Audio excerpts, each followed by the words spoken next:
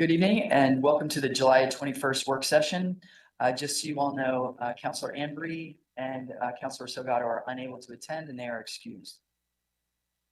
There have been several disruptions during city work sessions, and so want to begin by setting the expectation for everyone that we do not tolerate disruptions that preclude the council from being able to conduct its business.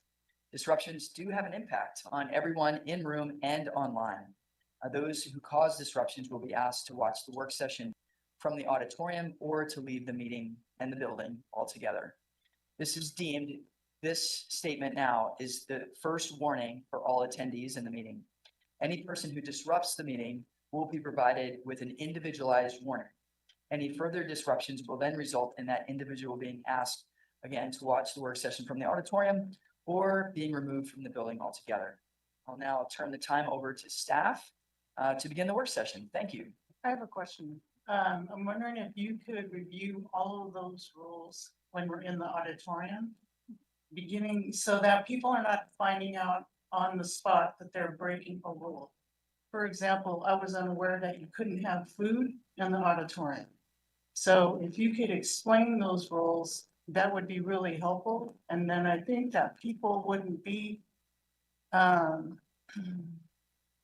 put on the spot when they have no idea that they're breaking the rule. Thank you, Councilor Alcare. At the last meeting, I did read those rules and I'm happy to read them again. And I was intending to read them again for the meeting. Thank you very much. I'll turn it over to the staff. Simone? Thank you, Mayor. Good evening, Council. I'm actually going to hand it right on off to Tina Bailey and Teresa Galvin to talk about our transportation utility. So I just cut you off. Good evening, Council. For the record, Tina Bailey, the Assistant Director for the Public Works Department. And with me tonight is Teresa Galvin, our Business Operation Manager for Public Works. I'm going to try to breeze through this quickly, which unfortunately for you, I also speak quickly. So if I am speaking too rapidly, that's the interruption that I would really appreciate, so I can try to slow it down. Otherwise, if I could get you to hold questions to the very end of the presentation, we might be covering your questions as we go through in the interest of trying to save some time. So if I can get the slide to advance. You've seen this slide before. This is just kind of a little bit of a reminder that we do not assess all the utilities that people are billed for on a monthly basis.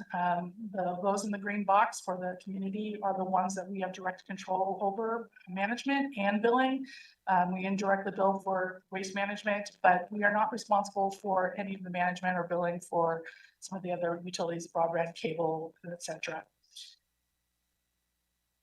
You will also have seen, I think, this slide before in a prior presentation, which is just a reminder that, like all the other utilities, we conduct master plans, we do asset management, we put together a 5-year utility plan, and we come to you on a every other year basis to look at raising fees if necessary to accommodate the needs to build the programs that we have. What is unique about transportation over other utilities is that originally transportation was funded entirely by gas tax and vehicle registration fees.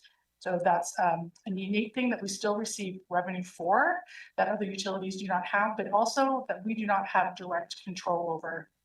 And really about the 1990s, we saw the buying power of that money deteriorate. Originally, that money was meant for building not only maintenance, but also building capital projects.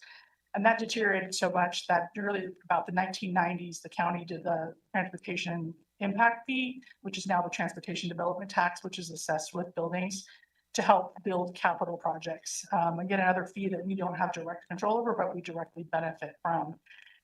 Early in the 2000s, we created the transportation utility fee because the gas tax and vehicle registration fees were no longer even covering our maintenance costs. And pavement management program, which is the biggest ticket item in our maintenance budget, was becoming the balancing figure, and we were quickly going behind in the program. So TUF was created really to stabilize the pavement management program. The story you're going to hear tonight is that things have gotten a little bit more dire. So just to kind of cover what we maintain in transportation infrastructure, again, tough was really to deal with the roadway surface structure maintenance, but there's a lot of things that we're responsible for in the pavement or in the transportation world. I'm not going to go through the whole entire list, but those are a few of the things that we are taking care of. What doesn't come on here that takes up a substantial portion of revenue and time is dealing with traffic calming. And also dealing with curb management and parking. Those have become significant draws on the staff time today.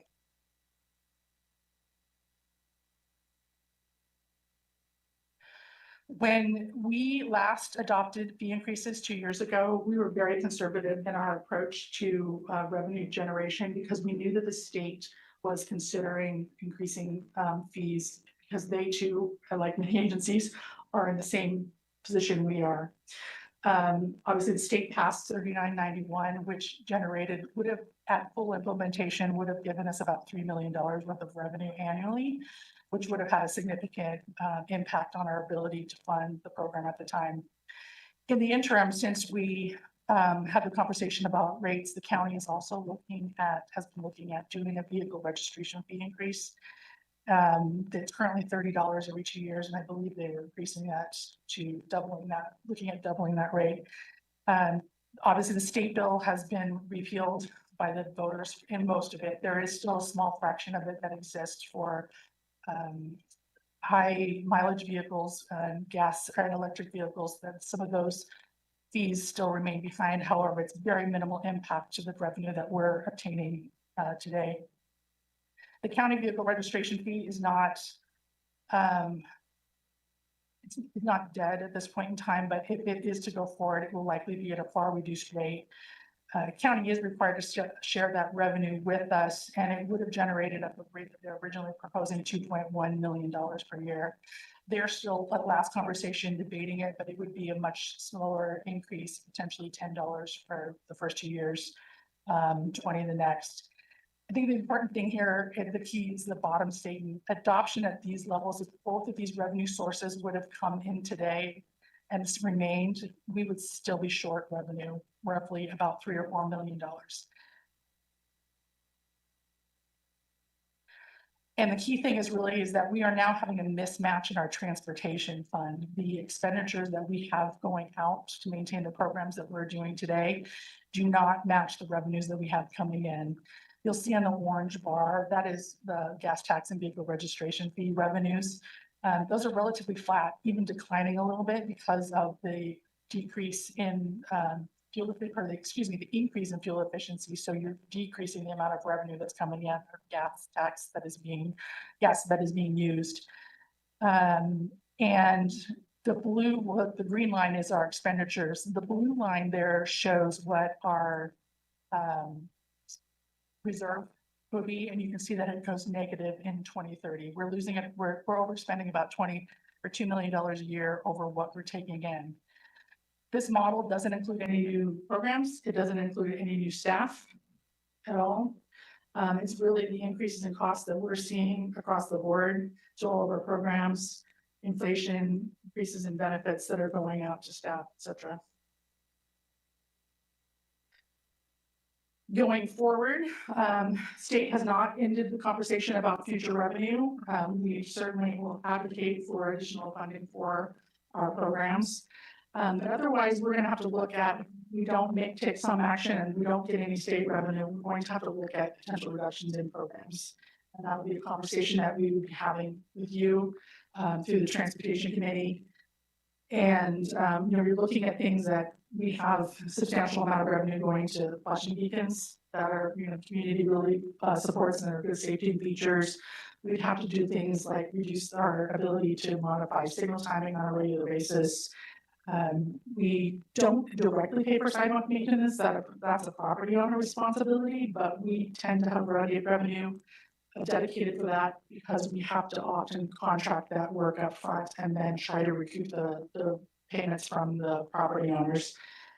Things like traffic markings that need replaced every year, signs that need to be revisited and replaced every year. We would just have to drop back on our service levels across the board in order to be able to try to stay under budget. So again, the transportation utility fee was put in place to really backfill the pavement management program.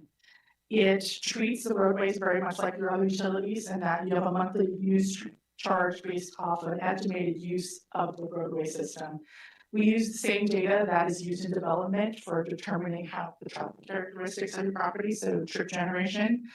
It goes in your monthly bill just like storm and sanitary and water do. For residential customers, a portion of the fee is dedicated to a bicycle and pedestrian capital improvement program. So from a budget perspective, the bulk of the revenue goes into Fund 205 PMP, and for a portion of the residential, it goes into 206, the bike CIP. Everybody pays this because everybody, even if they don't have a car, generates traffic. You draw the school bus, the laundry, or the garbage man, Amazon, Uber. Everybody's attracting traffic, so there is nobody that gets a full pass on this particular fee.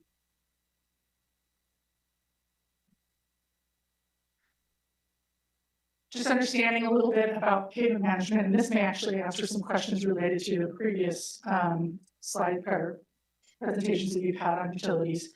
So what you're seeing is what we call the deterioration curve on asphalt. And we design asphalts, currently we designed it for 40 years, but we previously designed it for 20 years. And you see that red line on the graph. It starts up in this excellent condition, which we call PCI, or Pavement Condition Index 100. That's brand new asphalt. Starts at, that's where we'll be on the curve. Over time, if we do not do any maintenance, it follows that red line until it fails and needs to be completely reconstructed. And you can see that red line shoot up again with the reconstruction back to an excellent condition. Our goal is to maintain our network with the PCI 80 or above, which is a good or better condition. And we try to achieve that by following the green line. We perform preventative maintenance procedures at various points while the asphalt is still in good condition. And it will maintain the asphalt in that condition for a much longer time period. And you'll see that it's going to be substantially cheaper for us to do that over time. The issue that we have, and this is why you will see that when you compare fees across utilities for any of our utilities, is that we often are all starting behind the 8 ball. So we are all, when we started asset management, we have many roads that were in that really poor condition. And we had some roads that were in good condition, and we had some that were in excellent. And we spent the bulk of our money trying to keep them in excellent condition while everything else is deteriorated and gotten expensive. And so when you're in that deferred maintenance, costs to bring that up is very expensive. And every agency starts from a different place when they're building these programs. So when we do comparison across rates, and the last time that was one of the questions is why are the rates different? Sometimes it's the size of the network. Sometimes we're all starting from a different place in the network. One of the stories that we've tried to stay ahead of is one of the reasons why we originally passed the transportation utility fee was our massive 90s growth. So again, maintenance, roadways without any maintenance last 20 years, with some maintenance they'll last considerably longer. We had 62 miles of roadway built in between 1995 and 2004, which means that's all 20 years old. It's all coming due for maintenance at the same time. And it's getting to be expensive maintenance. It's not seal maintenance, it's getting to be expensive overlay maintenance. That, when we passed it, was the story that we were trying to convey, is that this is all going to come due at one time, and we are there. And we are, unfortunately, when we adopted it, we hoped to be well ahead of our deferral curve. We're not. We're still very much in maintenance deferrals, and we are now looking at reduced revenue in order to deal with that. The good news is you'll see that we're also in a massive growth period right now, but again, we now design our roadways for 40 years, and which is pretty much something called perpetual pavement if we can stay on top of maintenance. It should not have to have the massive reconstructions that our current old asphalt does. Again, we like to stay in the maintenance because, or in the preventative maintenance world because it is substantially cheaper. Where you can see the costs have gone up over time. So slurry seals are a preventative maintenance procedure. It's like, I use the analogy a lot of painting the siding of your house. If you can put paint over the top of it, you'll protect the underlying structure. It's really what a slurry seal does for the roadway.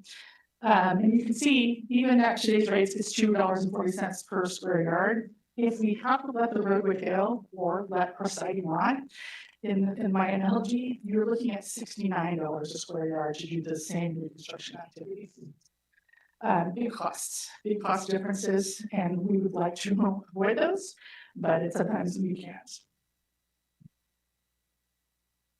So prior to 2009, again, what we're seeing, these are not to scale, just for everybody's knowledge. What we see in the blue fuel tank is that's your gas tax dollars being represented.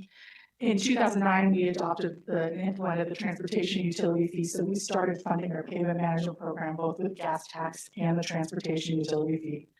In 2012, we were able to add some SIP money, strategic investment program money, to the program to help fully fund it. That revenue disappeared or was reallocated in 2024. And so presently we fund the program just with the transportation utility fee and some small amount of gas tax. Coming into the next budget year and the models that we were showing you, we do not have enough revenue to put any gas tax dollars into the pavement management program and sustain any of our other maintenance activities. So we would be looking at funding pavement management completely off the transportation utility fee revenue, assuming that we don't get any more revenue from the state. So for future investments, again, we're not modeling any new FTEs. We are not talking about any program increases in any of these scenarios. For capital projects, those are largely driven by development and SDC and TDT revenue. We don't build anything off of gas tax or vehicle registration fee dollars. If we don't have development, we don't get critical infrastructure. The pavement management program right now generates needs about $8.5 million a year to maintain the PCI that we are striving to achieve. Right now, we're spending this year we were able to spend, I think, close to 5.7 million-ish. Future model years, though, right now show that we can only sustain about $4.5 million without any increases. Our costs are going up faster than we can keep up with it.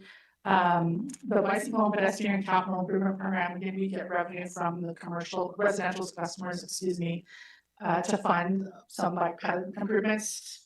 Right now, the revenue that we get from that, to build one project every 6 years, we rely on all that revenue, and I would need some FDC or TDT revenues to deliver major projects.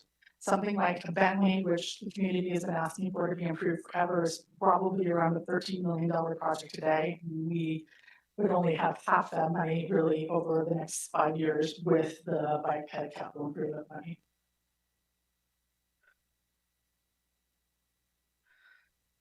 So, like the other utilities, we have modeled several increased models.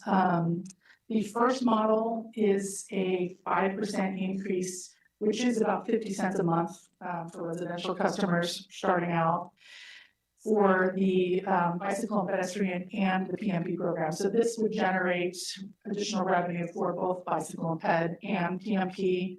You can see the PMP funding is about $24 million over this model period. Bike ped CIP is about $10 million or $9.5 million.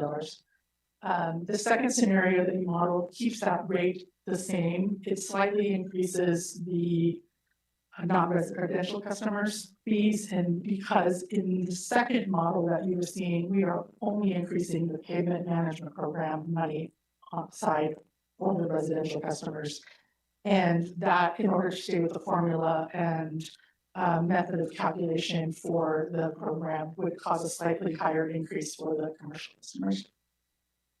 It generates around, what is it, 2.5 million? You can't read the numbers, 2.5 million, 2.5 million, 25.5 million, excuse me, dollars for the PMP. So a little bit more revenue gets us moving in the right direction. One of the models that we did consider would be if we still carried the revenue generation of 205 for the pavement management program, consistent with the first model. But we looked to the transportation utility fee to backfill our needs in the 200 fund. Something we have never done before. It's basically reversing the flow of the tough money rather than putting 200 into 205. We put some 205 into 200 to backfill the fees. We need to double check our code to make sure that is still allowable the way the code is written. Obviously, if not, there's a possibility to change that. But that does increase the fee from current $10.60 a month for residential customers to $11.64 a month. And it doesn't generate any more revenue for the pavement management program than the first model scenario. Staff, well, I'll continue into this. This will explain it a little bit better. So currently, the entire network average is considered to be a pavement condition index of 82, and that's the yellow line that you see in the left side of the chart. We've modeled each of the funding scenarios in through there. If we do no maintenance, you'll see that we drop down to a 64, which is the blue dashed line. If we fund with the scenario, the first scenario and the third scenario that we presented in the previous table, we get to a pavement management or a PCI of 69 at the end of this model run. If we can come up with a little bit more revenue, so we just increase the pavement management program, which was the middle funding scenario on the previous slide, we get to a PCI of 70. It's a little bit more pronounced when you look at the graph to the right, and that is our deferred maintenance. Presently, we are about $8 million behind in the maintenance activities that we needed to complete this year. We're $8 million short of being able to meet all of our needs. If we do nothing, in 20 years, we are $168 million behind in our maintenance activities. In the two funding scenarios, the colors match. So if we do the middle funding scenario on the flyer slide, we would be $75 million behind in 20 years. If we looked at the first or third funding scenarios, we would be $83 million behind in 20 years. So not the direction we want to be going.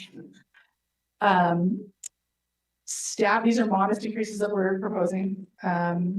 We are recommending that we look at the middle scenario for the funding to try to move our pavement management program in the right direction or in the right direction. Hoping that the state and the county will come up with some revenue that will help us resolve the 200 fund level problem over the next couple of years. So that we can continue to maintain the rest of our programs the way that we need to. And we would be back obviously in subsequent years, depending on what the state actions were taken, looking for to resolve this issue. Just to give you an example, so the first and the current scenario, we are the orange bar of $10.60 per month for a residential customer. The first and third scenarios that we presented on the table 2 slides back are the $11.13, the first white bar on the left. The rate that we are proposing, which is we are recommending, is the $11.64, which is the second bar up of the bar on the right. Not everybody does the correct transportation utility fee. So these are the only agencies that we can compare it to. But again, a lot of this depends on where you start collecting this fee and where you are in that deferral cycle and maintenance cycle between how much you really need as an agency.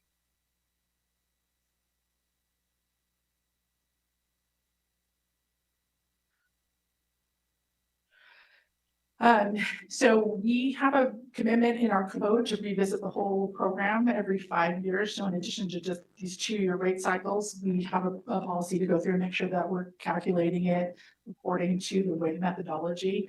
We've had some requests, and we've had this conversation about sidewalks and street trees and whether we want to try to include that. There's also some discussion about whether there's an equity between the fact that we collect bike ped CIP only on residential and not non-residential. So those are some of the things that would likely be evaluated in our next funding cycle. Really just looking at customer class and the bike ped allocation. And then this would be the comparison of all the utilities that we've presented to you over the last couple months with the rate increases, our current bill on the left, the proposed rate on in the middle and the second year rate on the right-hand side.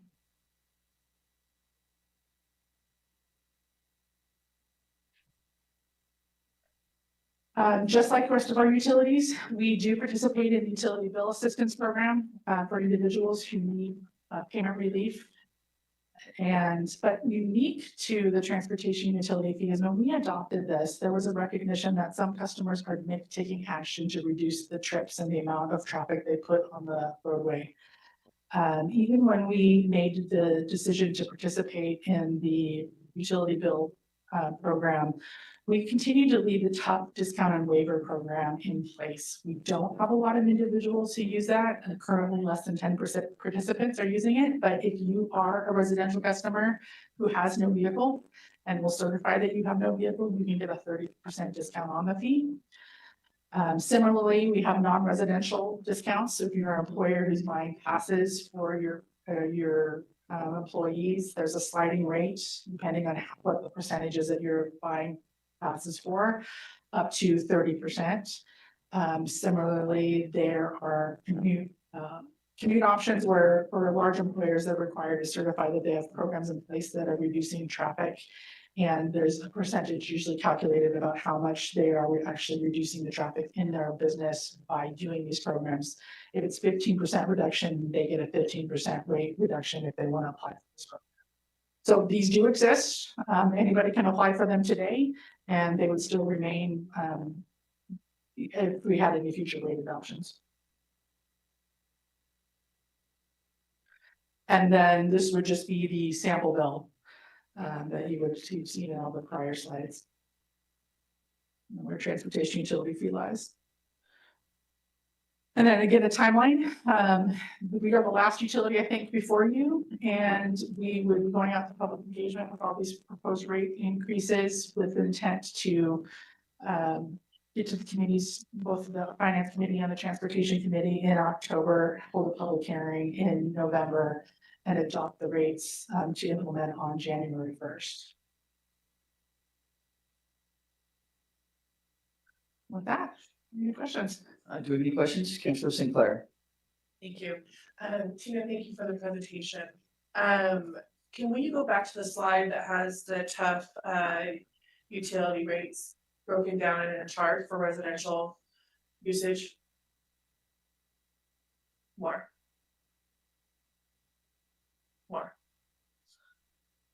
And I did have Anthony connect with me behind the scenes. I did misspeak. 1 and 2 have the same rate for the single family residential customers. It is a different rate for the commercial customers on section 2, option 2. So again, so residential, we talk about wear and tear. So it's the residents that pay the PMP and the BPCIP. But the wear and tear is through commercial and industrial on our roads primarily. Is that not be correct? So both commercial customers and residential customers pay the transportation utility fee. They pay for the pavement management program. Only the residential pay for the bike ped. Wear and tear is road, but it's also weather. So if you had no structural loads on the roadways, you would still have maintenance activities for the use of the roadway by our vehicles, because freeze thaw and the weather impacts on them still cause deterioration. And for the tax increment financing, which is for new development, correct? Yes, correct. That does that carry any percentage to help with programming? For maintenance activities? Yes. No. And then does the enterprise zone carry any type of mechanism to help with financing for the community? For maintenance activities, no. Okay. Questions I had. Thank you. Are there any other questions? Councilor Harris. Thank you, Tina. I have a couple of questions. What is the Move that total, closer to you. sorry, what is the total revenue for the transportation department? Is it that slide 6 that shows about $13 million?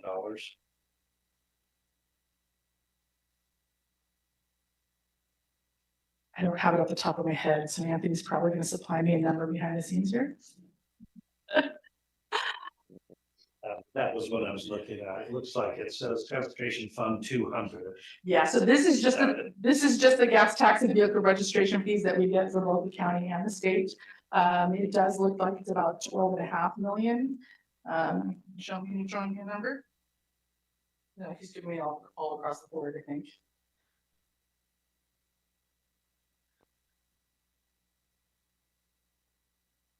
13 is right. That's my eyeball. What's the total fund? This is just a gas tax. What's the tough fees and the other fees and stuff that are coming into your department? Is that the 20 million you just gave me, Anthony? Yes. 20 million total. 20 million total. That's That's excluding, that would be excluding your TSDCs, so your TDC. that's just the other revenues. That's just the other. Is- To be clear, it's really just 200, 205, and 206. The other fund that you'll see in our program, which I really didn't address, but we kind of indicate here is they're all funded off of 200. So when you see funded depreciation, that's not an additional revenue source. That's a transfer out of 200 to pay for future equipment, make replacement needs and things like that.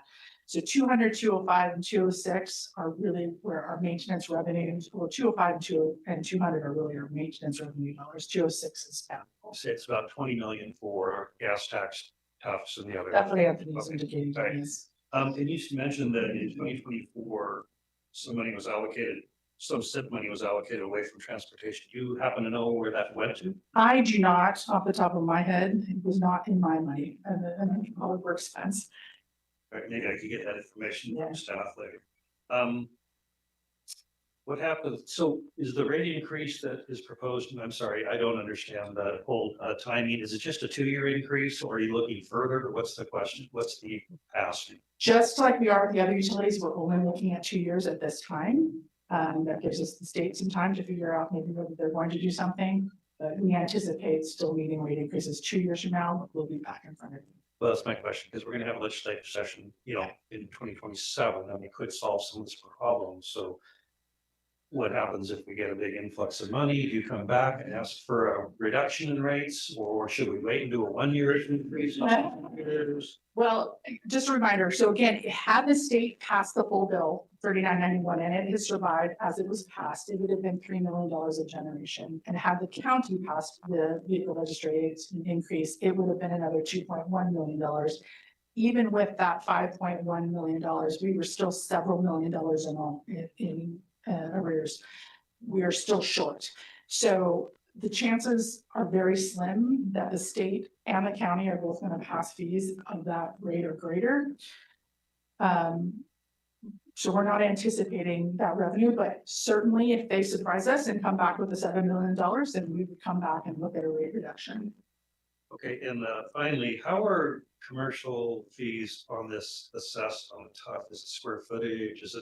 How does that work exactly? It depends on their use. So for commercial customers, they're grouped together by trip generation of similar characteristics. So there's 7 different categories of billing. For customers who generate between, I think it's 0 and 7 trips per 1,000 square feet, they are assessed one rate, and it correspondingly goes up by the 2 trips per 1,000 square feet that are grouped together. Then for most customers, it does get calculated off of a per square footage charge. That rate is determined on a per square footage basis. There's a group 7 category for businesses that generate traffic that don't have a building. So a gas station, for example. There's a number of categories in trip generation manuals that are not based off of square footage. They're based off of pumps, parks or acres of land. Movie theaters, for example, are the number of movie theaters, and those are actually calculated by the number of trips they generated, capped at, I believe it's 1,500 if I'm remembering my code correctly. So has that been modified and reviewed to see if it still is an appropriate calculation or the numbers inputted? Do you guys take a look at that annually or semi-annually? How are we doing on that? That's part of the 5-year calculation that we do every 5 years to make sure that we are calculating it in according to the methodology that was developed with the community. We have this cycle to get through, and then the next cycle we will have to go back and do that. We call it rebalancing to make sure that everything is collected in accordance with the methodology that we developed. And finally, my last question. I Yeah. guess. The total amount of need that's not funded right now that the department has calculated, that goes to, I'm assuming, paying for payment, maintenance contracts, doing various things. This will also include your staff salaries and benefits, everything, right? So how much of that need how much of your budget and this is something you're not gonna be able to answer today, that would be interesting to know how much of this budget goes to personnel and the wrap, as we call it, Right. and how much goes to outsource materials, that sort of thing. And see where the growth is in those areas. And I would like to know that information. So I'd like to get that from you at some point. Thank you. Are there any other questions? Okay, I have a couple. First, thank you for the briefing. Really appreciate it. And thank you to Anthony Martin for your information as well. Thank you, sir. You talked about the pavement condition index or the PCI. Yeah. We are currently at an 82. Correct. Can I ask what most cities in the area are at? Most agencies are much lower than that. Our story has never been about a whole average PCI. Our situation has always been about our massive growth that we experienced in the nineties that other agencies did not have. So maintaining the hold of that high PCI, I think when we started the transportation utility fee, we were around a 78. So we improved to about an 82. There are other agencies that are slightly higher than us. We are one of the strongest in the region because we were fully funding our program for a while. I think Washington County runs, last I knew, somewhere in the high 60s, which is not pretty. We have a lot of failed pavements as an agency at 82. Thank you. And you mentioned you're going to have public engagement. Can you talk about what that looks like? That will be done with all the utilities. So it'll be, I believe it's the web page and the engage page will have a reach out of what is being proposed and advertisement of the public hearing dates. And then it'll likely be through the newsletters and the social media. Thanks. And did you need anything from us today? This is just informational, is that correct? Informational. Great. Thank you so much for the briefing. Really appreciate it.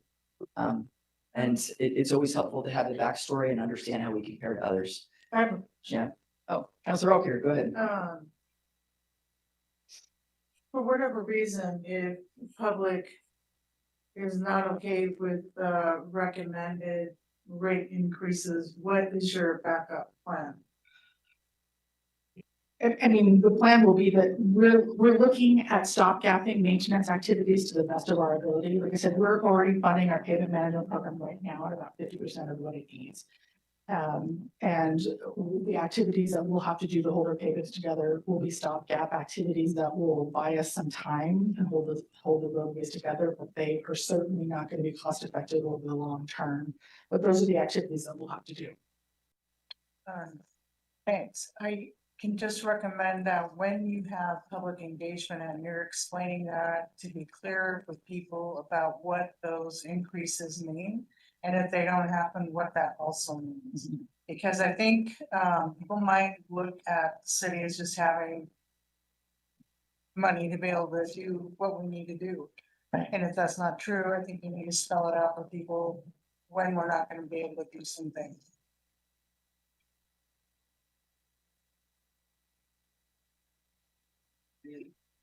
Any other questions?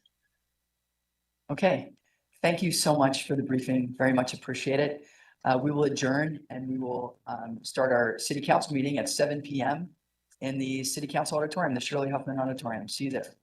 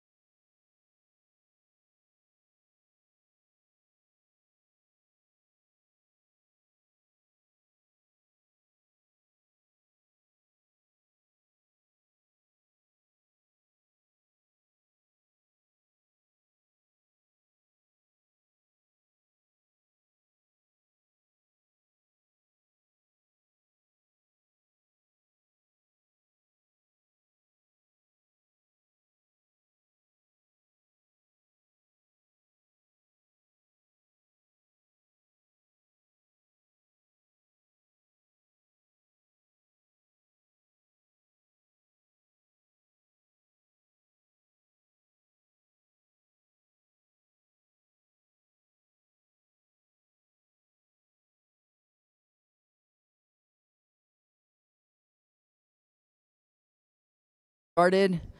Welcome to the July 21st, 2026 City Council meeting. Thank you for joining us this evening. For translation services, please see the QR code. Being recorded. Should I back up? Let me back up. Welcome to the July 21st, 2026 City Council meeting. Thank you for joining us this evening.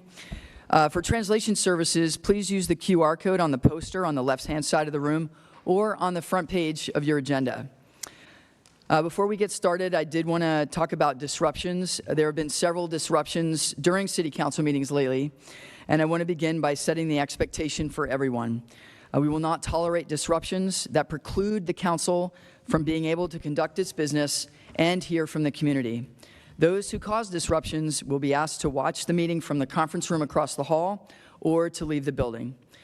This is a warning, so this is your first warning for all attendees.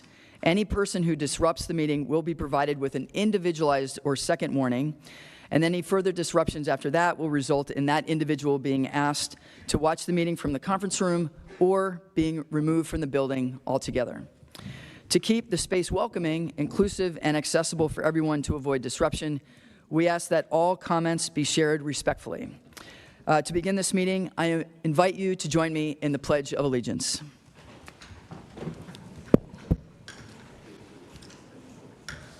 I pledge allegiance to the flag of the United States of America and to the republic for which it stands, one nation, under God, indivisible, with liberty and justice for all.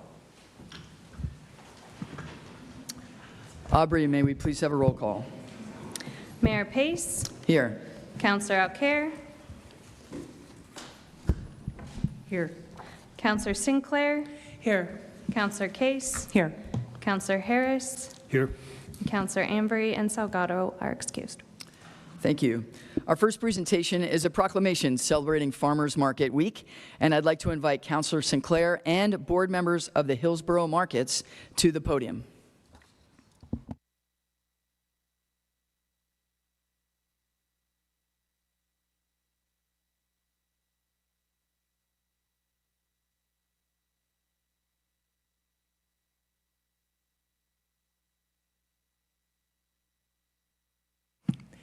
It's an honor to share tonight's proclamation in celebration of Farmers Market Week. Whereas farmers markets are important outlets for agricultural producers nationwide, providing them with increased opportunities to meet consumer demand for a variety of fresh, affordable, convenient, and healthful products sold directly from the farm. And whereas farmers markets play a key role in developing local and regional food systems that support the sustainability of family farms, revitalize rural communities, and provide opportunities for farmers and consumers to interact. And whereas a tradition since 1982, the downtown Hillsboro Saturday Market is a seasonal open-air market located in the heart of Hillsboro. And whereas in 2003, the Arinco Station Sunday Market opened and has become a destination market for locals and travelers alike.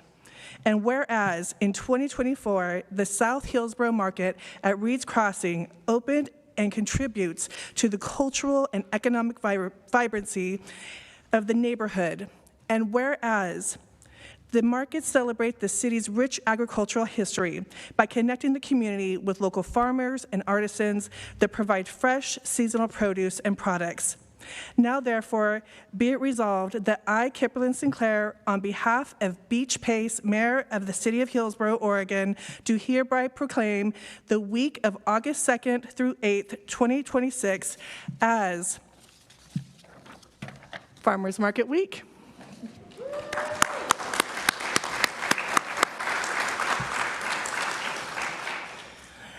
We urge all community members to support local farmers and artisans by spending the day shopping, grabbing a bite to eat, enjoying featured musicians, and engaging in interactive programs offered at the Hillsboro Farmers Markets. And Krista, president of our Hillsboro Farmers Market, we welcome you to say a few words. I just wanted to say thank you to the City Council for all your support, and we really appreciate being a part of this community.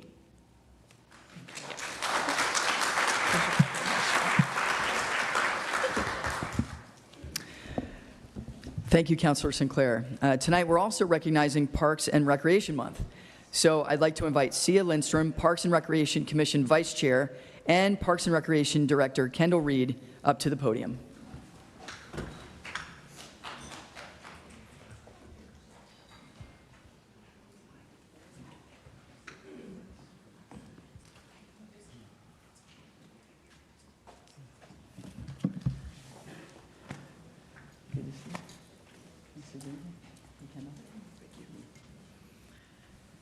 Whereas Hillsboro Parks and Recreation is the largest provider of inclusive and affordable health and wellness activities in the city of Hillsboro, and whereas Hillsboro Parks and Recreation maintenance crews care for more than 38 gorgeous public parks and community spaces in Hillsboro with a variety of amenities, and whereas there are 7 unique welcoming recreation centers in Hillsboro that offer a wealth of specialty programming, and whereas Hillsboro is home to sports complexes that host a variety of recreational and competitive opportunities for residents, bring in regional and statewide tournaments and events, and generate sports tourism that supports the local economy, and whereas special events showcase and celebrate the unique cultures and identities of Hillsboro residents, help us form a collective sense of community and bridge generations and diverse backgrounds.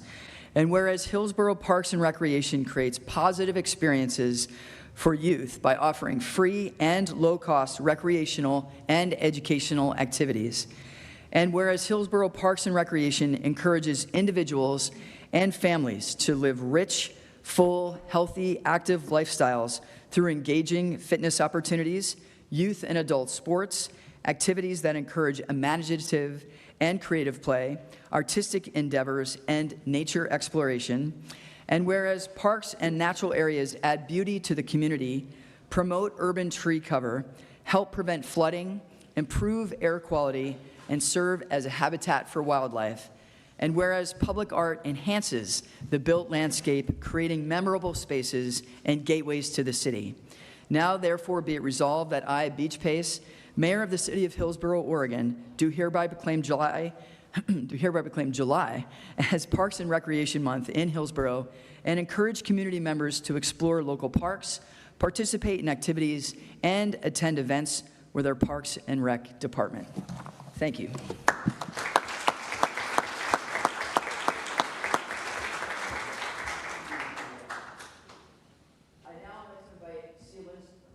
I'd now like to invite Sia Lindstrom up to give us a briefing on Parks and Rec.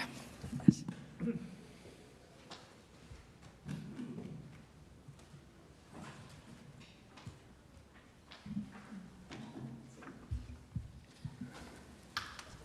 Sia, thanks for being here, and take it away. Great, thank you. Good evening, Mayor, City Councilors. My name is Sia Lindstrom. I'm your Vice Chair for the Parks and Recreation Commission. I'm here tonight on behalf of our Chair, Forrest Huntington, and I'm happy to be joined by our Director, Parks and Recreation Director, Kendall Reed. So we appreciate having this chance to share with you how over the last year, Hillsboro Parks and Recreation has continued to enrich the lives of more than 150,000 people through parks, recreation, arts, nature, and community events. And central to all of this work, equity and access remain at the heart of everything we do, shaping every program, service, and initiative. And if you could give me the next slide, thank you. So this is our chance to give you our annual report. So I'm going to walk through several topics, and the first one is parks. When it comes to Hillsboro's park systems, we continue to plan, build, and maintain spaces that improve the quality of life throughout our community. In the last year, the Gordon Faber Recreation Complex has expanded its role as a regional destination for sports and community events. In April, the new Hillsboro Hops Ballpark and Regional Entertainment Venue opened for play, and the legendary band Chicago will headline at the stadium's first concert this fall. We're also thrilled that Hillsboro Ballpark is the new home of the Portland Cascade, bringing women's professional softball to our community. And the GFRC continues to host youth sports tournaments and community events. In May, the city finalized an agreement with Washington County to redevelop the Fairgrounds Sports Complex, expanding sports and recreation opportunities across Hillsboro.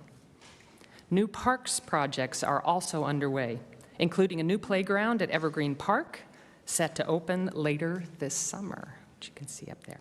And this fall, 2 lighted and fenced futsal courts will open for play at Dairy Creek Park, providing new spaces for youth and adults to enjoy this very popular and growing sport. And I want to do a big shout out, we've got a picture of some of them up here, to the Parks Maintenance Team for their hard work, caring for these spaces across Hillsboro. Next slide, please. Next is recreation, as you can see from the beautiful pictures. Our recreation programs continue to promote healthy, active lifestyles while creating opportunities for connection across every stage of life. Sports leagues have returned to pre-pandemic participation levels, I'm grateful to report, and Hidden Creek Community Center has expanded camps, enrichment programs, rentals, and activities for families throughout the year. Shark is also a vital resource in our community, teaching life-saving skills through swim lessons, promoting health, wellness, and fun. And at the Senior Center, staff continue providing meals, wellness programs, and social opportunities that help older adults remain healthy, connected, and engaged in our community, which I appreciate as I step into that stage of life. We're thankful for the Hillsboro School District and our many community partners whose collaboration helps expand recreation programs in Hillsboro. Next slide, please. Now we step into the arts. The arts continue to flourish in Hillsboro because of strong city investment and outstanding community partnerships. The Walters Cultural Arts Center continues attracting audiences from across the region through acclaimed performances, cultural programming, and free and low-cost family matinees. We provided 291 arts workshops, classes, and camps for 2,146 students of all ages. This year, we expanded our mural program. I hope you've seen some of them. They're beautiful across the community. We've installed new public art and distributed nearly $100,000 in grants supporting local artists and cultural organizations. And our Cultural Arts District sponsored free programming at M&M Marketplace to celebrate its 25th anniversary, Dia de los Muertos, and more. Next slide, please. Next is nature. Healthy natural spaces are vital for a healthy community. This year, Parks and Recreation staff secured nearly $1 million in grant funding to continue responding to the emerald ash borer infestation at Jackson Bottom Wetlands Preserve and to advance habitat restoration efforts throughout Hillsboro. Nature education programs like Tiny Tadpoles, World Wetlands Day, Wetlands on Wheels, and the Young Scientists Club continue connecting thousands of community members to nature every year. Next slide, please. This is about our events. Community events continue bringing thousands of people together to celebrate Hillsboro's diverse and welcoming community. Signature events like the Showtime Concert Series, Picks in the Park, Pride Party, Orenco Fest, and Winter Village continue to create memorable experiences for our community. This year, Winter Village introduced additional programming and free fun to make the event even more accessible. You're hearing this accessibility theme throughout. These events are made possible through strong partnerships with community organizations, volunteers, businesses, sponsors, and dedicated staff. Next slide, please. So the Parks and Recreation Commission set new goals in 2025, and tonight we've had a chance to highlight some progress on just a few of those current priorities. One of the things I noted at the beginning and then just a minute ago was that Parks and Recreation continue to focus on both equity and reducing barriers to access, and we do that through thoughtful facility design, flexible programming, fair pricing, and community-centered practices. The department's new strategic planning efforts are moving forward, so stay tuned for that. This plan will help guide the future of Hillsboro Parks and Recreation by establishing a shared vision, identifying priorities, and shaping investments in the year ahead. And last slide. So I have to end this presentation with a shout out to staff. Behind every park, every program, every community event is an incredible team of nearly 100 full-time employees and more than 350 part-time and seasonal staff. The passion, creativity, and dedication of Parks and Recreation staff make all of this work possible. So on behalf of the Parks and Recreation Commission, thank you for your continued support of Hillsboro Parks and Recreation and for helping make Hillsboro one of the most livable communities in Oregon. And with that, I turn it back to you for any questions or comments you may have. Do we have any questions for Vice Chair Lindstrom? Councilor Sinclair? It's not a question, it's just a thank you. Absolutely. Thank you so much for the great presentation. Okay. Thank you. Thank you. Yeah. Thanks, yeah. Well, hang on. Are there any other questions for Vice Chair? I'd also like to say thank you to you, Sia, and the Parks and Rec Commission, and to you, Kendall, and your entire staff. I love the parks here. I love the events that are put on. I think my favorite part is seeing people smile as they're engaging, whether it's a concert or just kids playing, on the playgrounds. Thank you so much. You bring joy to the community of Hillsboro, and thanks for all the work you do. Right on. Thank you.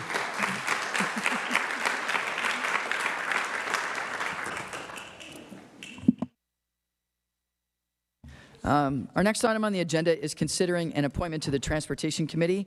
We are appointing Councilor Olivia Allcare to the Transportation Committee for the remainder of her term. Do I have a motion to approve this appointment? So move, Sinclair. Thank you. Do I have a second? Second case. Is there any discussion? I just want to say thanks to Councilor Allcare for stepping in to fill this role because it's been vacated by Councilor Salgado. And thank you for filling out for the rest of the year. Very much appreciate it.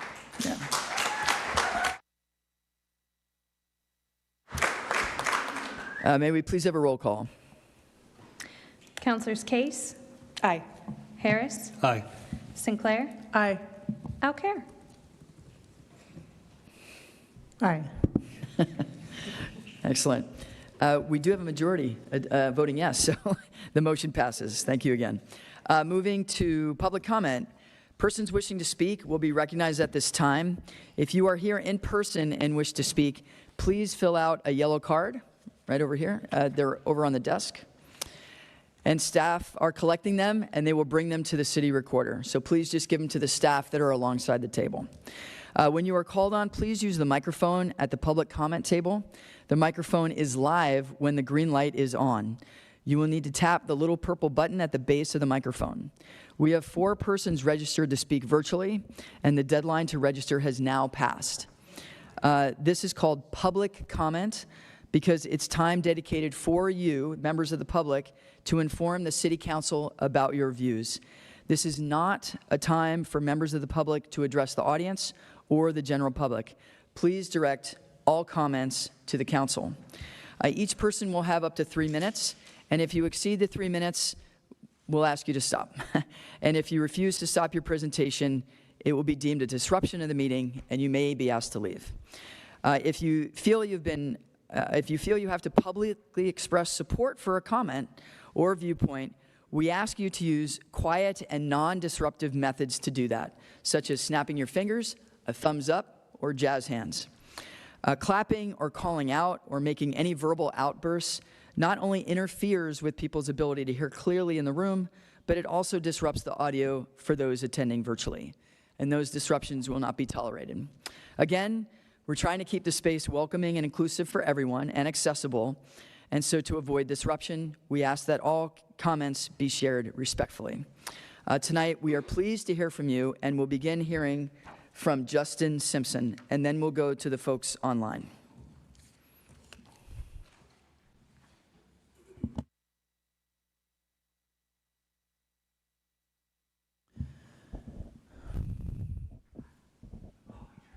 Mayor, I'm sorry, can you just clarify why there are so many police present at this meeting? Yeah, to ensure the safety of council and also the people in the audience. Thank you.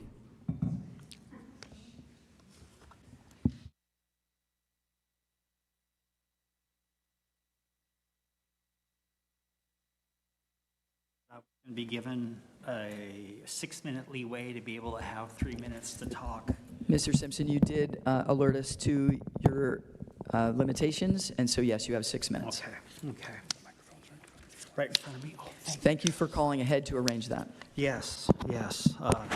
It's nice to finally meet the ADA coordinator that I've been trying to speak with for 6 years. So yeah, it was nice. Okay. Name is Justin Simpson. I am a survivor of a traumatic brain injury, and I am now legally blind. After my accident in 91, I had only the inside right side of my left eye for vision.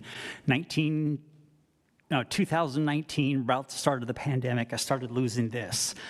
During this time, from about the 2021 school year up to now, there's been instances of I've suffered a concussion from a tree branch that had grown over the sidewalk that the city refused to take responsibility for and then later found out was.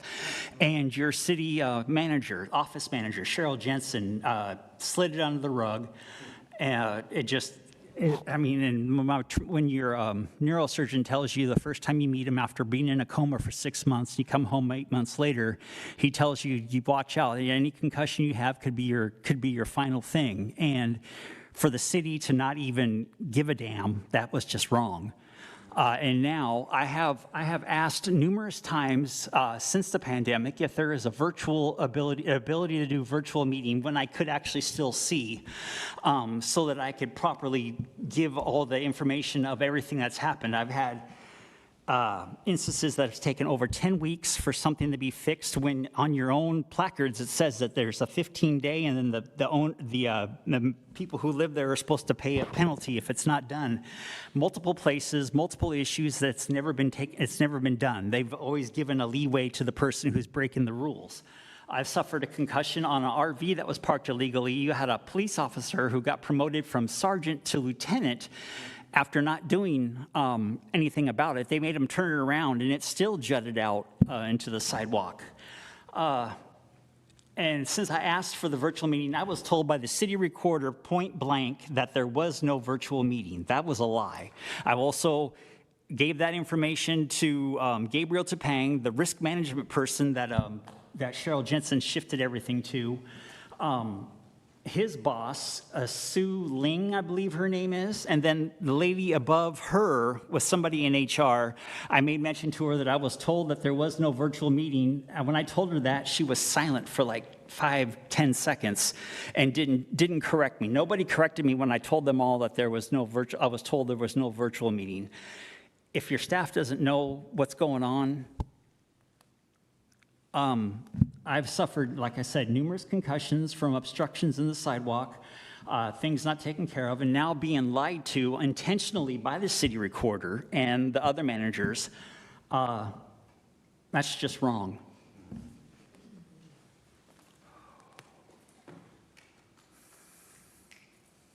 How much time do I have left? 3 minutes. What's that? 3 minutes. Mr. Simpson, you have about 3 minutes. Okay.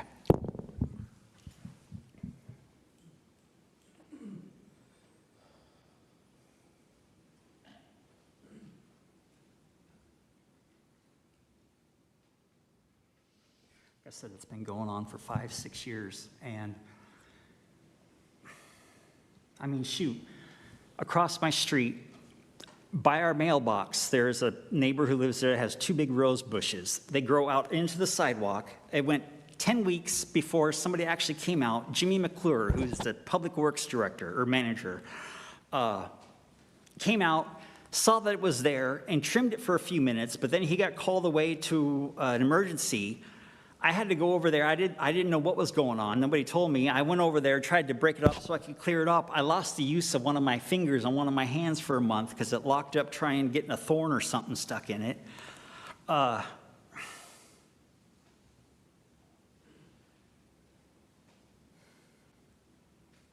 And on Lois and Century, there was a growing over on the sidewalk. It made me, trying to get around it, I fell down. Suffered a I fell down on the ground. The jarring of the head with the brain caused a little bit of head injury. I had lacerations all up and down my arm. I had to walk all the way back to a gas station, and the staff came running out like, "Oh God, your arm's all cut up." I didn't realize anything had happened. It took them 10 weeks to get that cleared. They actually, I was told by somebody who worked underneath Jimmy that they went out there and took pictures of it. They could have cleared it then, but no. How that follows ADA law, I don't understand. Please, thank you, but please. Oh, man. Oh. Okay, I'm sorry, I'm gonna have to stop. I can't talk anymore. Thank you, Mr. Simpson. I need help, please, to get back down to where I came out and out so that I can get home, please. Oh, thanks, Travis, thank you. Travis, do you mind hitting the mute? Thank you. We'll now turn to. Sorry. Am I going to be given a call by somebody if anything's going to be done? Mr. Simpson, we'll have somebody call you. Thank you very much. Turning to the folks online who wish to testify, the first person is Daniel Eisenbeis. Daniel, are you there?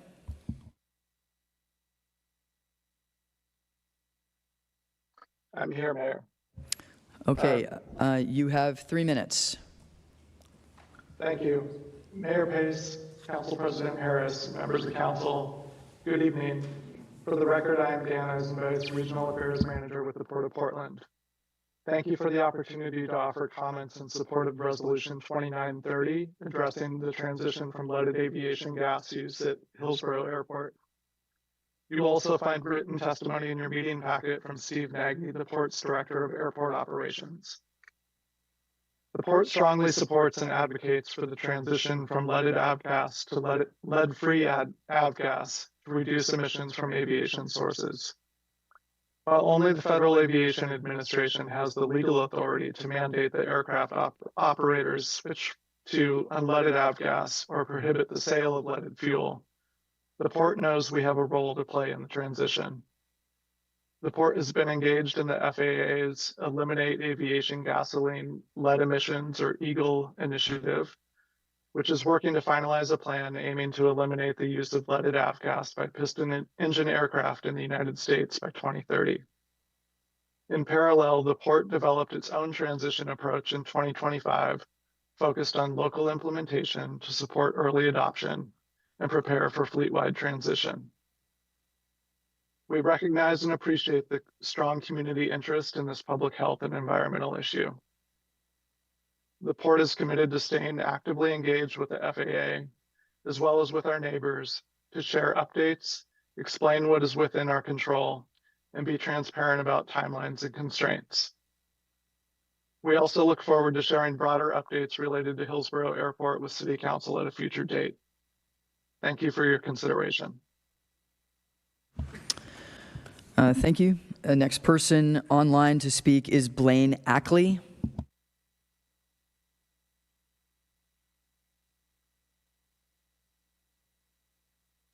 Okay, can you hear me? Yes, we can, Blaine. Okay. Mayor Pace, President Harris, and councilors, I'm here tonight to testify in favor of the resolution asking the Port of Portland to end the sale of leaded avgas at Hillsboro Airport. I am very pleased that the City Council is considering this resolution, and I thank you in advance for voting in favor of it for the good of our children, our residents, and our community, especially those residents who reside within 2 miles of the airport. I have been an elementary, middle, and high school teacher, school principal, and university professor. From my experience, children have been affected by environmental factors face an uphill battle in school academics and behavior. One of the most egregious of these factors is lead getting into their bloodstreams and going directly to their brains. There's no safe amount of lead for humans, and lead poisoning can affect people's motor ability, their ability to process information, their attention span, and their socio-emotional control in the prefrontal cortex of the brain. In adults, lead can affect the functioning of our internal organs and our mental processing and behavior.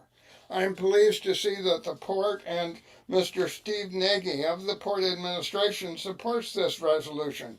A group of us have been working with the Port for 16 years to stop selling leaded avgas with no tangible results to show for our efforts until tonight. The Port talks a good game and says that getting rid of lead at HIO is their top priority, but in fact the Port commissioners and administration are working behind their public stances to subvert, deflect, obfuscate, and delay a ban from the very beginning. For example, in 2014, we were told by Mr. Nagy himself that not to worry because by 2018 there would be an unleaded avgas replacement, but we're still selling the leaded avgas. I'm going to run out of time here very shortly, so you can find the rest of my comments, I am told, on page 474 of your guidance. And I would end by saying that I ask the council to see this resolution as a first step and set aside time each year to hear a report from the Port about their progress or lack thereof, and allow time for public rebuttal. After 16 years' experience, we can tell you it is very difficult to receive a truthful, fact-based response from the Port. Thank you for your time. Thank you. Next person online to speak is E. Mazzara Myers. Are you there? Hi, can you hear me? Yes, we can hear you, and you have 3 minutes. Great, thank you. Mayors and councilors, thank you for the opportunity to speak today. My name is Elizabeth Mazzara Myers. I'm the executive director of the West Side Economic Alliance. I've submitted written testimony that accompanies this oral testimony. As you discuss the future of data center development, I encourage you to think beyond any single project or moment. Our region, indeed our state, has an opportunity to set a high bar for responsible, community-aligned data center development that others can follow. Across the country, communities are rightly wrestling with questions about energy use, water, environmental impacts, and land use. Those concerns deserve real attention. But the core question for us should not be whether data centers should exist, rather how we create a framework for this development that reflects Oregon's values of stewardship, transparency, and long-term planning. Rather than reacting to this challenging moment with a moratorium, I challenge the city of Hillsboro to use vision and leadership, which can lead clear expectations and best practices to guide responsible development. That means bringing together residents, utilities, environmental advocates, business leaders, and data center operators to shape a shared standard. A collaborative framework could include strong environmental and resource efficiency requirements, meaningful community-centered benefits, transparent accountability measures, and predictable processes that give both residents and industry clarity. The economic value of data centers extends well beyond the facilities themselves. They support skilled trades and local contractors. They strengthen the region's business ecosystem. And they contribute tax revenues that fund essential public services like accessible parks and community-centered arts programs. Importantly, data centers power the systems that modern life depends on: banking, healthcare records, education platforms, remote work, public safety communications. They are now as essential as roads, bridges, and electricity. Oregon has a long tradition of balancing economic opportunity with environmental responsibility. We don't have to choose one or the other. I've said it elsewhere, and I will say it here. We can do hard things, and we can do more than one hard thing at a time. I encourage this council to reject calls for a moratorium, instead help shape a framework that sets a high standard for our region, our state, and maybe even further afield. One that welcomes responsible investment, protects community interests, and demonstrates what thoughtful, future-focused development can look like. I'm not sure how many folks you've had in front of you who've been willing to say data centers are part of our modern economy, but I will tell you I'm not alone. Westside Economic Alliance represents hundreds of employers and tens of thousands of regional workers whose jobs rely on a stable digital infrastructure. Know that we stand ready to engage in the hard conversations ahead and support well-thought policy that help build our regional economy for our workers and our communities. Thank you for your consideration, and thank you for doing this hard work on behalf of the community you serve. Your time is up. Thank you very much. The next person up is Karna Sheath. Karna, are you here? Karna, come on up. You have 3 minutes. Yeah, thank you. Thank you, Mayor Pace. Thank you, Council President Harris, members of the City Council. I appreciate you giving me the time to speak. I'm here to testify in favor of the resolution moving away from leaded fuel at the airport.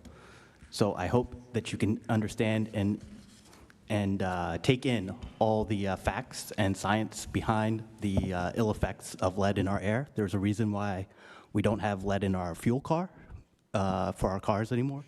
So I hope that you can, as the previous speaker said, make this the first step towards moving us away from this poison. Thank you.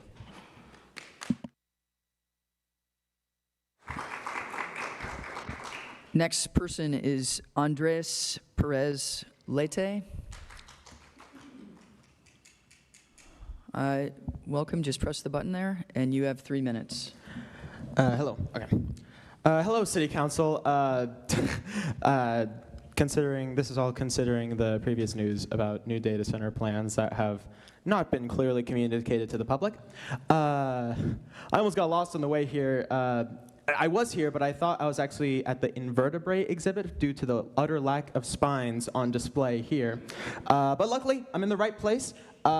You aren't. You guys shouldn't be even remotely close to public office because due to recent events, it's become abundantly clear that you value private interests over public goods. And at this point, come on, guys, let's just own it. Just be the bad guy. Like, be confident in it. Come on, I know you want to. Be true to yourself. As long as your mental health is okay, to hell with Hillsboro. Our local government is assaulting our city with data centers. You didn't ask for consent for data centers. You did not take a repeated and desperate and pleading no as an answer. That is textbook assault. If you're not going to listen, what do you want us to do? Really, what do you want us to do? Do you want us to just go into the woods and kill ourselves? Oh, wait, the woods are gone because you're tearing them down for more data centers. I am sick. I am sick of being civil and not having that respect come back to me and my community. You think, oh, if I sit up here and shut up and let everyone get their turn, that's civility, but it isn't. Civility is accountability. Listening and doing something for once. I am truly, since this recent news, I am truly impressed with you guys. My expectations were at rock bottom, at bedrock, and you managed to find a shovel and polish it up and go to the dig site and dig and dig and dig and dig deeper into the earth until my expectations have nothing to do except burn in the molten lava that lies underneath. I'm not perfect. None of us are. You aren't perfect. They aren't perfect. Besides my mom. My mom's perfect. But there's a difference between you and the community you lead. All of us, we're all going home after this. We're all maybe watching some TV. We're all going to bed. But the one difference is that we will be somewhat content with the job we've done. Good luck with your political careers.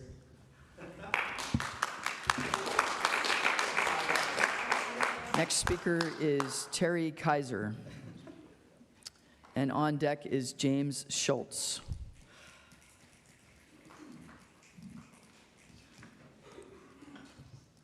Welcome, Terry. The mic is already on, and when you start speaking, you have 3 minutes.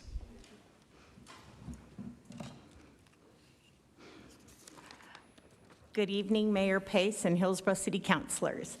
My name is Terry Kaiser, and I was born and raised in Hillsboro. I have worked at Tuality Hospital / Hillsboro Medical Center, also known as HMC, as a nurse for 46 years. I will be retiring in 2 weeks. Imagine the devastation I felt upon learning that HMC would be closing the Jerry Psychiatric and Observation Units. 17 RNs and 1 advanced practice provider will be affected by the Jerry Psych unit closure scheduled to take place on September 4th. HMC is one of 3 acute inpatient psychiatric centers specializing in geriatrics. It has 21 beds. Providence, Milwaukee, and Willamette Valley Medical Center in McMinnville are the other 2. Both of these units are said to be at capacity most of the times and sometimes have wait lists. Oregon has one of the highest rates of mental health needs in the country and one of the lowest rates of access to mental health care. We also have the nation's 11th oldest population. Elderly Oregonians are already struggling to access appropriate mental health care and are often too fragile to be treated in adult units like Legacy's Unity Center for Behavioral Health. Closing this unit would eliminate nearly half the beds in the state dedicated to caring for elderly patients with acute psychiatric needs and can end up boarding in hospital emergency rooms for days. I spoke with a nurse from the Geri Psych unit who disputes the hospital's assertion that they were closing because they were having a difficult time recruiting and retaining clinicians. She stated that there were open shifts, but locums who temporarily treat patients at hospitals or clinics were able to step in and fill the void. Patients have been heard asking the nursing staff, where are we supposed to go? Unfortunately, they caught wind of the closure when administration officials came to the unit at shift change to make the announcement. Patients often need more than one hospital stay, and if they are already concerned they won't have a place to go, the outcomes could be devastating. There is a saying that goes, when one nurse is injured, all nurses are injured. These closures will affect all the units in the hospital. We are asking the City Council to join us in condemning these actions. Please contact Hillsboro Medical Center CEO Lori James Nielsen at 503-681-1111 or lori.james-nielsen@twality.org. We must hold HMC executives accountable and restore essential health care services to our community. We also have had a petition circulating opposing these closures, and between nursing staff and family and community members, we have over 1,000 signatures. Thank you. Thank you.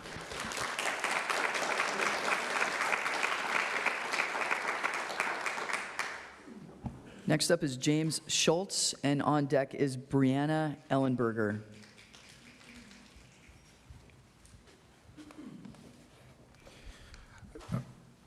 Good evening, Mayor Pace and council members.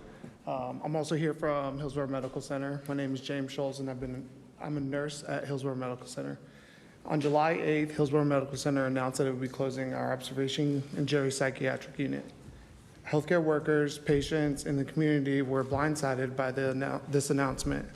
These closures will have a real and lasting consequences for patients and families in Hillsboro and throughout Washington County.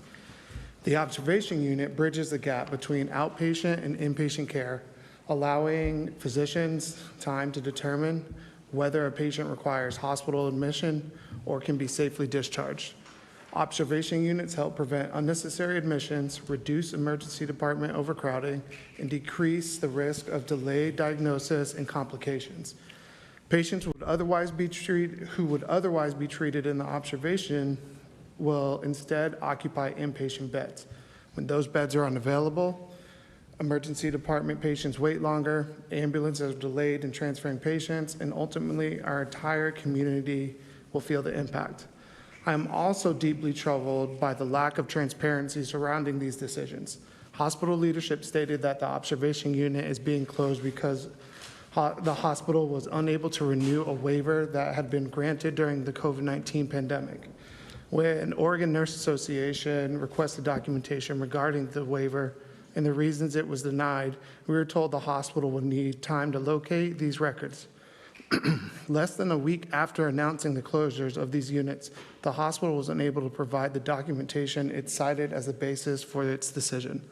The hospital decided to close these units without a clear plan for what will replace them and without providing information about available positions for the nurses being displaced. I urge the City Council to stand with patients, healthcare workers, and families by calling on Hillsboro Medical Center leadership to pause these closures, engage openly with community, and explore every possible option to preserve these critical services. Healthcare is not a luxury. It is an essential public service and a cornerstone to a healthy community. And our most valuable residents deserve vulnerable residents deserve better than to lose access to care without a clear plan in place. The true measure of a community is how it cares for its most valuable members. Tonight, I ask for you to help protect them. Please help us stop these closures before irreversible harm is done. Contact CEO Lori James Nilsson, and you have the information there. Thank you.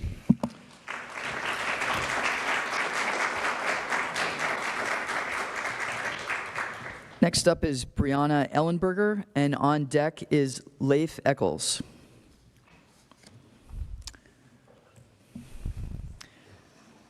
Welcome, you have 3 minutes. Hi, my name is Brianna Ellenberger, and my family and I live right next to the intersection of Century and East Main. Our community is continuously pushing forward for meaningful change to the stretch of the road between Borwick to 53rd, especially at the intersection of East Main and Century. We received an email from Susie, the traffic and roadway principal engineer, that stated that this intersection is in the top 5% for crashes and that 1 out of every 4 drivers are traveling 10 miles per hour over the speed limit. She also stated that we would benefit from additional evaluation and adjustments to this road. We're requesting to look into the idea of adding concrete center medians with vegetation to visually narrow the road for drivers and therefore hopefully reduce speeds. We received a little bit of pushback, and I would like to encourage us to look into that with a little more detail.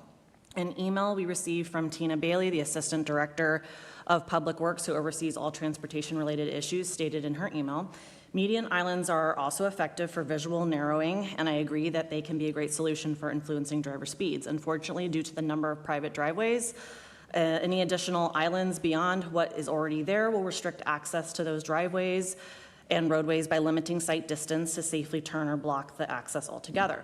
I want to encourage City Council to dive a little deeper on this possible solution of reducing speeds in the area from Northeast 69th Avenue to the start of the intersection at Century and East Main. There are no driveways or roadways at all that would need a certain amount of roadway to make a turn safely. This stretch that I speak of is the exact stretch of the road that someone driving 70 miles per hour ran the red light and killed a 19-year-old boy legally crossing the crosswalk. I encourage you to drive this stretch of road if you haven't already and check this out.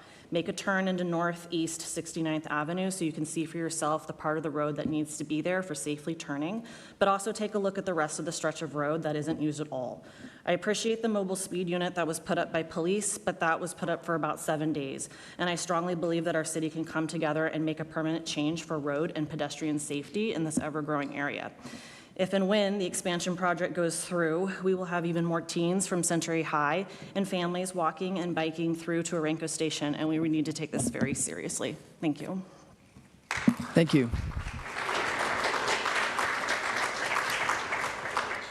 Next up, we have Leif Eccles, and then on deck is Mr. Brown. Mr. Brown, yes. And then after that is Jana. Leif, you have 3 minutes. Okay. Hi, my name is Leif Eccles, and I have concerns about the impacts of the Century Boulevard Extension project as well. I'm going to focus my testimony today on the impacts to waterways and aquatic life during and after construction. The Tualatin River Basin includes North Rock Creek and Beaverton Creek that runs to Noble Woods. This waterway is home to threatened steelhead and freshwater mussels. This area includes bottomland riparian forest, which is priority habitat in the Oregon Conservation Strategy. Steelhead and Pacific lamprey rely on shaded riparian forests, particularly during winter flooding events, which is a regular occurrence in Noble Woods. The Willamette Watershed Council strategy for the Tualatin River Basin includes preventing stormwater runoff and maintaining stream canopy cover. These focus areas have been in place since DEQ designated this region as water quality limited due to low dissolved oxygen concentrations, which can be exacerbated by roadway runoff and loss of shade. Construction of this project will require dewatering. There is potential for significant harm to the habitat and water quality in Beaverton Creek. Drying out the riverbed will cause loss of aquatic life and critical habitat for threatened species. Pumping water back into the riverways and wetlands during dewatering can add sediment into waterways, clogging the gills of fish, destroying larvae, and altering water temperature. Additionally, the removal of 267 established trees around the newly constructed road will also increase water temperatures in summer months, increasing the likelihood of toxic algal blooms. The City of Hillsboro set a goal for this project to place the Stormwater Management Facility, or SMF, outside of the floodplain to collect and treat runoff from the newly constructed road. In an FAQ released by the City of Hillsboro in 2021, they said, ideally, the SMF would be located outside of the floodplain where the impact to habitat would be minimal. Measurements from the recently released design maps for this project compared to the FEMA floodplain maps show that a portion of the SMF will extend approximately 65 feet into the floodplain. Washington County is legally allowed to damage the wetlands at Noble Woods Park by purchasing mitigation credits, despite the fact that the Willamette Watershed Council's priorities and the Tualatin River National Wildlife Refuge Comprehensive Conservation Plan have identified the habitat within Noble Woods as critically important for conservation. It's deeply concerning that decades of efforts to restore wetlands and riparian forest habitat will be erased through the construction of this project. I ask that City Council hold a work session to consider the impacts of this project on road safety and wetland habitat ASAP, since construction is set to begin next week. I ask that you reassess the location of the SMF in the design plan as it extends into the floodplain. I ask that you request a study to assess the risk of storm water discharge into the wetlands that may not be effectively captured by the SMF. The study would need to validate that the total maximum daily load of discharge into the waterways will not exceed the established limits set by the Clean Water Act. I ask that you work with DEQ to develop a stormwater pollution prevention plan. Washington County must demonstrate how they will isolate. Your time is up. Okay, thank you. Next person is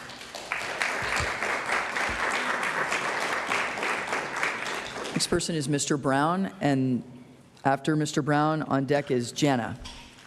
Mr. Brown, I'm going to ask you to not do the chair like that and face the council. Mr. Brown. All right. The only time our leaders have to...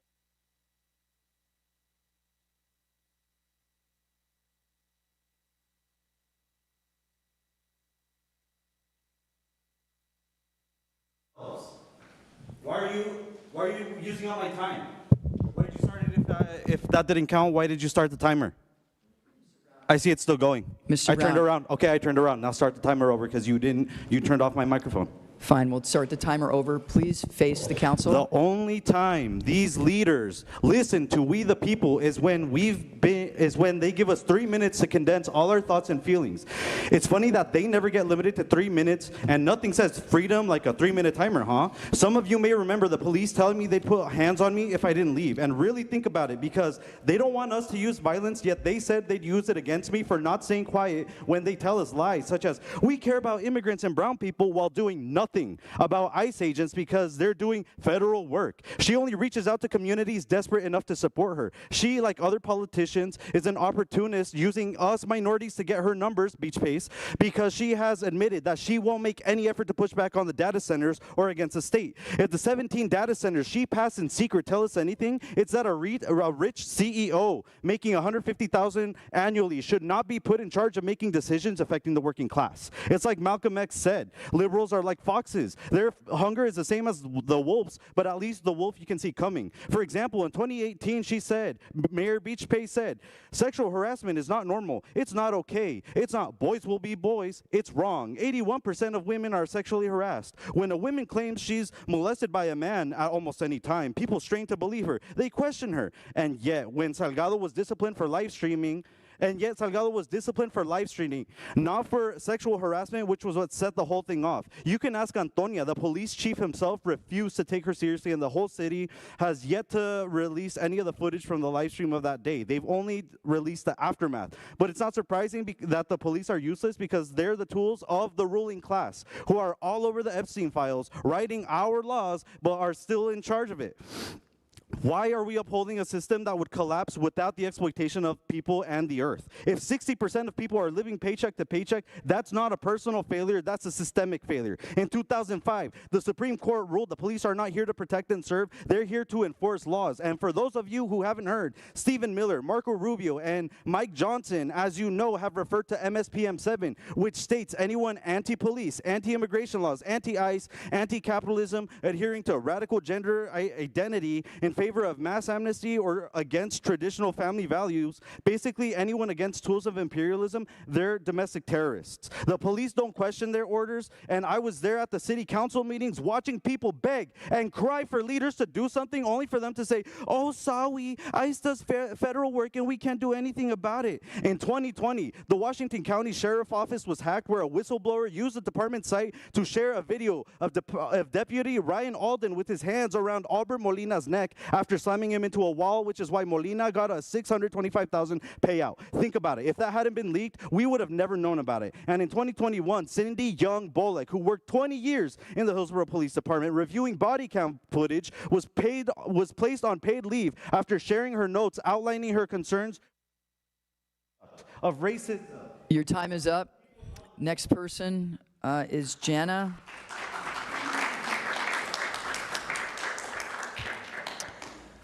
Jana, the mic is on. As soon as you start talking, you have 3 minutes.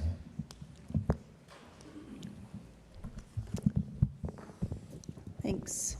I'm here to talk about Resolution 2929. For those of you not aware, that is in regards to changes to the Parks Department and also the library in their requirements for people. I take a little bit of, I want you all to take a step back as you consider this evening at some of the rules. Number 4, they want to have personal hygiene or belongings that unduly interfere with the ability of others to use the parks.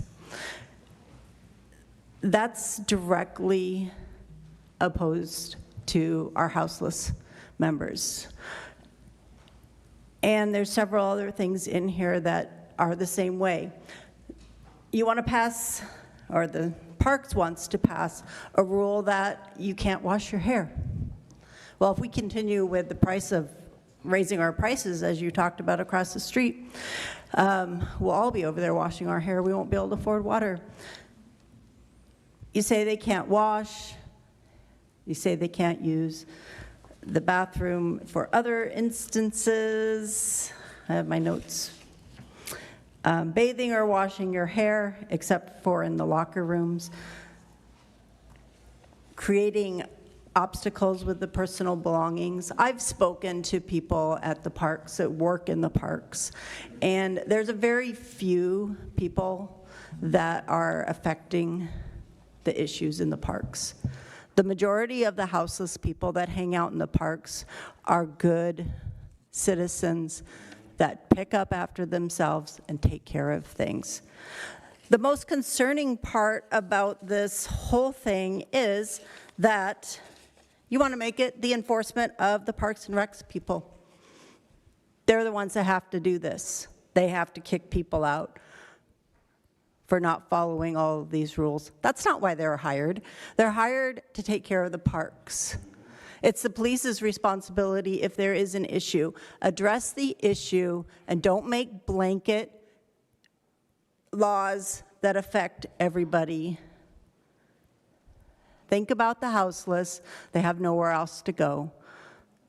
It doesn't hurt for them to use the bathroom to wash their hair.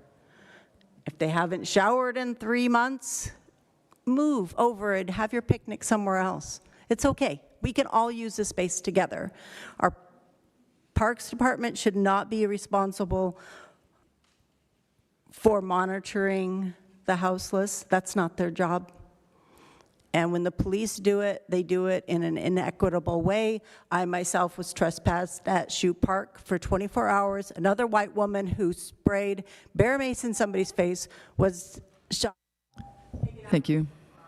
Next person is Teresa Say.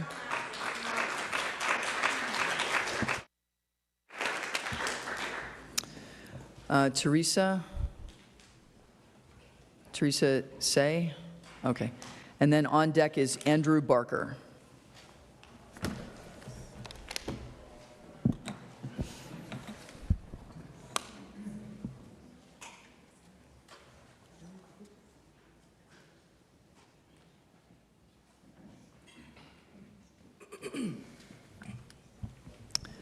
Teresa, just press the button in the center of the console. Oh, now it's green. Is it green? Yes, green. Okay. Sorry, allergies. It's okay. Okay, I'm here to talk about the resolution for the aviation fuel. Okay, good evening, and thank you for your time. My name is Teresa C., and I live in Jones Farm in Hillsboro. I understand that changing policies around aviation fuel is a significant decision, but I ask that we focus on one simple principle. When a safer alternative exists, we should not continue exposing children to a known neurotoxin. Lead exposure is harmful to children, and the most serious impacts are of developing brain. Medical experts have repeatedly concluded that there is no safe blood lead level for a child. The concern about aviation fuel is not hypothetical. The Miranda report identified airports using leaded 100 low lead fuel as a source of lead exposure, and roughly 5 to 6 studies have found higher blood lead levels among children who live or attend school near airports where 100 low lead fuel is used. About 15 years ago, we tried to determine whether the same issue existed around Hillsboro Airport. Our David Laboucher consulted directly with Dr. Lynn Miranda about her methods. Oregon officials reviewed blood lead data, but there were simply not enough children, to conduct a valid study. 12 years ago, air monitoring effort with Portland State University was launched, but equipment failures and project setbacks prevented meaningful results. In conclusion, the absence of local proof is not proof of safety.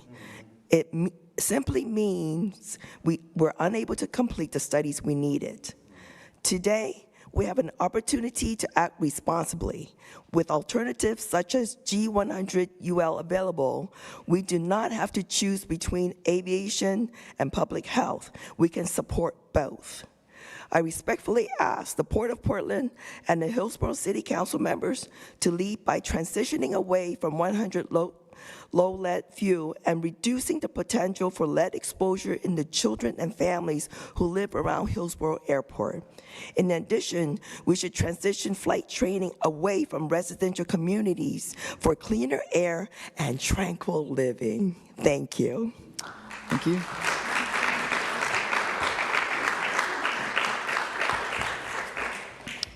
Next up is Andrew Barker. And then on deck is Tori Lewis. Hey, Andrew, welcome. You have, is the mic on for you? So. Great. You have 3 minutes. Good evening, Mayor and councilors. My name is Andrew Barker. I'm a Hillsboro resident. I'm here to talk to you about the tragic death at East Main and Century that a couple other speakers have already talked about. The staff report that's item 11.1 in today's agenda has a couple errors about this tragedy. It is wrong about causes of crashes. It seems to indicate that crashes only have one cause, but we know based on our safe systems and level 0 approach to traffic safety that there are multiple interlocking causes to crashes. So in that staff report says that the crashes that we've seen before are attributed to human error, and that means the design is not responsible. That's false. The human error of high speeds is influenced by the bad design of the road. And in order to make our roads safer, we need to lower speeds. In order to lower speeds, we need to change road design. That is the only way forward for our community to reduce its traffic violence. The other mistake that staff report makes is it's wrong about the safety record of East Main Street. There was a fatal crash on June 14th, 2023 that is not listed on the list of crashes in that staff report. And the fact that they missed a fatal crash indicates to me that probably there are other mistakes in that list of crashes. Moving forward, I would ask you, I know this is a Washington County road, so you have limited ability to what you can do, but your ability to do things is not zero. In particular, Washington County puts a high priority on the Century Boulevard extension, and they can't complete that extension unless they have the cooperation of the city of Hillsboro. So I'm asking you to direct your transportation staff to stop cooperating with Washington County until they have made East Main Street safer. Thank you. Thank you. Next up is Tori Lewis, and on deck is Dirk Knudsen. Hello, Tori, you have 3 minutes. Thank you. Hello, Council. My name is Tori Lewis, and I'm a resident of Hillsboro. I come tonight knowing that this is a difficult time in our city. There has been a string of contentious city council meetings. I wanted to share a few words about things not related to the hot topics of the day. I'm a follower of Jesus Christ and aim to live by his word, the Bible. I certainly do not do so perfectly. In short, God has placed you in high positions, and it is Christians that are encouraged to pray for you from the Bible. I and many others are praying for you. These specific verses encourage me to be praying for you. A church leader named Paul, around 65 AD, is writing to another pastor named Timothy and remarks about the importance of praying for all those in authority. This is in 1 Timothy, the book of 1 Timothy, chapter 2, verses 1 through 6. It says, "First of all then, I, Paul, the main pastor, urge that supplications, prayers, intercessions, and thanksgivings be made for all people, for kings and all those in high positions, that we may lead a peaceful and quiet life, godly and dignified in every way. That this is good, and it is pleasing in the sight of God our Savior, who desires all people to be saved and to come to the knowledge of the truth. For there is one God, and there is one mediator between God and men, the man Jesus Christ, who gave himself as a ransom for all, which is the testimony given at the proper time." End quote. These verses say that Christians are to pray for all people, kings, and a special interest tonight, all those in high positions. Each of you, as city councilors, are those in high position. The purpose is that we may lead a peaceful and quiet life, godly and dignified in every way. I pray for each of you every day. Mayor Pace, Councilor President Harris, Councilor Alcaire, Councilor Case, Councilor Sinclair, Councilor Avery, and Councilor Salgado. Thank you for all you do, and I am honored to be praying for our city council and invite other Christians to join with me as I pray. Dear Heavenly Father, I want to lift up each of the members of City Council. We pray that you may give them wisdom in decision-making, safety in their lives, and blessings on them and their families. We pray this in Jesus' name. Amen. Thank you. Next speaker is Dirk Knudsen, and on deck is Kylie Delgado.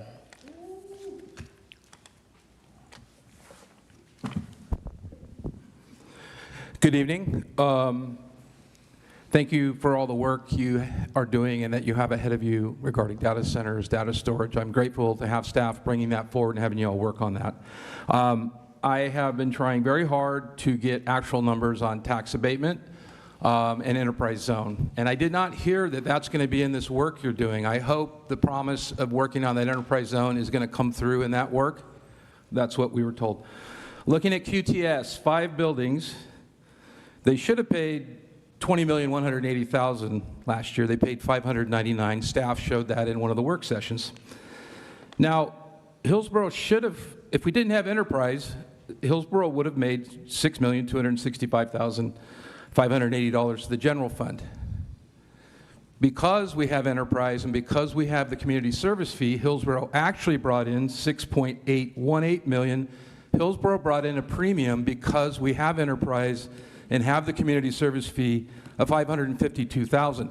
I'm concerned that those numbers put staff in some sort of conflict where it makes it difficult for them to want to go away from that. Now, I know it goes to workforce the first 3 years, and we still don't know what's going to happen with the $55 million, right?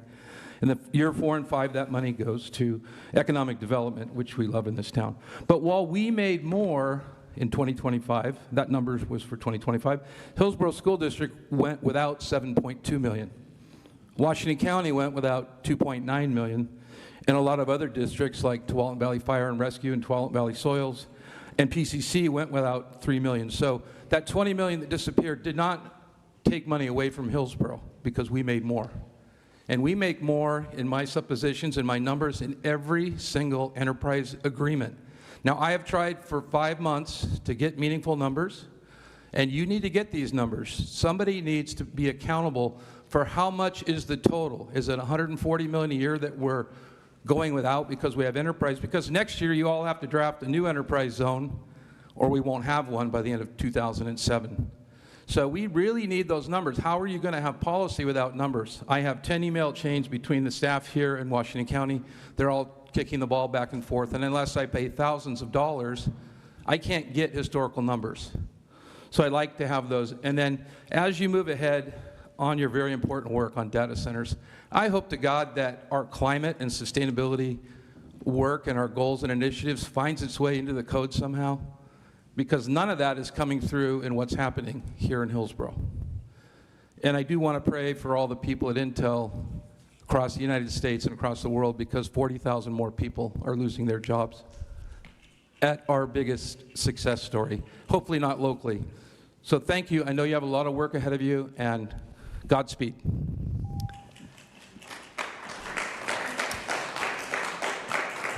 Next up is Kyla Delgado, and on deck is Jacob Roloff.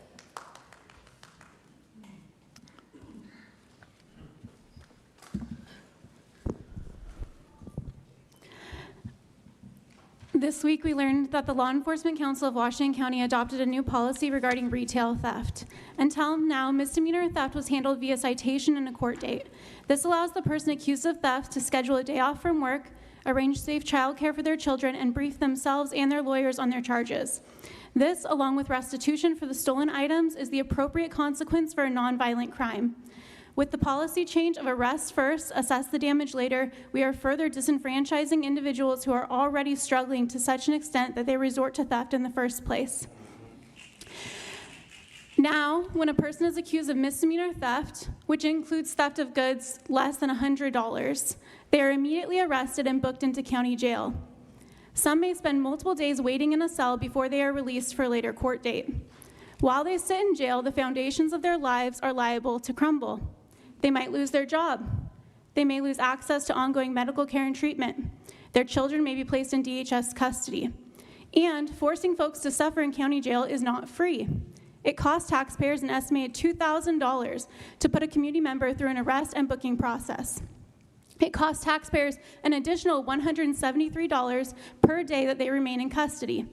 All this for theft of merchandise valued at less than $100 from mega retailers like Target and Fred Meyer that experience no actual profit loss once their insurance covers what was stolen. Let us also acknowledge the fact that the Oregon Criminal Justice Commission audited 12 police agencies across the state and found that Hillsboro Police Department had the highest level of racial bias by a mile. In Hillsboro, if you are Hispanic or Black, you are 2.5 times more likely to be cited or arrested for a crime than a white person suspected of the exact same crime. In a city where we saw over 500 kidnappings by ICE agents working in tandem with the most racist police bureau in the state, do you really believe this new policy has nothing to do with holding our Hispanic neighbors in a cell and handing them off for deportation? What if, instead of spending $2,000+ of taxpayer money to provide merchandise security for billion-dollar companies, we instead use that money to invest in those who are struggling in our community? Issue a citation, let the accused have their day in court, and provide them with follow-up care and access to resources that will allow them a secure financial footing and more effectively reduce property crime in the future. Punitive arrest and jail time for misdemeanor theft is a cruel and frankly lazy and unstudied attempt at creating true public safety. Putting nonviolent people in jail creates career criminals. Countless studies have shown this. And ignoring decades of research on carcerality does not mean we have a county that is tough on crime. It means we have a county run by idiots who can't or won't do the math. Is it your job as counselors to set police policy? No, but it is your job to ask where the money is coming from and where it is going. Mayor? Your time is up. Next person. Next person up. Ms. Delgado, your time is up. Next person is Jacob Roloff.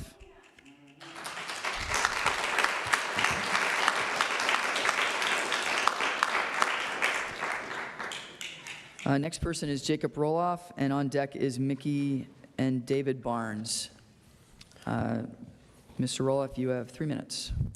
Good evening, councilors. Before I begin, it feels prudent to point out that Mayor Pace is on the board of directors of the West Side Economic Alliance, whose member publicly commented as one of the few in many months in support of data center development out of hundreds against it.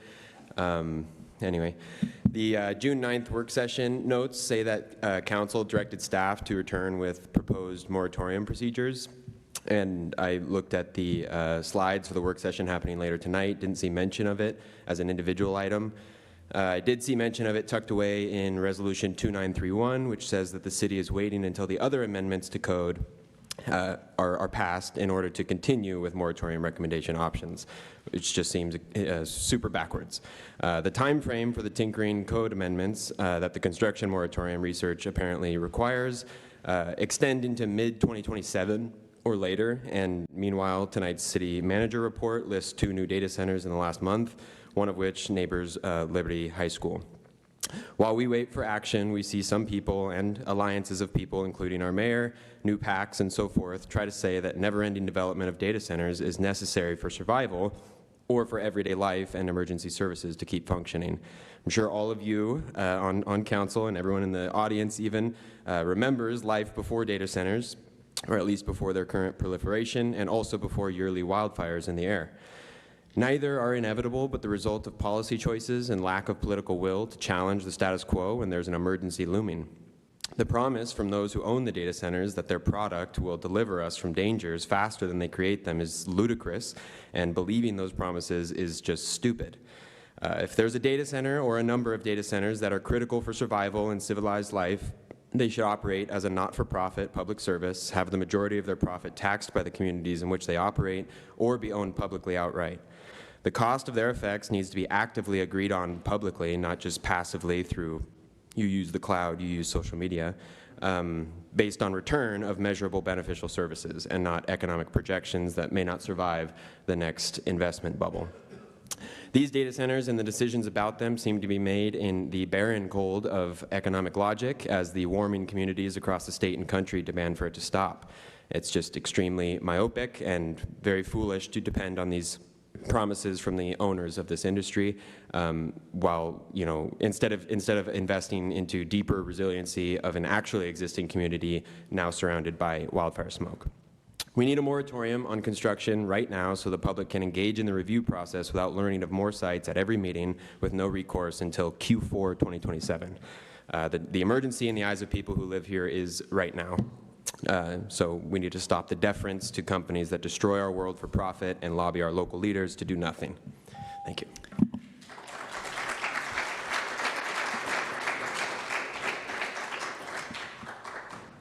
Next up is Mickey Barnes, Mickey and David. And on deck is Danielle Siver.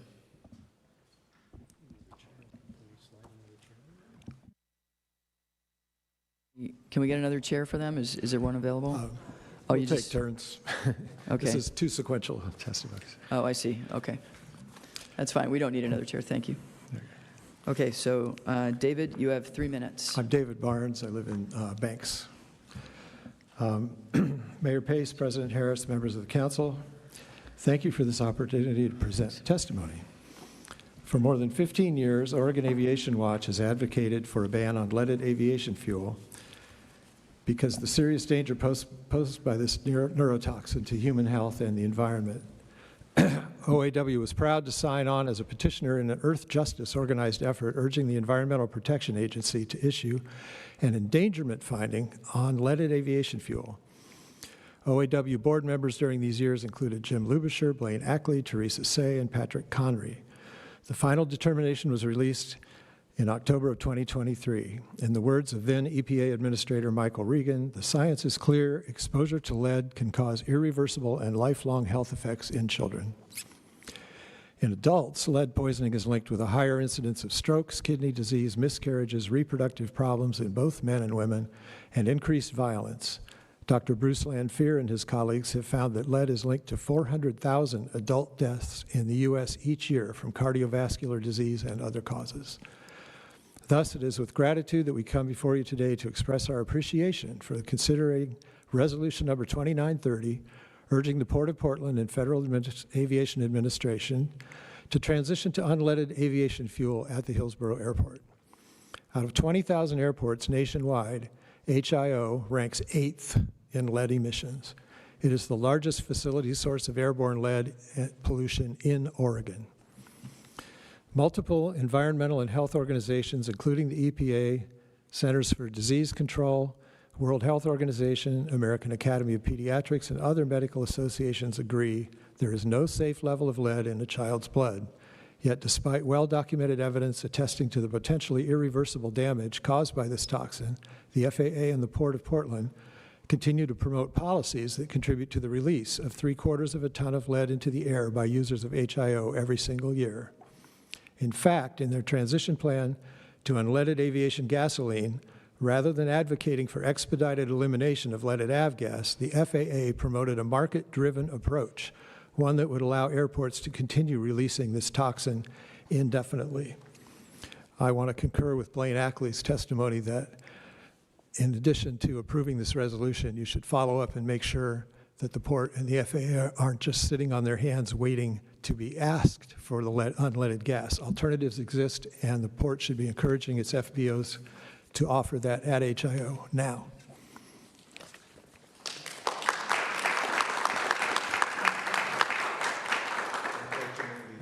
Mickey Barnes is next, and on deck is Danielle Siver. Okay. Mayor Pace, President Harris, members of the council, thank you for this opportunity to speak. I also want to extend my thanks to Robin Strawn from the Sustainability Department and Ariel Nelson from Government Affairs. They've been very gracious and very helpful in putting this resolution together, and I sincerely appreciate that. So I want to say there are now five studies involving over 1 million children and more than 500 airports. All provide compelling evidence that children living in the vicinity of airports that service piston engine aircraft are at a heightened risk of elevated blood lead levels. One such study was done at Reed Hillview Airport in 2021 in California, Santa Clara County. This study, well, Reed Hillview is 34th in the nation in lead emissions. Hillsboro is 8th. That's according to the EPA. In this study, what they found was, quote, under periods of high piston engine aircraft traffic, children proximate to Reed Hillview Airport experience an increase in blood lead levels in excess of what the children of Flint experienced during the Flint water crisis. As pointed out in a Santa Clara County press release, quote, lead levels during peak airport hours were double the levels seen during the height of the Flint water crisis in Michigan, unquote. In the words of Dr. Sammy Zaran, the lead researcher on this study, quote, the Flint water crisis from start to finish unfolded in less than a year and a half. By contrast, at Reed Hillview, the release of lead into the lived environment is a continuous, nonstop, daily, unabated flow of an undeniably harmful toxicant. I remind you that we are talking about more than 1,000 pounds of lead released annually on nearby populations, unquote. At Hillsboro, we're talking more like 1,500 pounds a year. It's significantly more than at Reed Hillview. As a reminder, the Flint water crisis was declared both a statewide and national emergency. This stands in stark contrast to the business-as-usual stance towards lead poisoning at HIO and other GA airports. Following the release of the Reed Hillview study, in an effort to protect residents, the Santa Clara County Board of Supervisors unanimously voted to ban leaded aviation fuel at Reed Hillview, beginning in January of 2022. Reed Hillview now offers 2 unleaded alternatives. GAMI one.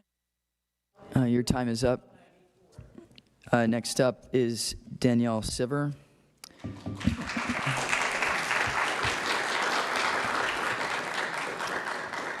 And on deck is Jim Lubisher.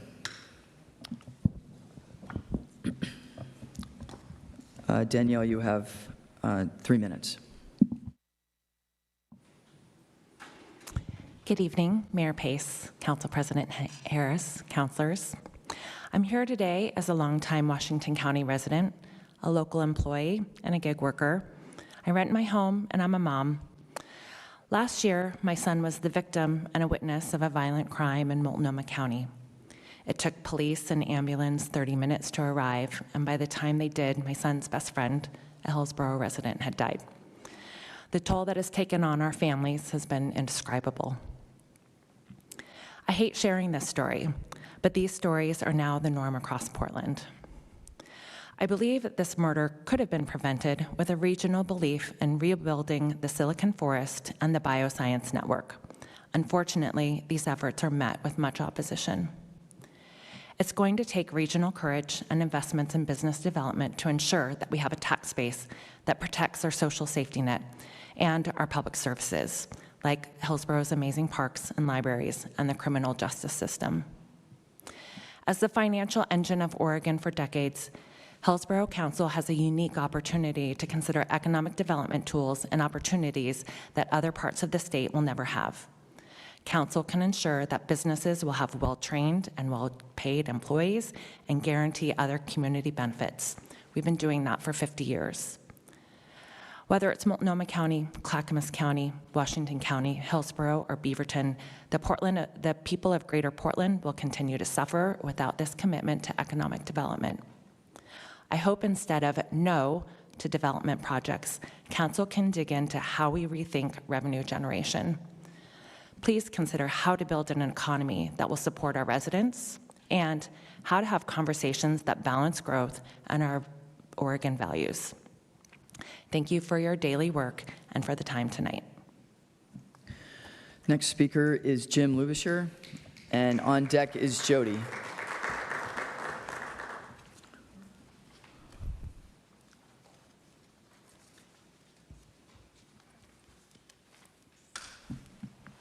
Let's see. Jim, you have 3 minutes. Good evening. Okay. Yes, I'm Jim Lubisher, and one of the first. Mr. Lubisher, be sure to have the mic near your mouth so we can all hear you. Okay. Thank you very much. Thank you for. First, thank you for your interest first in ending the use of leaded fuel at HO. There is good news. There is FAA approved lead-free fuel that could be sent to HIO within a month or so, and that can be used for all fixed-wing aircraft. And that all fixed-wing aircraft makes up 97% of all aircraft, not counting jets, of course. But we need your help.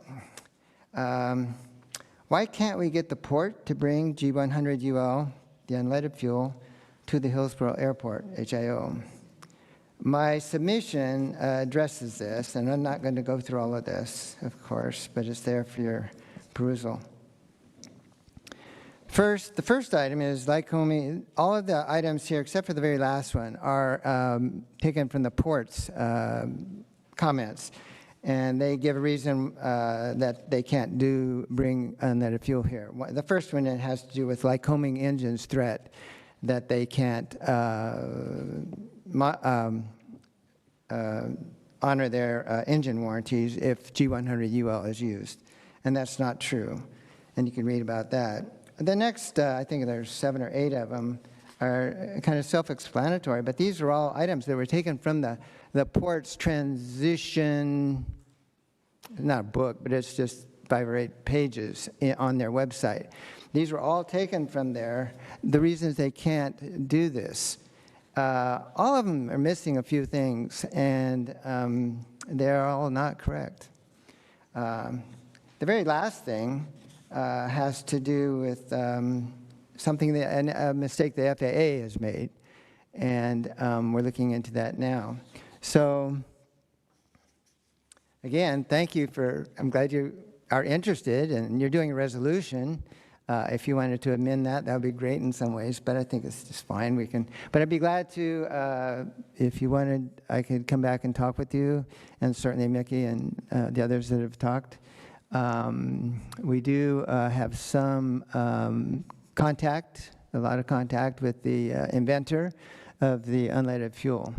And he would have been here, well, not here tonight, but he was thinking of listening. He might be listening. But he's in Oshkosh at one of the big aircraft get-togethers. And he's quite something. And he developed this fuel over 12 years ago. And he's been using it in his plane for those last 12 years. And I think it's a good deal. And we can work together and we can do it. Next up is Jody, and on deck.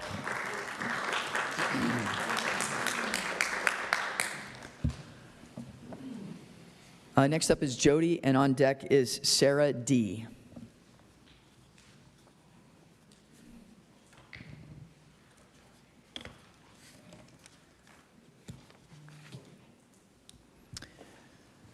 Hi. Hi, so Jody. Nice you to have... be here again. Yep, go ahead. Sorry, I was just going to say you have 3 minutes. To be here again and bring up petty grievances. You don't want us to applaud, and yet you do when other people are speaking. Maybe they're the ones you like well enough to applaud for, but I don't see the happy hands when you're up there applauding. You've told me before, Pace, that I can applaud, but I chose not to, and I brought castanets instead. I'm sure my applauding was much worse than the castanets. If you want to listen to some of the videos, applauding does not prevent you from hearing what's being said. I think you just don't like hearing that people agree with certain people. As far as needing extra security to protect you, for Christ's sake, we don't need you with more protection. We need you with more action. Thanks for bringing the police in. I'm not going to complain about police, other than there are places they could be used positively. At Shoup Park, at Pride, crap was going on, and people were standing there, cops, from a variety of locations, Washington County, Hillsboro, whatever, and not doing anything when a lady was spraying mace at a kid or other adults. Why are they there if they're not doing anything? And we have security here. Why do we need police officers too? Are you that afraid of us? Are you that afraid of us who have been coming here and trying to talk to you and getting no response in return? Just the little sad face thing. And I'm tired of it. No one's going to rush you. And if they do, we'd even protect you because we're that kind of people.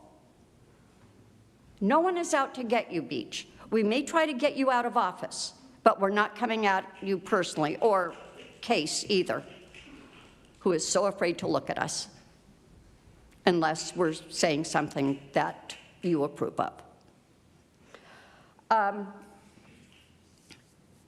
I want to know, too, why the money that we need for transportation that you talked about, we didn't get to talk, in the work session, why couldn't they use some of the money from, let's say, the data center taxes that we don't get?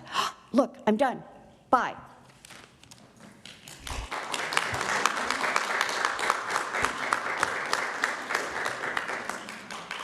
Next up is Sarah D., and then on deck is Pam Code.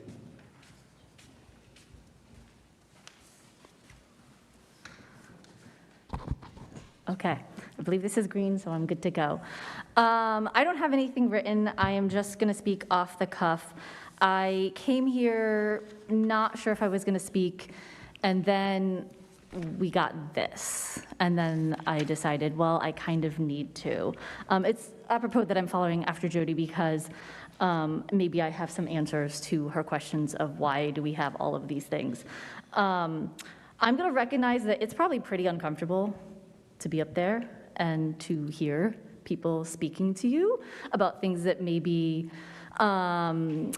make you have feelings that they have strong feelings about, that they are unhappy about, but that is your job.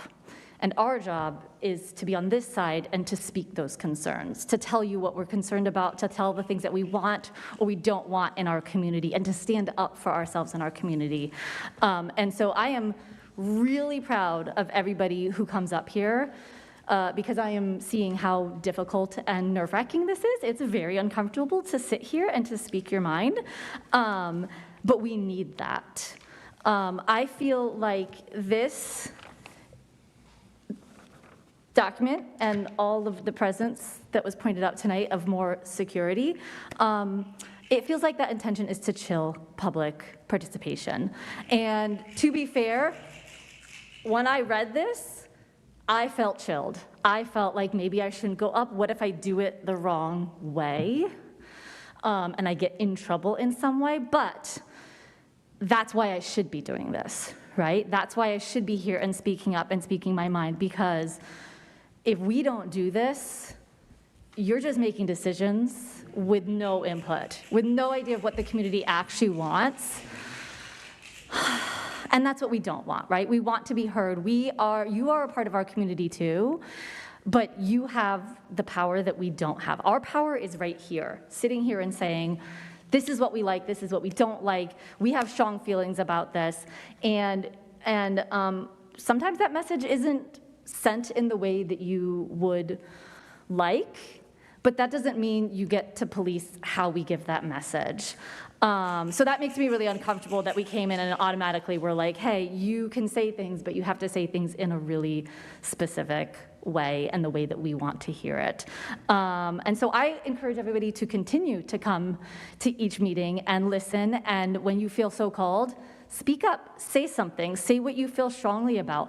I will say that I've heard about a lot of things in this room that I did not hear in other places, like lead in our community and data center stuff, and about the Century Boulevard extension and the concerns that are around safety and the environmental concerns. So thank you, everybody who has come here.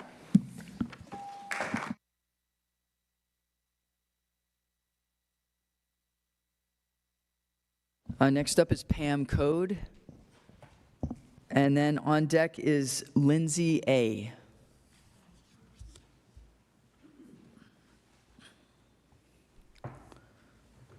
Hi, Pam. As soon as you hit the button, you have 3 minutes. Or when you start speaking, you have 3 minutes. So I'm here to speak about the Century Boulevard Extension project again. I would like to thank members of City Council who have requested info on the CBEP following the tragedy at the intersection. I did see the staff report, and I also I do thank Principal Engineer Susie Serres for that memorandum and the safety information it entails. So I just want to draw attention to some things and also share a little bit about my background that makes me so convicted about this issue.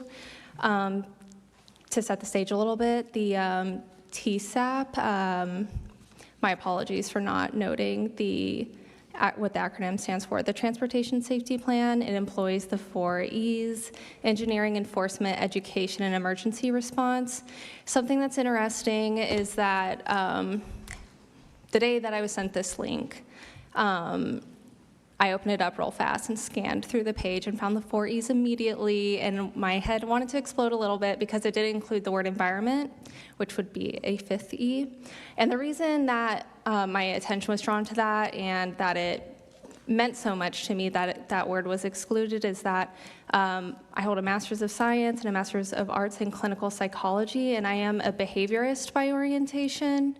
So a lot of that, a lot of the thinking that comes with having been educated and that kind of profession and background is we come to understand the importance of environmental cues on the way that people behave, and that would include drivers. And so I'm speaking today a little bit about how like we can build environmental cues into the environment at the dangerous intersection and Main Street ideally. I know the memorandum clarifies that that is not under Hillsboro jurisdiction. I just wanted to, in line with this, highlight what Brianna said about concrete islands with vegetation and the visual narrowing and the limiting of sight distance that would implement on that road.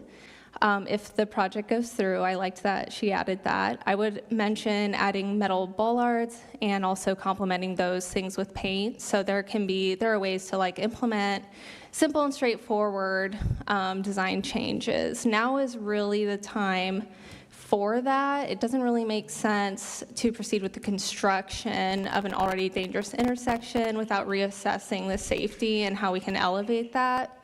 I would also like to call for a work session or echo it if it has been called for already so that we can learn more and leaders who feel inclined to ask questions publicly can do so, as well as aid and advocacy from our staff and electeds.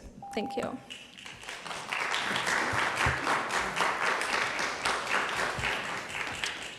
Next up is Tracy Schultz.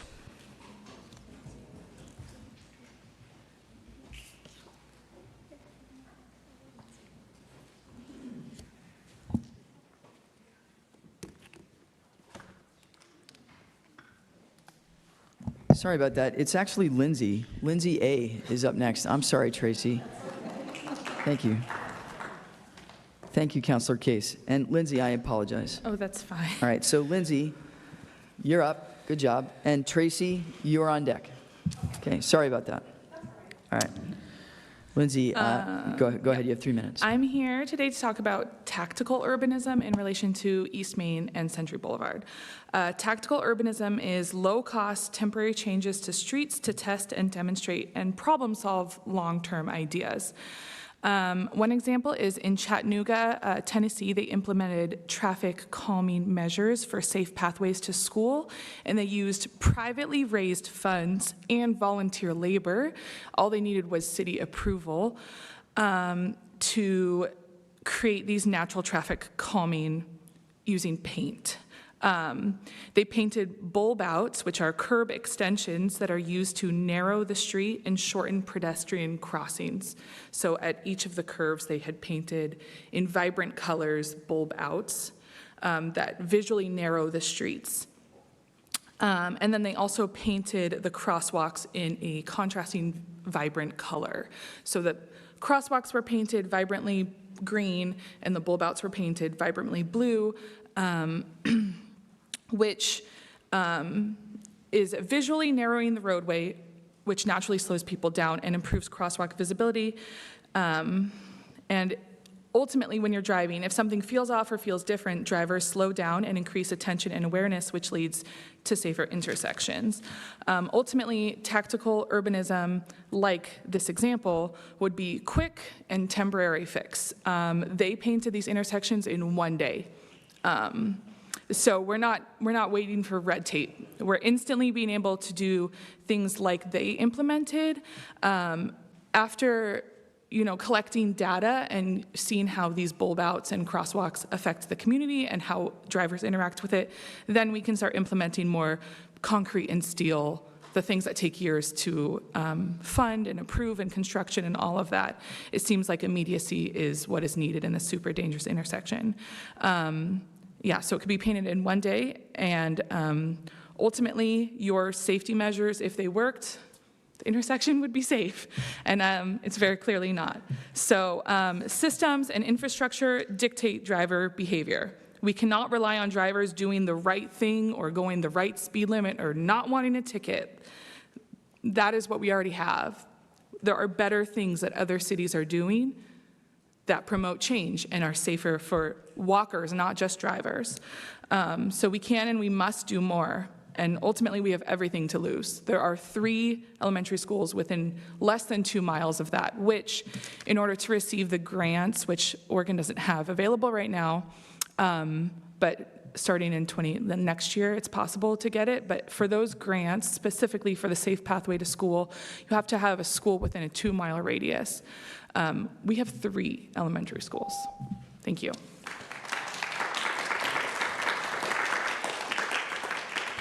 Okay, Tracy, now you're up. Thanks for your patience. No problem. Your mic is already on, and when you start speaking, you have 3 minutes. There's a topic that I haven't heard discussed, and I thought it would be good to bring it up. Excuse me, allergies. This past weekend, I was doing makeup on a client. She was visiting from Korea. We talked about data centers. I wanted to know what was happening in her country. And she said that they have them, but it's not that big of a deal, although she lost her job to AI. She went to school here, got her degree, went back home, went to work, lost her job because of outsourcing to AI. So now she works as a hairdresser. So it got me to thinking about the stuff I've seen in the news. This week, Hyundai employees strike over humanoid workers. An airport in Japan has humanoid workers working in the baggage terminal, and they have plans to extend that to other jobs. There's a market in San Francisco that's completely managed by a chatbot called Luna. Luna oversees the daily business operations, such as product selection and hiring. Customers communicate directly with Luna via their phones, and they make purchases.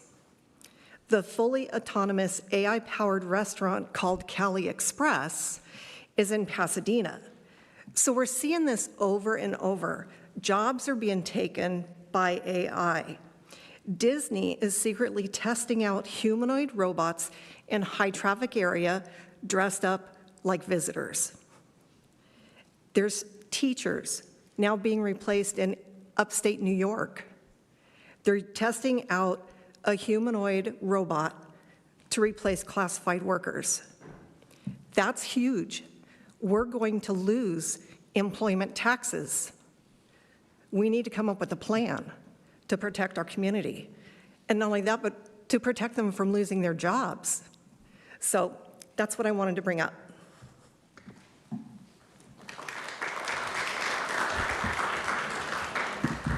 Thank you.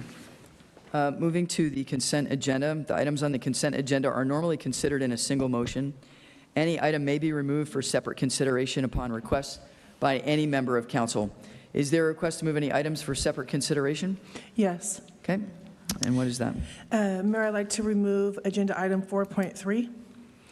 I'd like to request the agenda item 4.3, the home consortium agreement, be pulled from the consent agenda so the council can consider adding the following condition. And would you like me to go over this now, or yes, please. Up for discussion? Yep. Any affordable housing project governed by this agreement that involves the transfer development of city-owned land must receive a final city council vote before any binding contracts are executed with developers. Because recent state legislation, SB 974 and HB 4037, shifted housing permits to staff level approvals requiring council approval on final financial contracts, guarantees the council has the opportunity to evaluate deeply affordable housing projects that support 30% AMI units before transferring ownership of public land. Okay. When a counselor wants to pull something out of the consent agenda, they're allowed to do so. Is that correct, Chad? That's correct, Mayor. Under your council rules, any member can pull something off the consent agenda and it goes to new business. Okay, so we'll move it to new business? Correct. All right, sounds good. We will do that. All right. So the remainder of items on the consent agenda are item 4.1, the minutes, item 4.2, the 3-year enterprise agreement, and I believe that's it. Is that correct? Just those 2 items? Correct. Okay, do we have a motion to approve the amended consent agenda? So moved, Case. Thank you. Do we have a second? Second, Harris. Is there any discussion? Let me please have a roll call. Councilors Harris? Aye. Sinclair? Aye. Case? Aye. Alcare? Aye. Okay, we have a majority of voting yes, so the motion passes. And again, item 4.3 will be put under new business. Moving to item 8.1, which is new business. Consider Transportation Committee's recommendation to adopt a resolution concurring with Washington County's resolution and order number 26-41 regarding vacation number 583. Resolution number 2928 is available. Do I have a motion to adopt resolution number 2928? Harrison moves. Second case. Thank you. Is there any discussion? May I please have a roll call? Councilors Alcare, Aye. Case, Aye. Sinclair, Aye. Harris. Aye. We have a majority, so resolution number 2928 is adopted. And moving to item 8.2, consider Finance Committee's recommendation to approve a 3-year agreement with Hillsboro Downtown Partnership for an amount not to exceed $360,000. Before I ask for a motion, we'll be hearing from Carla Antonini and Harrison Butler. Carla?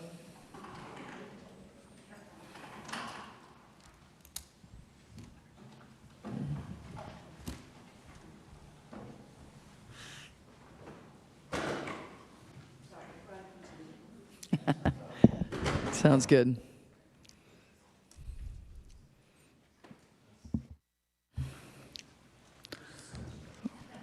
Okay, so I invited 2 and I got 4. Yeah. So when we speak, please introduce yourself for the record. Yep. All right. Good evening, Mayor Pace and City Council. Carla Antonini with Economic Development. And as you can see beside me, I have brought representatives from the Hillsboro Downtown Partnership, and they will introduce themselves. Hi, my name is Harrison Butler. I'm the Executive Director of the Hillsboro Downtown Partnership. My name is Humberto Muñay. I am the Outreach Coordinator for the Hillsboro Downtown Partnership. And I'm Darryl Lamaco, President of the Hillsboro Downtown Partnership. Thank you. Great, thanks. So council received a packet which includes a staff report dated July 21st, a partnership agreement describing the contract details for the HDP funding, the HDP's 3-year operating budget by program area, and HDP's annual report for fiscal year 25 to 26. The requested action before you is for City Council approval of a 3-year agreement with the Hillsboro Downtown Partnership for an amount not to exceed $360,000. This agreement will be structured as follows. For fiscal year 26 to 27, it would be for $100,000. And then in fiscal year 2027 to 2028, it would be $100,000 with the opportunity for matching funds up to $20,000. And then again in fiscal year 2028 to 2029, it would be again a $100,000 contract with potential matching funds up to $40,000. The city's supplemental contribution in years 2 and 3 will be limited to a dollar-for-dollar match of eligible outside funds raised by HDP during the applicable contract year. If HDP receives grants, sponsorships, donations, and/or fundraising, then the matching funds will come into play.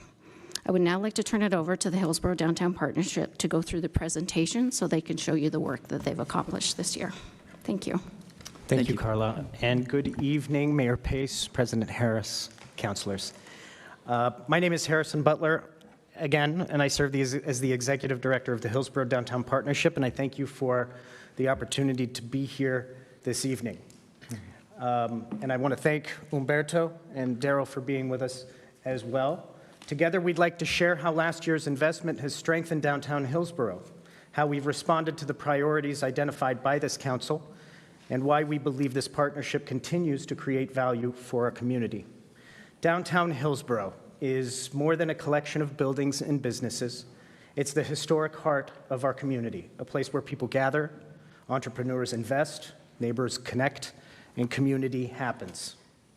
Every day, HDP works alongside the city, downtown businesses, volunteers, and community partners to help cultivate vitality. Tonight, we'd like to show you how your investment has translated into measurable results throughout downtown Hillsboro. Next slide, please. Before you tonight is a Finance Committee recommendation for approval of a 3-year urban renewal agreement beginning with a $100,000 investment this fiscal year. This agreement supports eligible renewal activities including downtown beautification, business support, business recruitment and retention, bilingual outreach along Avenida Diaz, placemaking, and volunteer stewardship. Downtown revitalization is a long-term investment, not a one-year project. A 3-year partnership provides the stability needed to retain skilled staff, build lasting relationships with businesses, pursue grants and private investment, and deliver consistent results for the downtown community. The recommended 3-year structure provides stability while also encouraging HDP to continue growing private investment through sponsorships, grants, and matching funds. Next slide. Last year's urban renewal investment became the foundation of a downtown revitalization program valued at more than $340,000, which is about our budget size. Through earned contracts, rental revenue, volunteer service, sponsorships, community partnerships, HDP leverages every public dollar to create a significantly larger impact than any single funding source could accomplish alone. The collaborative approach allows us to provide consistent support for businesses, public spaces, and the downtown community. Next slide. Behind every statistic on this slide is work happening every day. During the past fiscal year, HDP provided nearly 2,430 hours of beautification services, removed more than 71 tons of debris, recovered shopping carts, safely removed hazardous materials, and maintained the public space that make downtown welcoming for businesses, residents, and visitors. These are the everyday services that protect the city's investment while creating an environment where businesses can succeed. Next slide, please. Last year, the council expressed a desire to see stronger engagement along Avenida Diaz. We listened. Thanks to your investment, HDP hired its first bilingual outreach coordinator, Humberto, dedicated to serving businesses throughout that corridor. And rather than hearing about the work from me, I'd like to invite Humberto to briefly share his experience working directly with our business community. Good evening. Good evening, everybody. Since joining Hillsboro Downtown Partnership in March, I focus on building relationships with businesses throughout Avenida 10, Avenida 10, right?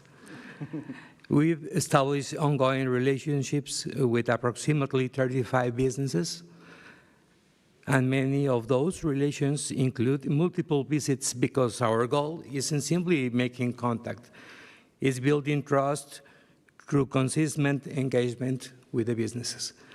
Every business has different needs. Sometimes it's connecting owners with city resources. Sometimes it's helping promote their businesses. Or sometimes it's simply listening and being a consistent point of contact. Those relations are strengthening the communication and helping ensure businesses know they have a partner invested in their success in our Hillsboro Downtown Partnership. One of the most rewarding parts of my work has been building these relationships with the businesses along Avenida 10. This isn't about helping one community separate from another. It's been bringing our downtown community together in the same page. Trust isn't built in a single visit. It takes time, listening, and showing up consistently.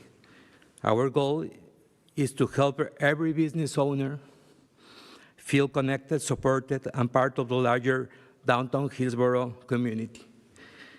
When businesses across cultures know one another, share opportunities, and succeed together, our entire downtown becomes, in that way, stronger. Thank you. Thank you, Humberto. Next slide, please. HDP's greatest strength isn't any one project. It's our ability to bring people together. Businesses, volunteers, nonprofit organizations, community partners, and city staff all play an important role in downtown successes. I'd like to now invite our board president, Darryl Lamaco, to share why the board believes the partnership is so important. Thank you, Harrison. I've had the privilege of serving this community in different capacities, including as a member of the City Council and now as president of the Hillsboro Downtown Partnership. What I've learned throughout these years is that strong downtowns don't just happen by accident. They require organizations that can bring together public investment, private partnerships, volunteers, and community leadership. Over the past year, I've watched our staff respond thoughtfully to the priorities identified by the council while continuing to strengthen relationships with businesses and community partners. From the board's perspective, we're proud of the stewardship demonstrated over the past year, and we remain committed to ensuring that every public dollar entrusted to HDP is used responsibly and transparently in service to downtown Hillsboro. Thank you for your continued partnership. Thank you, Darrell. Next slide, please. Now, HDP operates several distinct programs under separate funding sources. Each has a specific purpose, defined scope, and reporting requirements. Together, they allow us to provide a coordinated approach to downtown beautification, business support, and community revitalization. This work isn't measured in a single event or a single project or one funding source. It's measured in stronger businesses, cleaner streets, meaningful partnerships, and a community that continues to go stronger over time. We're proud of what we've accomplished together over the past year, and we're grateful for the opportunity to continue building on that momentum. On behalf of our board, our staff, our volunteers, and the businesses we serve, thank you for your continued partnership and your consideration this evening. We'd be happy to answer any questions. Thank you. Thank you, Carla, Harrison, Umberto, and Darrell. Do we have any questions? Councilor Alcare. I don't have questions, but I appreciate the report that you presented tonight, because the last time that you came up, you were new in this role. And a few months before that, I had asked the city manager for reports of what HDP had been accomplishing, and we were giving this money, and there were no reports. And to me, that showed a real lack of care. If this program is so important, you should be reporting out every year on what you're accomplishing, just like what you're doing tonight. So I hope that that's going to continue. Not just hope, but I have the expectation that that's going to continue. One person can't possibly do all of the work in connecting HDP with the businesses around Avenida 10. But it's important work, and I'm glad, Umberto, that you're there doing that, and that the HDP did not decide to wait 3 years to get somebody bilingual to start assisting you with this work. Mm-hmm. So I want to let you know that I do appreciate what you have accomplished, and I appreciate the presentation that you have given tonight. Thank you. Thank you, Councilor Alcare. Councilor Sinclair. Yeah, thank you. Councilor Alcare, I couldn't have said it better. Harrison, what I want to say to you personally, I had the opportunity to serve with yourself and Humberto during Service Day, and it is not for the faint of heart. That is for darn sure. And the last time you all presented here, it was a different time. You're in transition. And I want to thank you personally for quantifying data so that council can see the return on investment. The reason that it was so important is that we see people invest their life savings as independent small business owners, and they give everything in their everyday lives to create the culture in downtown and provide meaningful spaces for our community to be together. And I take that very seriously, and they deserve every opportunity. And I have to say, you all rose up to the challenge. And I very much appreciate the complete detail that is in the annual report, and also to see firsthand the work that is demanded. And I thank you for that. Good job. Thank you, Councilor Sinclair. Councilor Harris. I just want to say, excuse me, thank you to the staff, to Mr. Butler, to Ms. Antonini, also the volunteers, including the board members that have worked hard over the last 12 months to put this together in such an excellent presentation. And the work you've done, I've seen you often down there since I live relatively close to the downtown area, and I value this community, the downtown community, and the Avenue Diaz, and the local businesses in all the locations nearby. And I just want to say that the presentation you made makes me feel like this is some of the best bang for the buck the city is getting, with the dedicated people you have and genuine care for the community and the organization you all work for. So thank you all very much. Thank you. Councilor Case. Thanks. We spoke last week at Finance Committee, and then the next day I had the opportunity to join you guys for the ribbon cutting at Franco's. And so I just wanted to say, watching you guys in the community day in and day out and getting the opportunity to meet you last week, Umberto, and talk with you a little more about the work that you're doing on Avenida Diaz, thank you. We are so grateful you're here. Like I promised to Franco's, I went back with my husband on Saturday, and the line was out the door, and there was no place to sit. So business is booming in downtown Hillsboro, and that is thanks to the work that you guys are doing behind the scenes that is often thankless, but we're very grateful you're here. So thank you. Yeah, so Harrison, I think this is a different meeting than it was a year ago. It's probably good. I want to say thanks to your staff. I see them downtown all the time. I appreciate the work they do. Thank you. I appreciate the work you do downtown to include Avenida Diaz. Gracias, Humberto. And Harrison, I know how hard it is to lead a nonprofit. Thank you for seeing it through and for providing this report. You had a report when you first came, when you were just brand new, and you have this one again. With updated information and increased impact. And so thank you again for making our downtown a wonderful place to be. Appreciate you all. Okay. And Mayor, if I may say one last thing. Sure. Carla, I want to say to you directly also, in preparation of Service Day, I was able to talk to 26 different businesses throughout Avenida Diaz and on Main Street. And even though small businesses want to see further investment in downtown, repeatedly they said that you were amazing to work with. And I just wanted to let you know that. Well, thank you. Yeah. I appreciate that. I wanted to let you know that because there is additional needs, but it's not to any doing of the teams. And so thank you. Thank you. All right, well, thank you so much. So do I have a motion to approve this agreement? So moved, Case. Thank you. Do I have a second? Second, Sinclair. Is there any discussion? All right, may I please have a roll call? Counselor Sinclair? Aye. Counselor Alcare? Aye. Counselor Harris? Aye. Counselor Case? Aye. The motion passes. Thank you all again. Appreciate it. Thank you. Okay, moving to item 8.3, consider Parks and Recreation Commission and Library Board recommendation to adopt a resolution adopting the rules for use policy and patron progressive discipline rubric.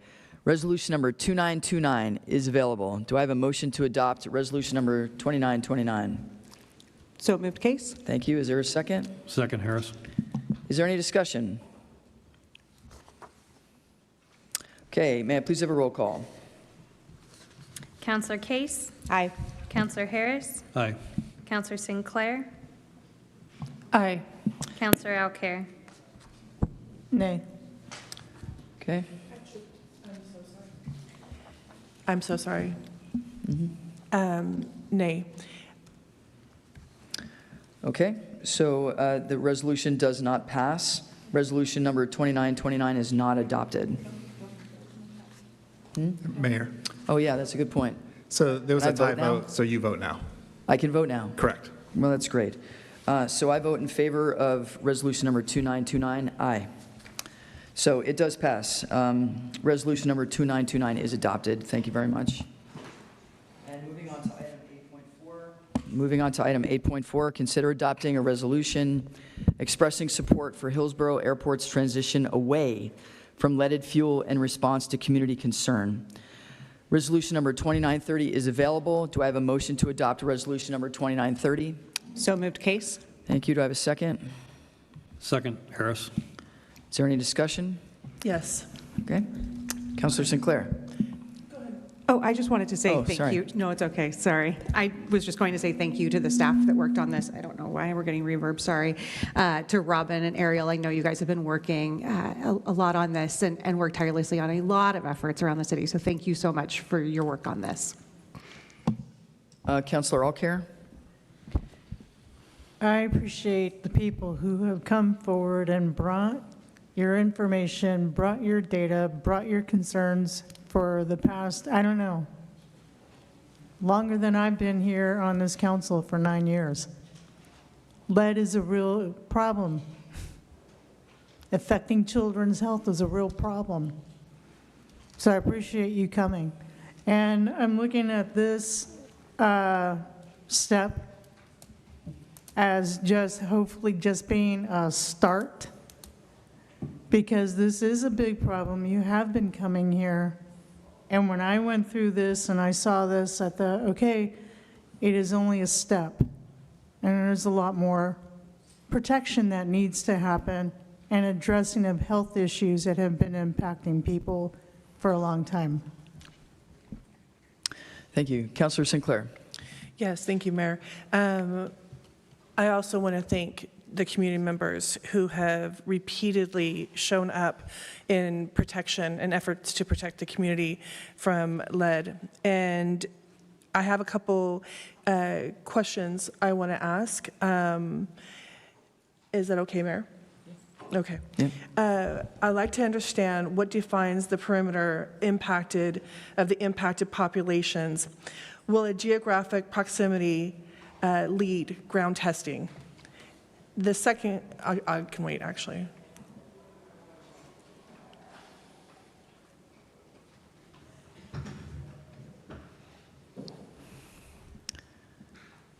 Can we get another chair for Robin? Thank you.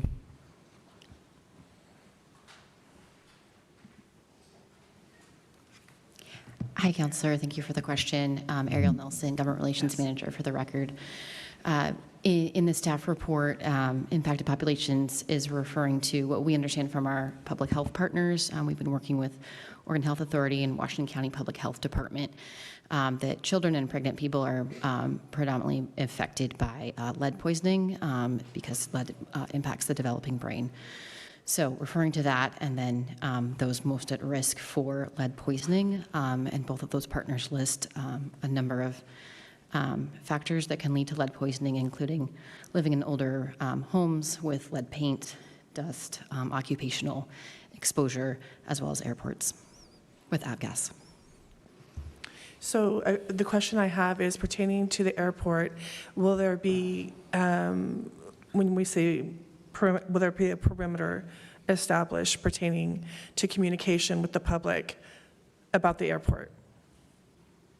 Like, in other words, when we say there could be testing of soil, so we're just putting a blanket statement, is what you're saying?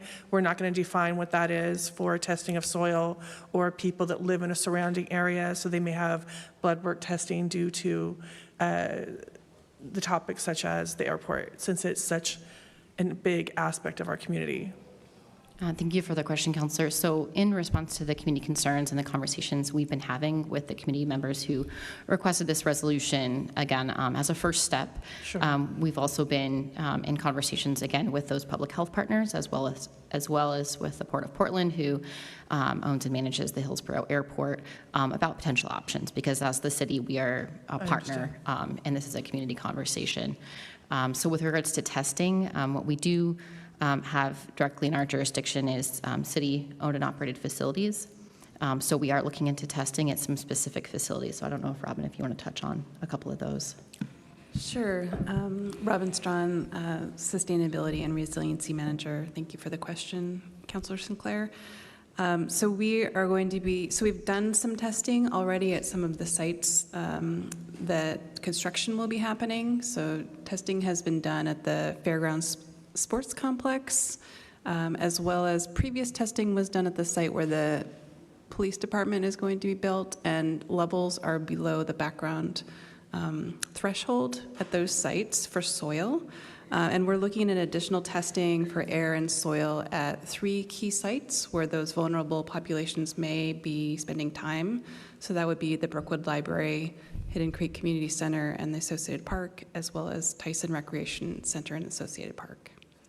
And then in addition to that, Counselor, in those conversations, again, with the public health experts, we're getting a better understanding of the current testing resources they already offer and how we might play a role in helping publicize those to the Hillsboro community. For example, we learned that OHA regularly offers free soil screening. They've been to Hillsboro farmers markets in the past. That's something we could partner with them on again. And also, in terms of accessing blood testing, our partners at Washington County Public Health strongly encourage that the best way to do that is through your health provider.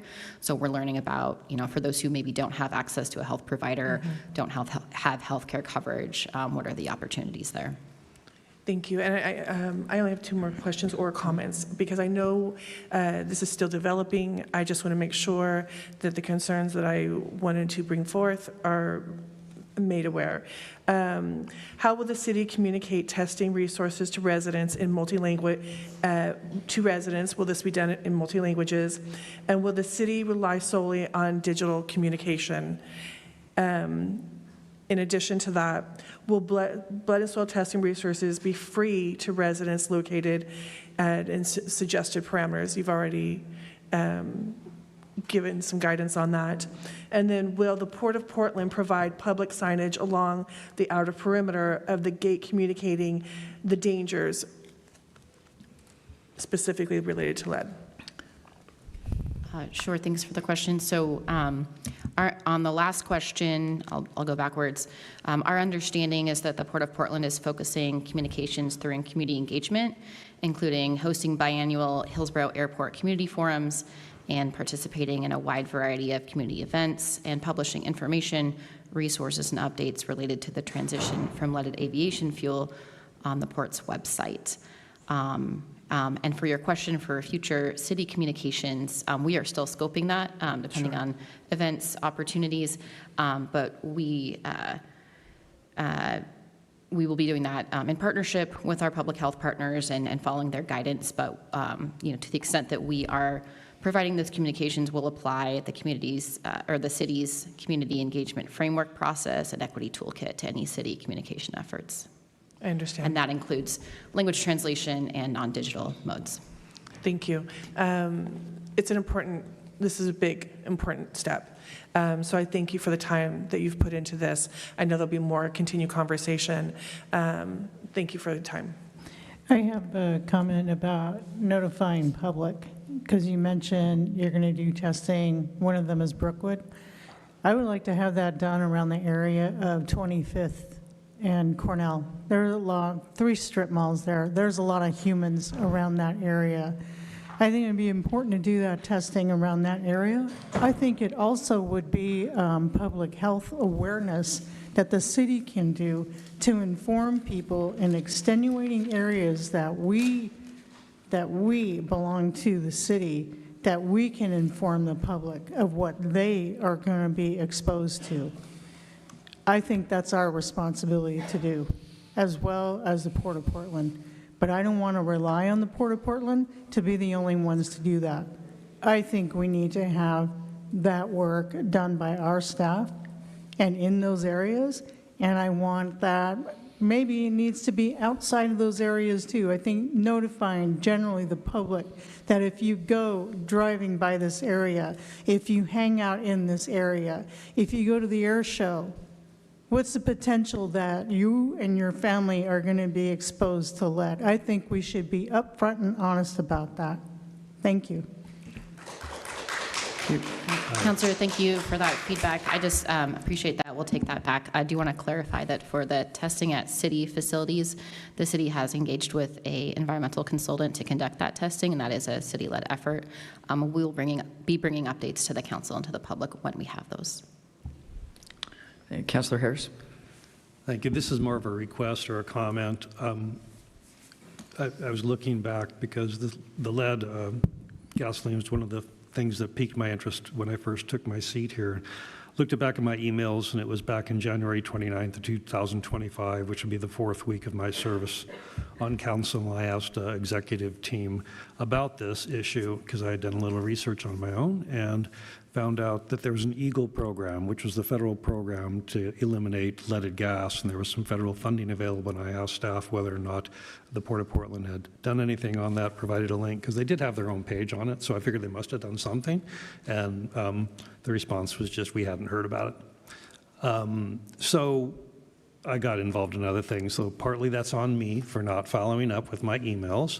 But based on that experience, what I'd really like to see is, assuming this resolution passes, is I'd like to actually see quarterly reports from staff on what's been done, what the port has done, and if there's anything we can do to help facilitate this. Right now, there's no reporting requirements. We're just encouraging them, it looks like, based on this.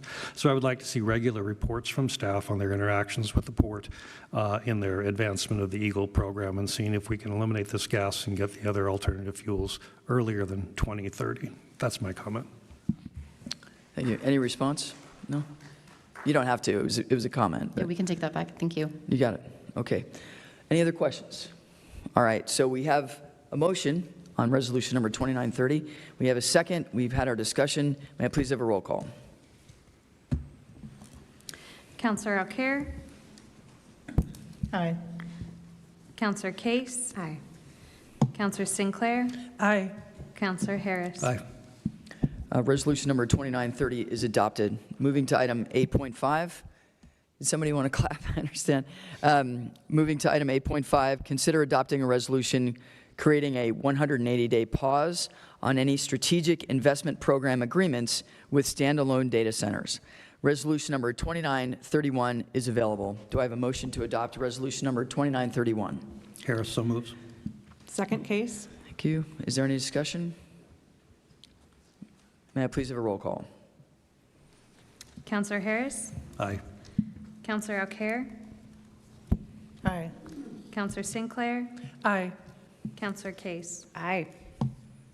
Excellent. Resolution number 2931 is adopted, and thank you, Counselor Harris, for bringing that to our attention. So we moved item number 4.3 regarding the adopting an intergovernmental agreement with Washington County for the ongoing participation of the Washington County Home Consortium. And Counselor Sinclair, you asked that things such as this come to the City Council for a final vote. Chad, how should we proceed on this one? So you should start off with a motion and then a discussion, and then to the extent that there wants to be, an amendment to that motion, you can have an amendment to the motion. But I would generally start off like with a motion to approve. If you have a second for that, then you can have your discussion, and you can go from there. Great, thank you. So can I have a motion? Hang on one second. Let me get there. Let me get back there. Okay. So can I have a motion on the intergovernmental agreement with Washington County for the ongoing participation in the Washington County Home Consortium? Harris, so moves. Thank you. Is there a second? Second case? Is there any discussion? Yes. Councilor Sinclair. Thank you so much, Mayor. On this particular aspect, any affordable housing project governed by this agreement, I'd like to see that come before council, if it's a land that's please forgive me. If it's land that is brought into the agreement by the city or purchased by the city, I would like council to have that awareness so that we can understand the discounts that are being given for affordable housing and at what percentage. Any other comments? Councilor Harris? A question on that. Are you suggesting that when land is handed over to the organization that the city may own, that we then get their complete financial package and look at it and see what the rents are and see all this stuff before we transfer the land? What I'm suggesting is that it could be a high level. We've never went deep into those aspects, but to have a high level understanding that if we are transferring or purchasing land with public dollars, that since it's affordable housing, to understand what benefits the community is receiving and at what discount, whether it be 30% AMI, 60% AMI, or 80% AMI for affordable housing. So I'm the representative on whatever acronym is used for this particular program with the county. But I'm relatively new on that. So what I'd like to know, and maybe you have the answer, maybe Chad or maybe Ms. Brooks does, as affordable housing is developed as a proposal, would this need to come back to council and get approval, hold up the delivery of that housing? And maybe that's okay, or would it kill it altogether if they can't get it together? And I guess I'm not sure how far along the development has to be and the timing in the program to when we transfer property. Is that the last thing that we do? If it's the last thing that we do, this makes perfectly good sense, and I actually agree with I think what you're getting at here. I'm just trying to figure out the mechanics of this and whether that would make it impractical to develop affordable housing through the home project in Hillsboro, and I don't know the answer to that right now. I don't know if Mr. Jacobs or Ms. Brooks has any insight into that. I don't know whether Ms. Hawkins happens to be here. Chris is here. Miss Hawkins Ann is here. right there, sorry. Could you address whatever issues may arise on your end of this as far as delivery of the projects? I would be happy to. So the issue for site control is obtained, and the approval that you would be looking for would have been attained prior to these developers going through and applying for the home funds. So the affordable housing would have come before you to say this is a piece of land that the city owns that's going to be addressed.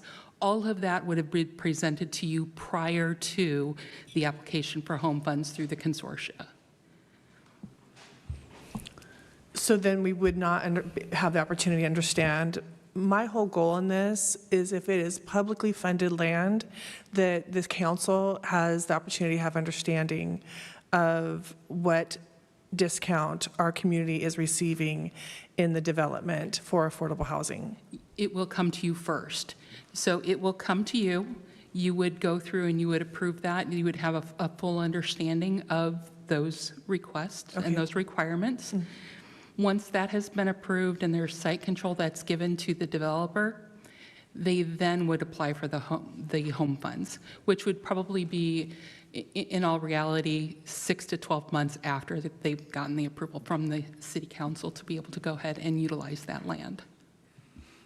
And does that process, so that the process doesn't necessarily slow down due to it coming before council? It wouldn't have even started until it comes to council. Okay. And it comes to council first, that's what you're saying? That is All right. correct. Councilor Harris? So are you saying that the proposed amendment by Councilor Sinclair would not be a problem on your end as far as processing this? It would not be included in that request for the home funds because it would have already been addressed by the council prior to the developer applying. So it's redundant? Correct. Okay. So Councilor Sinclair, may I ask what are you concerned about? What I'm concerned about as land acquisition continues to evolve in our community and expand throughout the region, specifically for us, that being the #1 goal in our state of having housing expand at a quicker opportunity. We know there's so much that's happening with land banking. I would like to understand when public funded dollars are providing affordable house sourcing, that we understand what the discount is. Numerous times we've had projects come before us where Councilor Salgado, I remember a conversation a couple months back where this specific topic of land ownership, like what was the discount for the land, or was the land contributed, and why do we not have more units at a deeper discount, is my point. I want to make sure, I, as a counselor, would like to understand how many units are available at that deep discount or not, because market rate housing is quickly becoming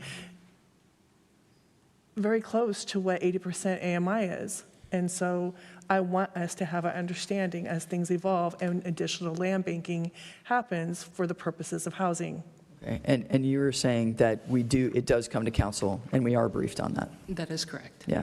And from what I remember, working with Nueva Esperanza and Bienestar, and then Hacienda CDC and the Dolores, it did come before us, and it was discussed, including the number of units and the levels at which they would get 80% AMI, 60% AMI, and 30% AMI.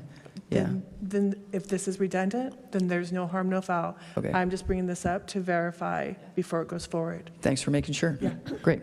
Thank you. I have a question. Councilor Alcare. That if determining the project, the housing project that is gonna, we would vote on, that what standards are there that you have to follow? Federal standards do you have to follow for affordable housing? As far as with the application cycle and how And number of units dedicated to certain income levels? So under the home program, you can qualify and serve households up to 80% of AMI. In order to obtain home funds, it is managed as part of the consortia, and with Washington County being the lead agency, it's handled by the Office of Community Development. They would go ahead and provide a notice of funds and accept applications. Once the applications have been submitted, and as indicated, site control is one of those conditions. Once that has been done, then Washington County OCD goes through and they will make a decision about applicability and whether or not the project is a qualified project. A representative from the Policy Advisory Board, in this case, Councilor Harris, would have the ability to go through and review, score, and rate those applications. The applications are then decided and recommended by the Policy Advisory Board, and then it goes forward to the Washington County Commissioners to be able to approve it, because as a lead agency, it goes on their federal report and their annual action plan as far as a decision how they would like to invest the money within the county. Thank you. And I know that council in the past has had conversation and influence over the kind and number of different types of housing units, even down to the parking and how many parking spots there are. So we've had deep discussions about affordable housing. I think it's important because this isn't a brand new council, but this is a new council, and we've been dealing with affordable housing for a long time. So I think it's important to, it wouldn't be a bad idea for us to have, if not at the next work session that we have on a housing project, that you provide some of those standard details that are always going to be a part of a project. I would be more than happy to do that for you all. Thank you. Okay, so we have a motion and a second to move forward with the intergovernmental agreement with Washington County for the ongoing participation in Washington County Home Consortium. We've also had a discussion. May I please have a roll call? Counselor Sinclair? Aye. Counselor Harris? Aye. Counselor Alcare? Aye. Counselor Case? Aye. The motion passes. Moving to item 9, the city manager report. I'll turn the time over to our acting city manager, Simone Brooks. Good evening again, Council. Interestingly enough, that you should be having this discussion because I'm going to highlight one of the items from the city manager's report that is in your packet, and that is the Dolores project. So that is in Tannisbourne. Nonprofit housing developer Hacienda CDC, which was mentioned, celebrated the grand opening of the Dolores Apartments on this past Thursday. The Dolores was made possible through a partnership with the city, Metro, Oregon Housing and Community Services, and the Housing Authority of Washington County, with a development team that included New Narrative, Access Architecture, and LMC Construction. The city worked with Metro to identify and acquire 2 land parcels for the project. The city also led the developer's selection process and contributed $10.5 million from the Metro Affordable Housing Bond funding to help fund the Dolores. So you can read more about the Dolores in the full city manager's report, in addition to a few other topics. The PCC Future Connect, Hillsboro's Fire Station 9, which was recognized as a top project of 2026, as well as an update on the Human Rights Advisory Council. In addition, we continue to report on ICE responses, enterprise zone applications, and data center development applications. And again, that's available in today's meeting packet. And that's it. All right, thank you very much, Simone. We'll move on to council comments. Item 10. Councilors have up to 3 minutes to provide comments if they have any. You are not required to make comments. It's an option that we decided that we wanted to provide should you want to bring anything up. The council should not engage in any deliberation or debate over any comments or topics raised during this portion of the agenda, other than expressing general support for adding a topic to a future agenda. If a majority of council supports moving an item forward, that item will be referred to the city manager for scoping. Do any councilors wish to provide a comment? I do. Councilor Alcare, you have 3 minutes. So I have growing concern over public comment, and that it's always been reserved to be a time for people to come and tell council when they're concerned about things, when they want change. And in the past few months, they've been pretty angry. And it's because of the way we've made decisions, when it's also been about the way that we have let you communicate with us. And I'm not comfortable, I'm not used to seeing so many police officers at our council meetings. I want to let you know that I'm personally concerned about that because it's a democratic right.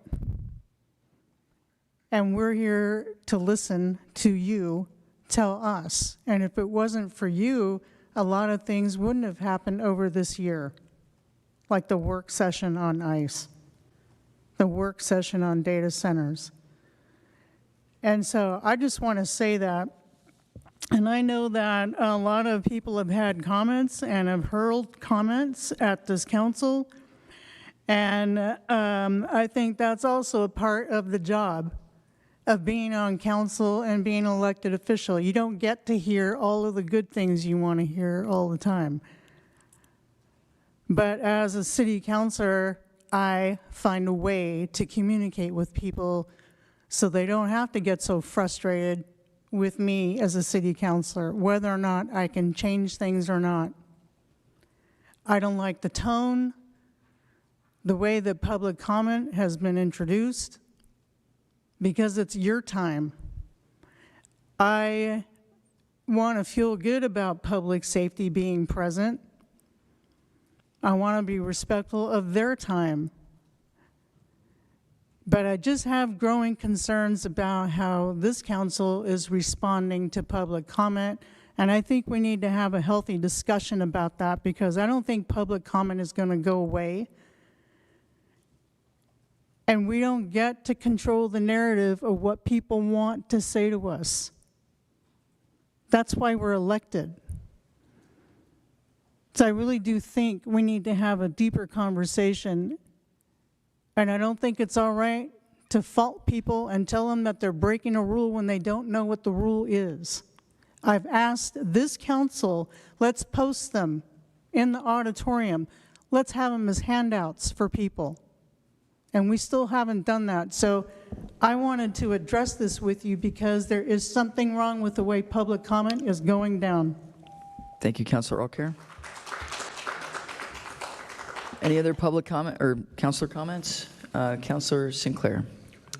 Yes, briefly, I wanted to ask that as an ongoing thing, I know this is new, but can we, on a regular basis, convey the logging of our ICE report, ICE activity reporting that is on our website? I know that Robbie said that there could be a report that is shared online, and the reason I'm bringing this up is because our public may not be aware of where that's located and what's currently happening, and so it can remind them verbally.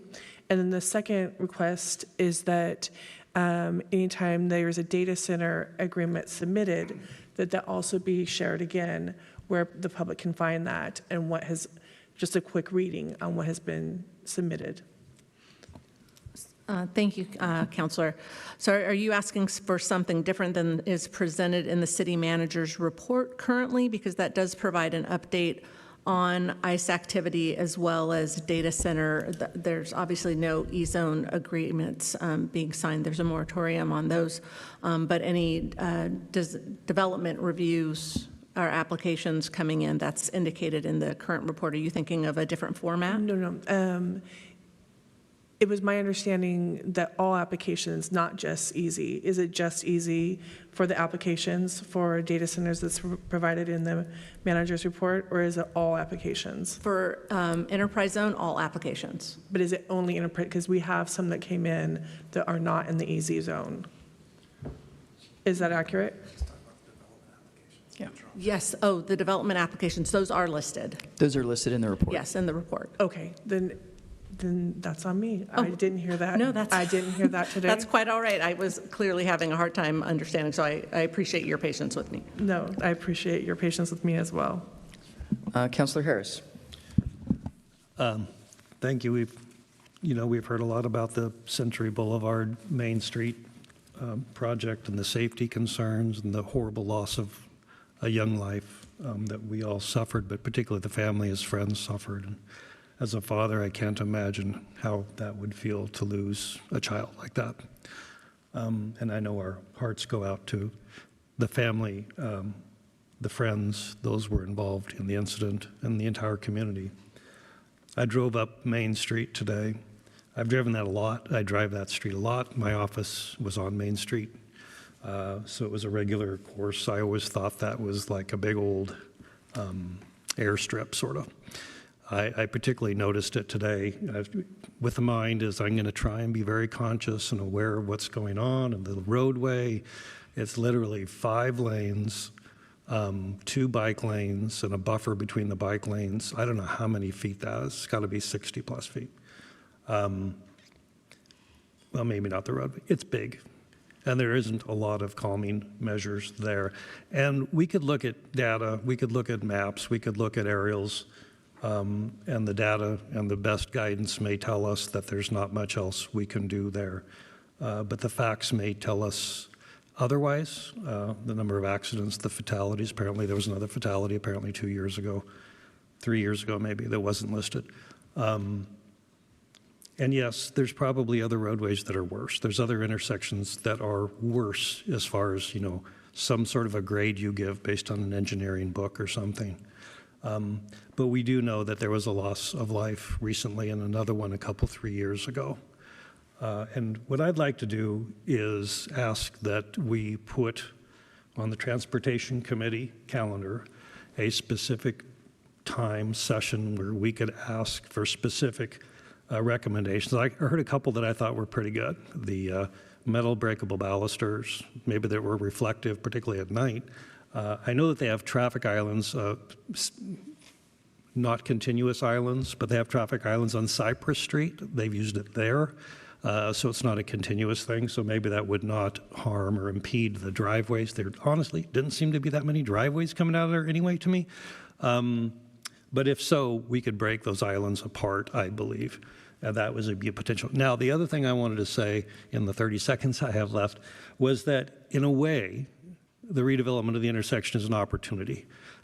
Having some experience in public contracting, I believe that it's an opportunity to engage the city, engage the contractor who's doing the work, and get a change order and piggyback any additional safety work we could do, and the city could pay for it. So we have an opportunity actually to actually address this quicker than normal if we can utilize the current contract. And I'd like city staff to explore that as well. Thank you. Councilor Case.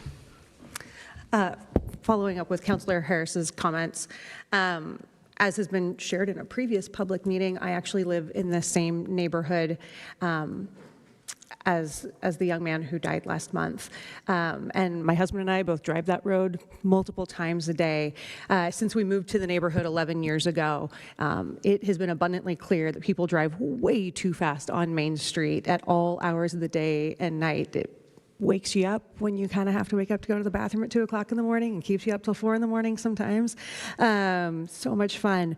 But there's a lot going on in the neighborhood. And, I remember 2 weeks ago at public comment, a young woman came and spoke and mentioned that, one of the first things family and friends told her when she got her license was to be careful of that intersection. We know it's a dangerous intersection.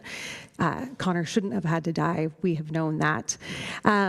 So after many conversations and emails with city staff and my neighbors to discuss available options to limit speeding and what we can do, I just wanted to say, in following up from some of those notes that we've received from staff, today I reached out to the Washington County Commissioners and requested their support for the county, because it is a county road, to explore and install an advanced signal head to replace the signal advance signage that is currently there. It is something they were saying they would be interested in exploring, and so just asking for their support on that. It's not going to stop somebody if they want to drive 70 miles an hour on that road, but with the quantity of speeding on this stretch of road that we hear all hours of the day and night, I think this will be a helpful step in the right direction to protect our neighbors from another senseless tragedy.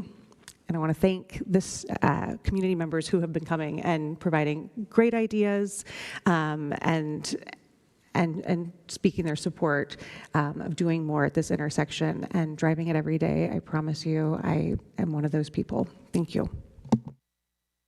Okay, thank you, councilors. Moving to item 11, advice and information. We have a few items under advice and information. Number one, a memo providing safety information related to Century Boulevard in East Main is available in the agenda packet. Residents interested in running for city council can file now through Friday, August 21st at 5 p.m. And as always, community members who want to be informed and engaged on city council matters can sign up to receive a Happening in Hillsboro email newsletter, and Spanish language updates are also available through our Creciendo Juntos email newsletter. And with that, the city council meeting is adjourned, and we will begin the work session at 9:55.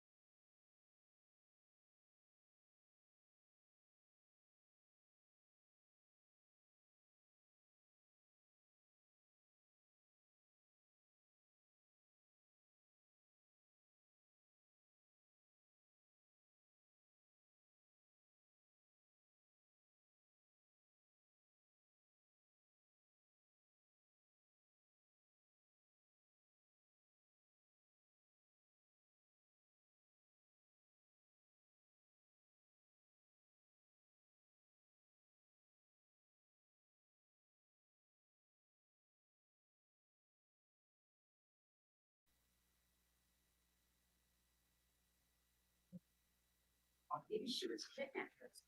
You're right.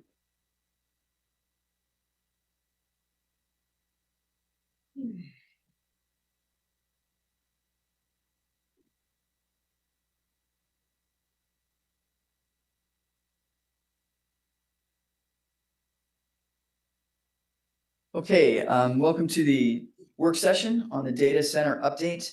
Before we jump in to hear from Dan and Rachel, I did want to ask, I made a commitment to council that if we went past 9:30, I would check in with council to see if we wanted to continue or if we wanted a break for the evening. Just based on, being a human and having so much capacity.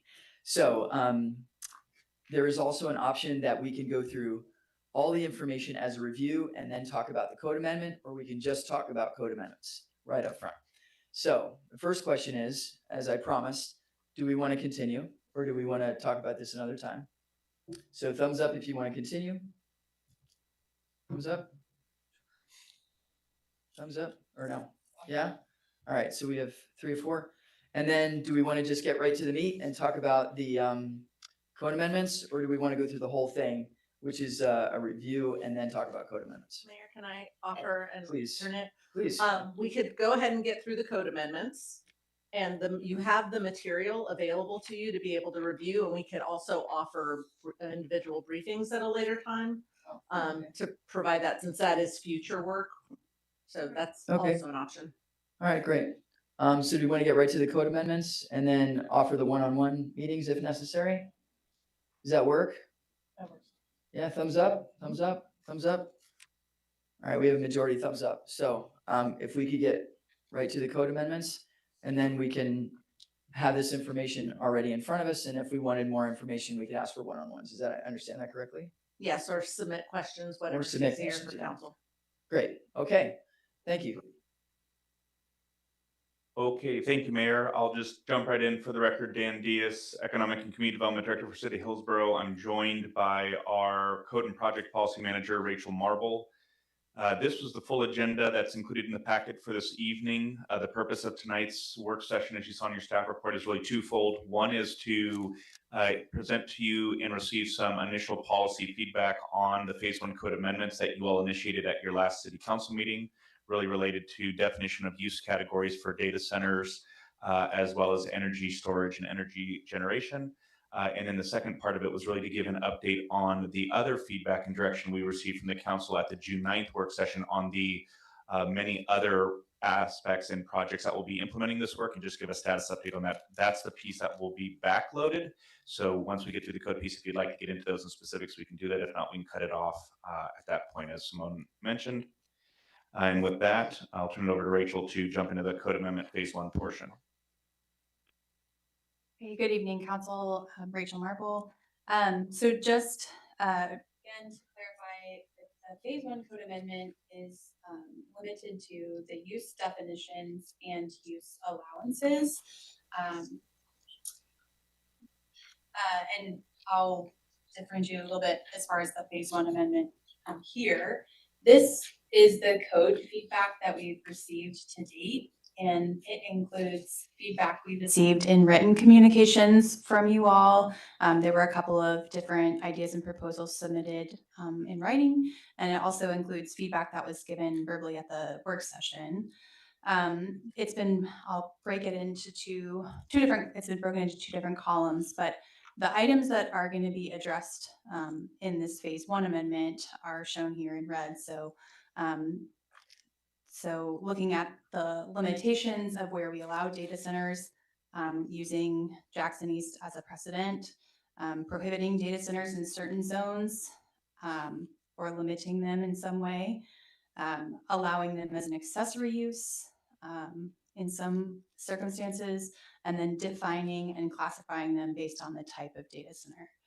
The items on the right would be informed by work that we are starting to do, including the economic environmental analyses.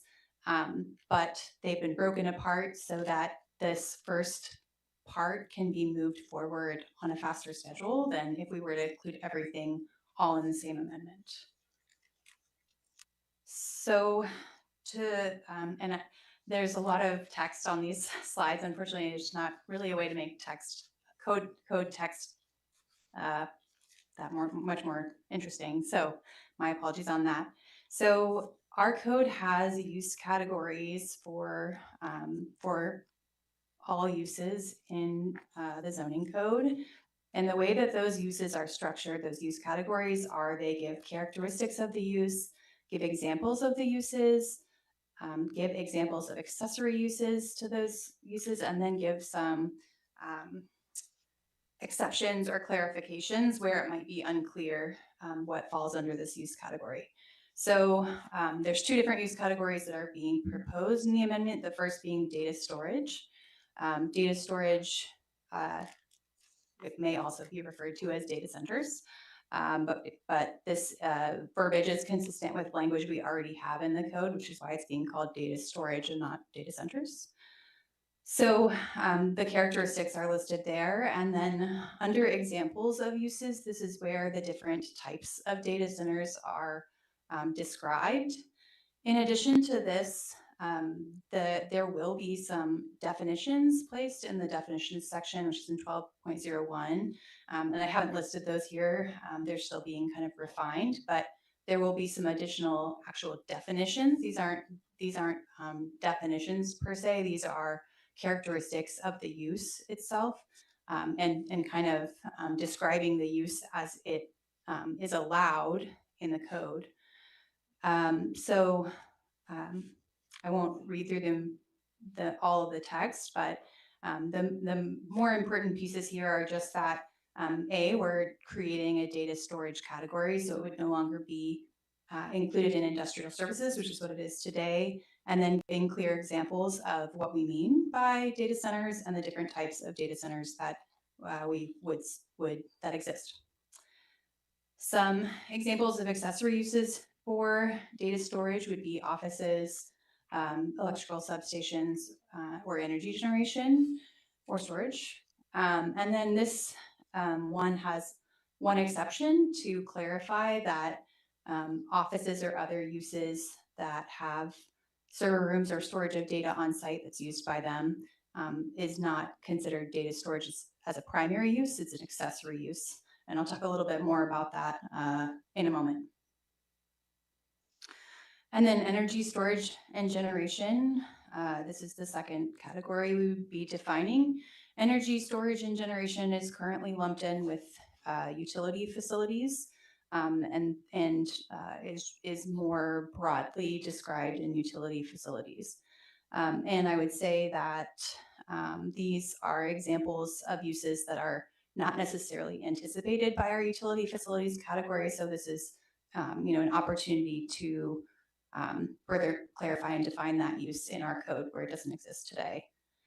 Some examples of energy storage and generation would be battery energy storage systems or BESS facilities, wind energy conversion systems, which would be wind generation, windmills, basically. And then utility scale solar energy systems, which would be like a solar farm, solar installation, where that's the only use on the site. And then this use category, once we start defining things in the code, we have to, when they're not listed, they're prohibited essentially. And now we're creating an energy storage and generation use. So we want to be clear that other energy facilities would fall under this, but we'll be clear about which ones we allow and do not allow. And ORS defines energy facilities very broadly. There's a lot of things that are included in the energy facilities category. Some examples of accessory uses for energy storage and generation are like various equipment on the site, potentially offices, obviously storage of equipment and materials, potentially parking, potentially security fencing.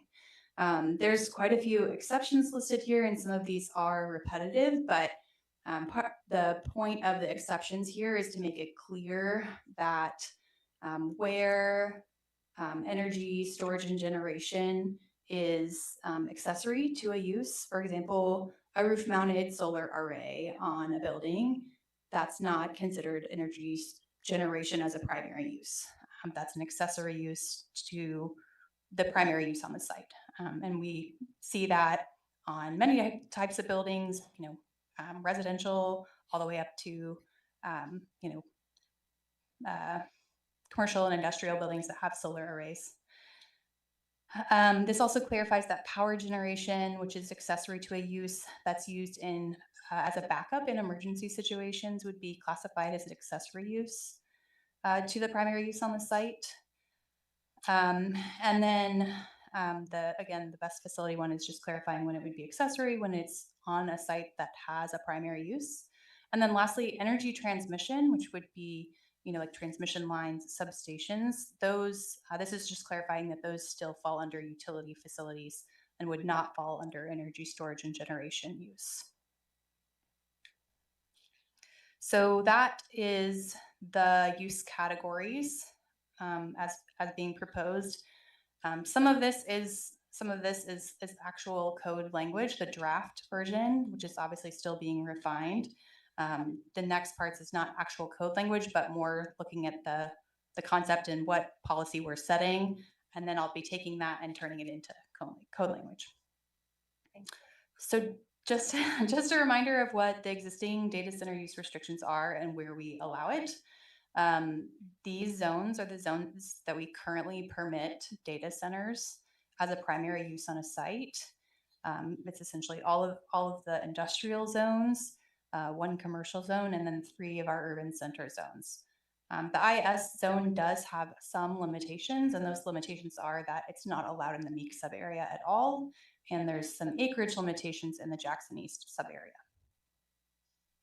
So based on kind of my analysis of the purpose of the zones and things that have been expressed, namely using the Jackson East sub-area and the legal precedent we set there and how we set that up as a tool to apply that across the city, my proposal would be that we prohibit data centers in the zones listed on the left. So, I'll also point out that all of those zones in the prohibit list do not, or none of those zones currently have any data center approvals in them. All of the current data centers that we have are in the IP and IS zones. So in addition to the prohibition outright as a primary use in those zones, we would be proposing to limit them by acreage in the IP zone and the IS zone.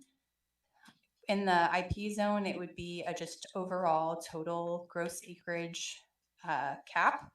And the kind of draft idea there is 205 gross acres total. In the IS zone, we would leave the Jackson East limitations in place because they were already set in that sub-area and in that plan as that came into the city. We would leave the prohibition in the Meek sub-area as a primary use alone, and then all other sub-areas in Jackson East or in IS would be capped at 305 gross acres total. How I arrived at those numbers is that our adopted economic opportunities analysis estimated that we in the future could need somewhere between 6 and 10% of our employment land for data centers. And that methodology was what was used in the Jackson East Development Code Amendment and how the acreages were arrived at in Jackson East for the limitations there. I'll also note that, so obviously 6 to 10% is a big range, or it can be a big range. We have 6,210 acres of employment land in the city in our, as reported in our economic opportunities analysis. As far as where our current acreage stands for land use approvals of data centers, essentially in the IP zone right now we have 203 acres of data centers which have vesting through land use approval or are built or constructed in permitting, etc. In the IS zone, we have 303 acres. So these totals are offering a little bit of wiggle room but we may want to look at that number a little bit harder to see how much wiggle room we want to build in. But they're essentially accounting for what we have today.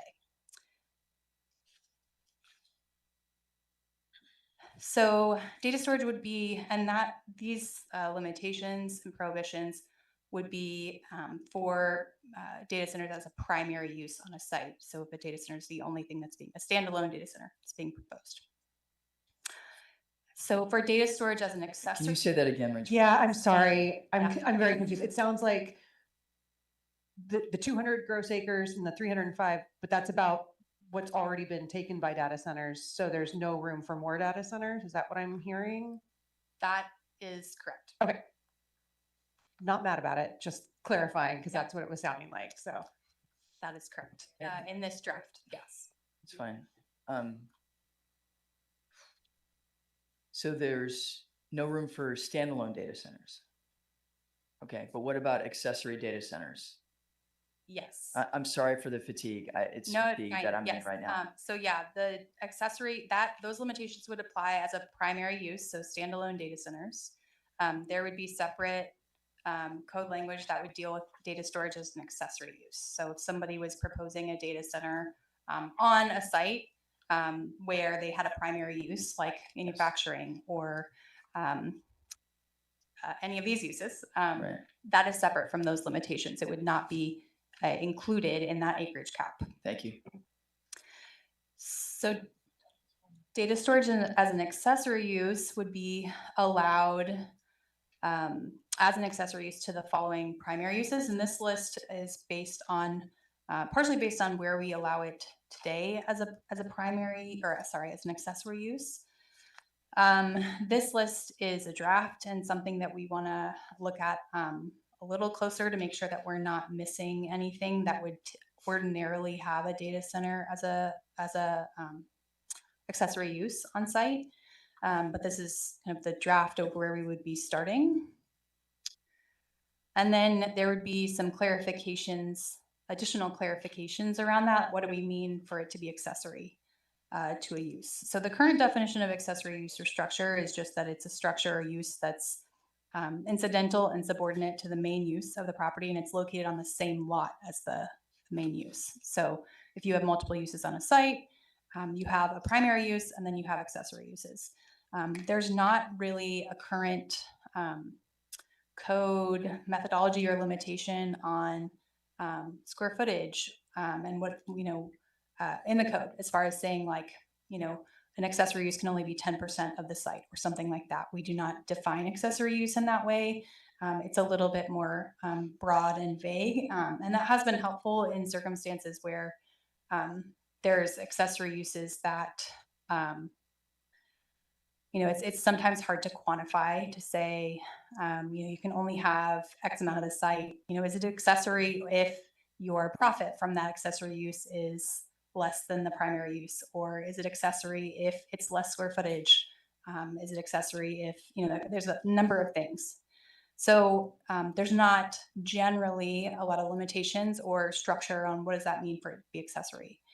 For data centers, we would add some additional clarifications so that it is clear what we mean when we say it's accessory.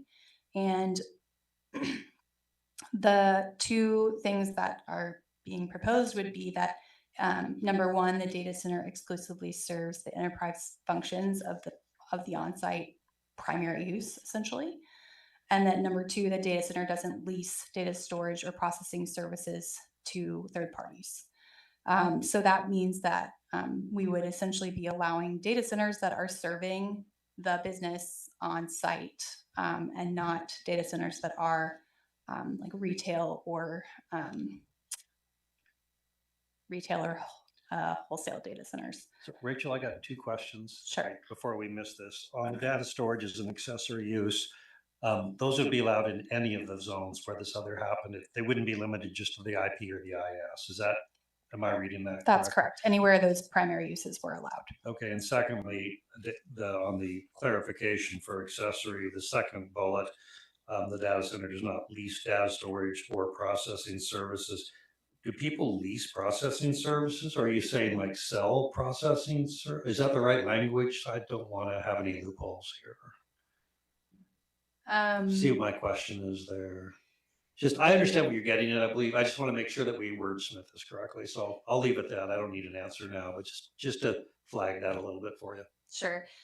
Yeah, we can look at the language and make sure that it is capturing what we want it to be capturing. Ultimately, some of this, there are quite a few other jurisdictions across the country that have adopted data center regulations, and there's quite a bit of research online about zoning for data centers. So part of this was based on that research nationwide of what other jurisdictions have put in place. And data storage and data processing centers are often kind of linked together and just included as one item. So that is where that language comes from, but I will definitely take a look at it and make sure that it's capturing what we want to be capturing. Rachel, can I just interrupt one quick second? I think there's a great point to just remind the council of the process. And so we're coming to you tonight to get feedback on what staff is drafting, to make sure that we're sort of following what you all wanted to do. Then there'll be a public process where there'll be a public hearing before the planning commission. The planning commission will go through this. They'll go, tinker with whatever needs to be tinkered with, such as this language, and then it'll ultimately come back to you again for final approval. So, this is the kind of feedback that's great, where we can get that feedback and say, here's things that you may want to look at, but just know that these aren't the final decisions being made tonight. There's an entire public process that's going to continue throughout before we get a finalized document for you. Thank you, Chad. Any other questions, Councilor Sinclair? Yeah. Just for clarity, because we just got this today. Yeah. And I don't feel comfortable having consensus on this beyond, this is a lot to process. This is new for us. And I want to make sure we're allowing ourselves as a body enough time before we confirm anything. Yeah, this is, Dan and Rachel can jump in as well, but this is really just to give you an update. So we're saying, here's where we're at, here's what we're thinking. Generally, are you on board with this? It's not to fine tune the language. And then we will then go through that process with the planning commission. So there'll be plenty of opportunity for you all to provide staff with input throughout that process. Is it also possible for us to have a third work session and to where we process this from tonight? So that's up to you all, just knowing that because this is a land use code amendment, there's very specific procedures and noticing requirements that we have to follow. So the more work sessions that you want, that'll just delay the actual enactment of the code amendments. And I don't know if I skipped ahead a couple of slides, but because we're talking about the process, that's okay, to just give you the timeline of where we're at and what this will look like moving forward. So we're doing a work session right now. That's the first thing, July 21st. The next item would be the public notice, which will go out to affected property owners. And the affected property owners in this case is anyone where the zones that we mentioned where the zoning is changing, the allowances, we would be mailing them a notice. After that, August 12th would be a work session with the Planning Commission. There has, I'm sure some of them are aware of the conversations that have been happening at City Council, but they have not had any of the previous, kind of education and information that you all have had. So we want to have a work session with them to not only give an overview on data centers and the work that you all have and the conversations you've all had thus far, but also on the language that's being proposed. So that would be an opportunity for them to kind of, do a little bit more workshopping on the language and give feedback on the language. The Planning Commission public hearing is currently tentatively scheduled for August 26th. And then after the Planning Commission public hearing, which they will make a recommendation out of, it would come to City Council for a first and second reading. This timeline and process is kind of the baseline of what our code requires, or the process it dictates as far as a code amendment goes. So the public hearing occurs at the Planning Commission, and then it comes to council for first and second reading. There may be additional time, and that's something that we can follow up with afterwards about the schedule and, when that's available. But between now essentially and when it comes before you all, which is September 15th, obviously that's two months. Time for an additional work session if you all would like more time with the actual proposed language, and more time to, have a discussion about the language. If we can get sufficient feedback tonight to be able to confidently move forward with writing the code and then come back to you with that additional text and language. Councilor Alcare? I think I'd like to have a third work session after August 12th.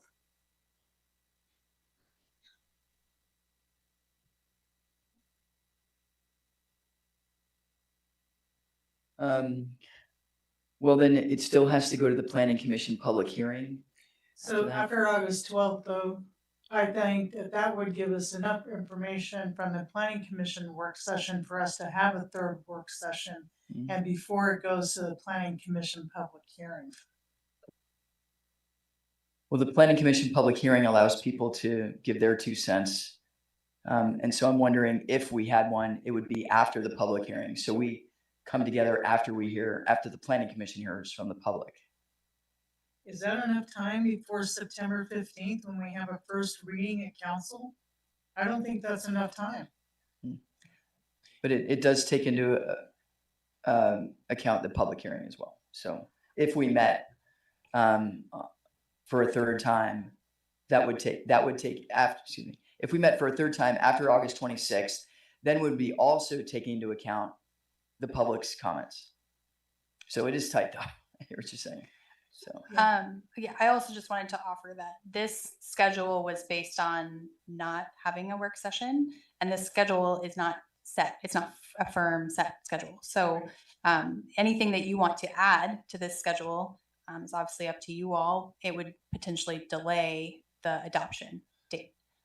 So, obviously based on the meeting schedule, there is overlap between Planning Commission and City Council on the dates and getting that kind of worked out, but I would have to look at the dates of the meetings now to see if there would be time without delaying the adoption, or what that impact that would have on the adoption date. And that feedback's welcome too, both on the general direction the policy is going, because what Rachel is presenting, and thank you, Rachel, for your work pulling all this together and getting it to this point, really stems from direct feedback that we received with consensus from the council, especially on the June 9th work session, where there was the desire to quickly move forward with a code amendment with the use categories and definitions as Rachel's described, and getting into those zoning and use tables. And as part of that, the balance that staff has tried to maintain in this is doing the work as quickly as possible. That's been a request of council, but also doing it within the required land use processes and with a degree of communication and engagement there as well.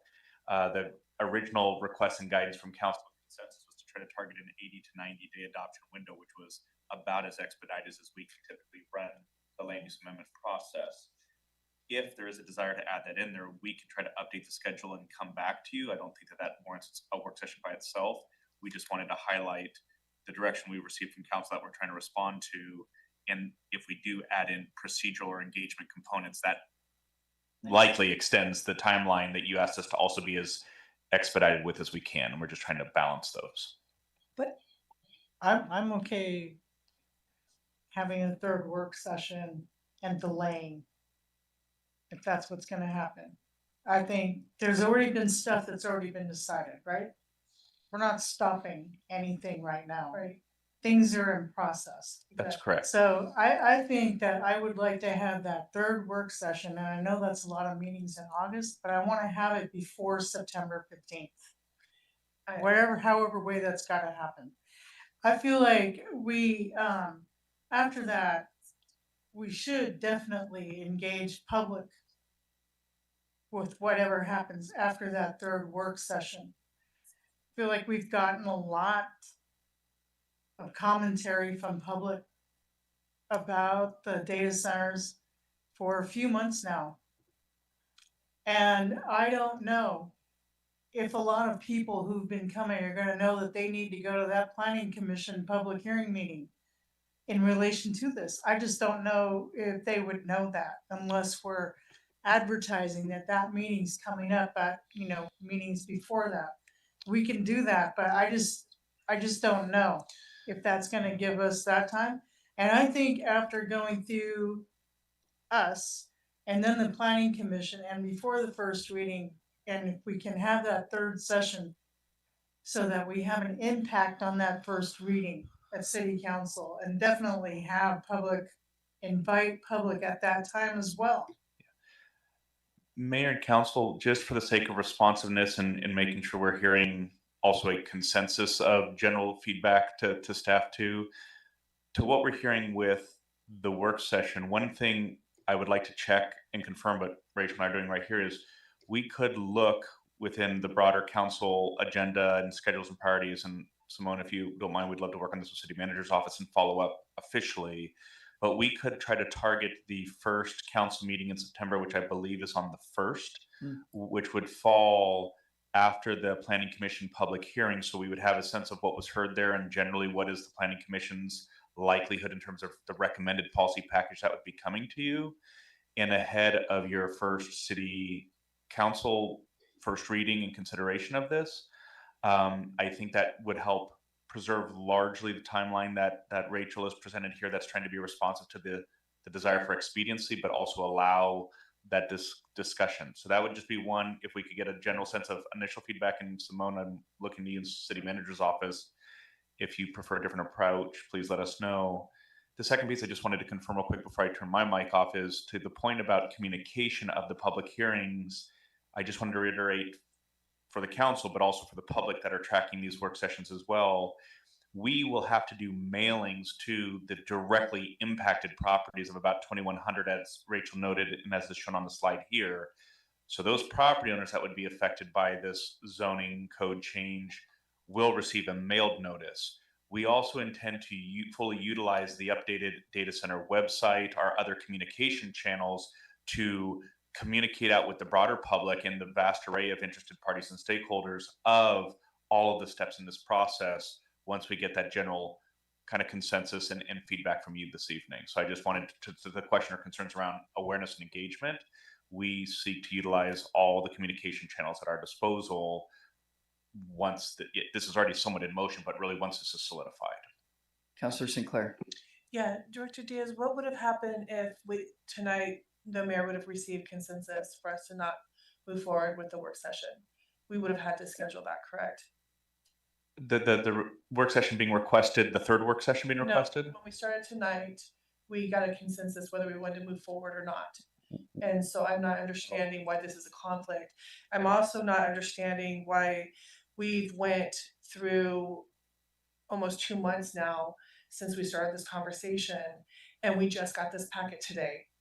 That is just not enough time to adequately consume this information. So I'm hoping for us to go through this so that we can hear your guys' expertise on this, and then we can come back to staff and email questions, have further discussion with the public, and then come back and get a consensus then with any direction you would like us to, suggest to us. So Councilor Sinclair, I appreciate your comments, and to your first point, what would have happened had council decided that they didn't want to move forward with a work session? We would have looked to council, communicated with council to find out whether or not you had any input, and we would do that individually, as we often do when we solicit information, so as not to risk a serial meeting. And then we could have made a determination about whether or not we needed to schedule a work session, but that would have obviously impacted this timeline.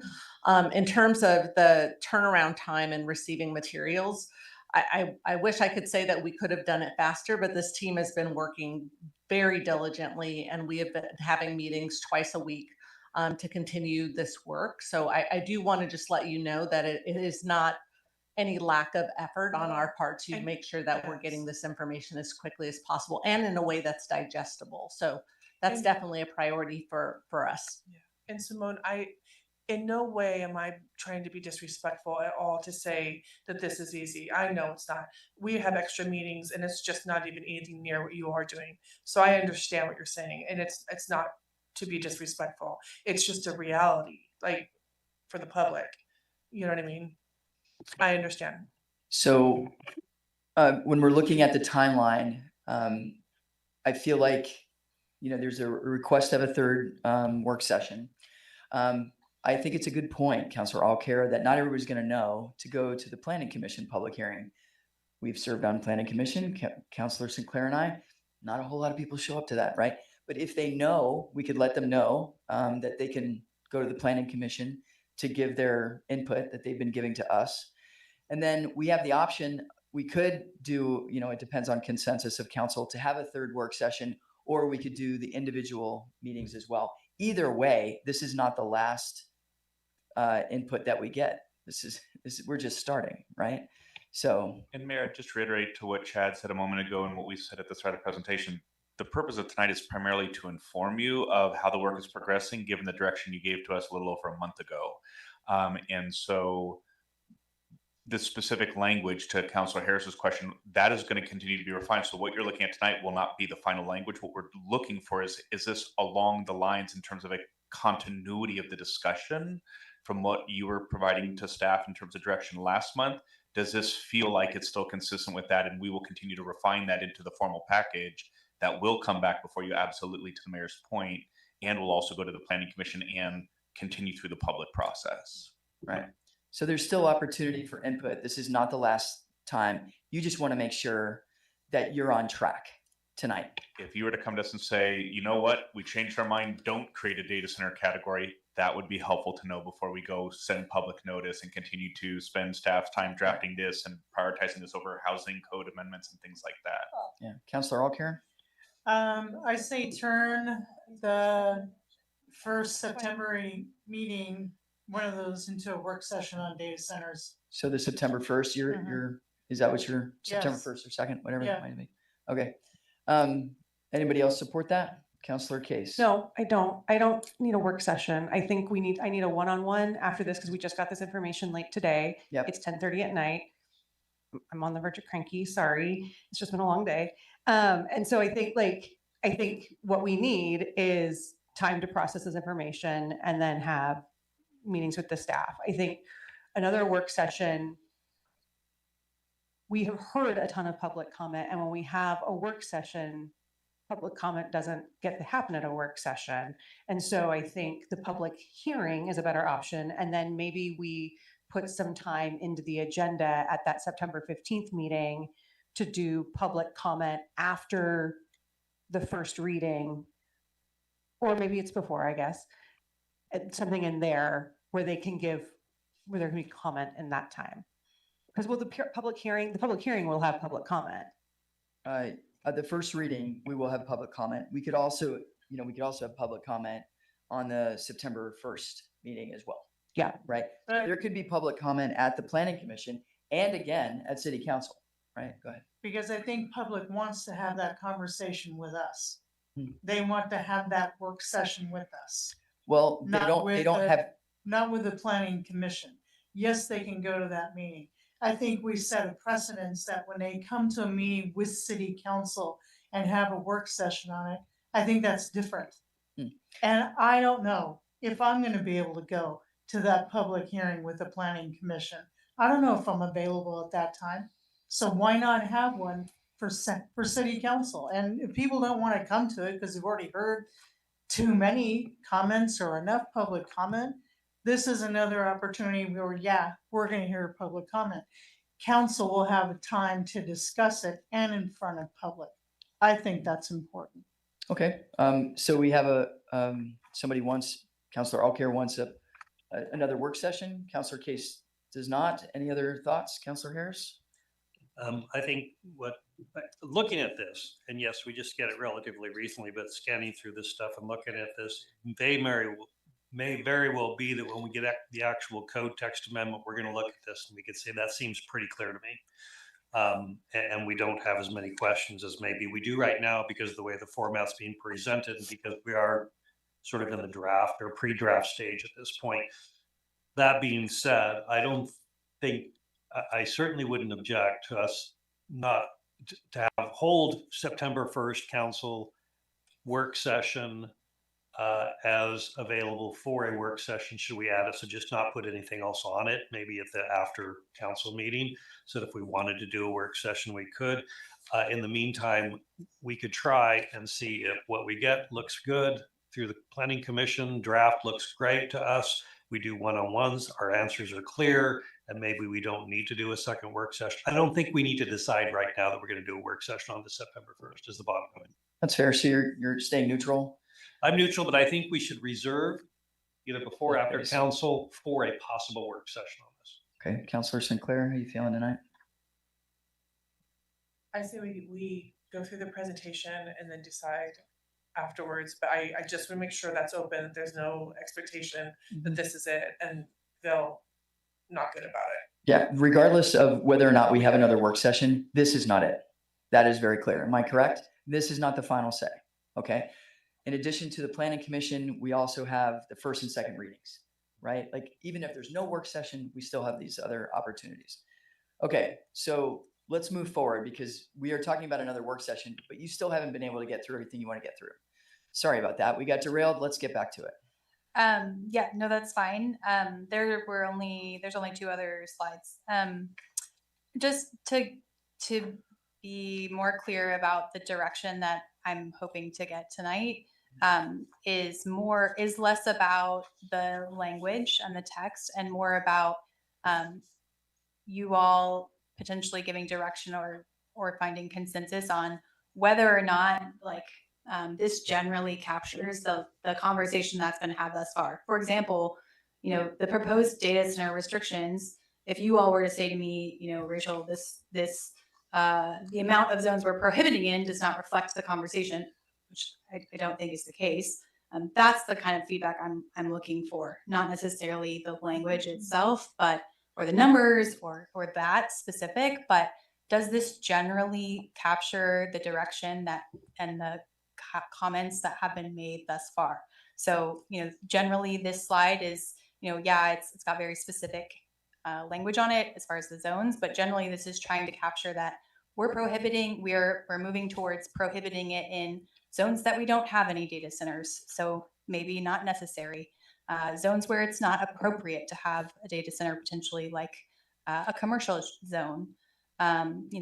Zones that are station community zones, which would be SCI and SCPP that are very proximate to the light rail. That's the kind of thing that I am looking for, that when it's brought back to you as a text amendment, I can make those things clear, hopefully, that's what is being reflected in the language. I did not want to put that full text in there, because I knew you wouldn't be getting it that far in advance. It's very hard to digest, and quite frankly, zoning code is a different language. So it's a lot, and so I wanted to capture and hopefully get direction from you all on, do you feel like the kind of general concept for these things, the use definitions or the use categories, and the kind of idea of the limitations, restrictions, prohibitions, prohibiting it as a primary use in these zones, but allowing it as accessory for certain, cases. Like those are the kinds of things that I'm hoping to get kind of, yes, I think that was captured, that was reflected in previous guidance, all of those things. And I tried to take those guidance pieces and show you where those would be reflected in the code, not necessarily the text itself. Okay, Councilor Case and then Councilor Harris. I guess, so apologies for not having memorized the types. So the IP means industrial park. It's a good Park. chunk of the zones located in the northern hemisphere of the city and a little bit along parts of TV Highway. And then the S is? The IS is the industrial sanctuary zone. That's the bulk of the newer areas in the North Hillsboro industrial area and some of the areas north of Highway 26. And the IG on the prohibit list is for? Industrial general, mostly along TV Highway and in our downtown area. Okay. I think the only other thing I would say in looking at these things is I would be interested in and happy to have pushback on it on the data storage as an accessory unit as a percentage of the whole, so that we don't get into, I know that's something we've kind of talked about before. So the additional clarifications cannot be more than 50% of building usage, and I don't know what that number would be. And that you're expressing that the limitation would be on the square footage of buildings on the site or the square footage of land on the site. Yep. One of those. That's not helpful, but just yeah, I mean, it's when it's data storage as an accessory unit, yeah, that it's not. It doesn't take up most of the land. Right. Right. You have the data center. Yeah. And then you have 3 office buildings, Yeah. but it's that the people in the work are, more than that. So whether it's the unit or it depends, I guess, which probably is what's going to make that a harder thing to say. So just, we can and I made up 50%. There's general consensus to continue in that direction too. Yeah, that makes sense to me. I'd like to know a percentage too as well, or set a percentage. And Councilor Harris, you had a question? So why are we making decisions? Yeah, looking at this is sort of, I guess, maybe the type of fee. Hope this is the type of fee you're looking at. The limits you put on total gross acres are 200 and 300 in the two, and it sounded like the information you gave me also sounds like we're pretty maxed out at that point. So if we adopted that, we wouldn't, theoretically, there would be no permitted standalone data centers. Now, it looks like, what'd you say, 6,200 acres, so 500 would be 7% or 8%, and you're looking at 6 to 10 is what you said would be sort of a potentially reasonable number for data centers. But let me ask you this. If there's a potential manufacturer that wants to move into this area, wouldn't that require them then not to rely on any new data center capabilities like the co-location center? They would have to build their own data processing, data storage facilities on site as an accessory use, because that would be allowed. So is it, and maybe Mr. Diaz can answer this question, do we get prospective employers of high quality jobs who we would like to have in our area come say, yeah, we'd like to do that, but we need data storage or data services. We don't really want to put it on site. We want a contract for that. And if that does happen, that sounds like it could be a real deal killer. I'll do my best. Thank you for the question. And part of why I say I'll do my best is because some of this will be undata substantiated information that we receive from the industry, where we always try to make at least data informed, factually defensible assertions. So I just wanted to caveat that up front. As we shared in the June 2nd and followed up on the June 9th work sessions, our staff are aware and regularly engaged with the industry in our area that have indicated that they rely on, and increasingly so, on data processing and data support. That spans industries from biotech to high tech and advanced manufacturing to outdoor athletic and apparel to financial industries. It is very dynamic. It is very inconsistent across the board. So that's where we will try to come back with square footage limitations and things like that. It might be in the form of ranges or some options. We can come back to that if we get consensus. The point about the accessory uses, we have seen different industries and different business entities shift that model of whether they prefer to host and contain their data and information processing, the data centers, on their manufacturing site, or whether they prefer to maximize their site for manufacturing purposes and then have that data center off-site but very close by. And so I think, to your question, if I'm understanding it, Councilor Harris, does the risk of an over-reliance on accessory use of data centers potentially hinder economic development efforts to bring in manufacturers and some of those other target industries? I think there is a very likely risk of that, both of new entities coming in, because they would arguably need larger sites then to make sure that they have the data processing capacity on site. And for existing businesses, we oftentimes will see them, if we're lucky enough to have them continue to invest and expand here, they will actually kick parts of their operations off their site to go nearby. That can be data processing, it can be warehousing. And so what would happen is it could create a pinch point there of capacity on their site. And we can seek to try to better understand that. But I apologize, I don't know if we'll be able to get to fully quantifiable specifics or some consistency of findings in that regard. Now, that's what I figured the answer would be, honestly. And I think that's a reasonable answer. Do we know what the current capacity of usage is of our current standalone data centers? Like, are they 100% full? Do they have additional capacity? Do you have any information on that? We have some information on that, similar to what was shared in the prior work sessions done by third-party entities. We also are anticipating trying to get at some of that in the upcoming studies, which are part of the rest of the update tonight, and some of the question or the request you gave to us last month to conduct those studies. We have heard that data center vacancies, especially for built-out facilities, is in the low single percents in terms of vacancies. So they are quite filled or in the process of being filled up as power is available, as the computing hardware going into them can be available.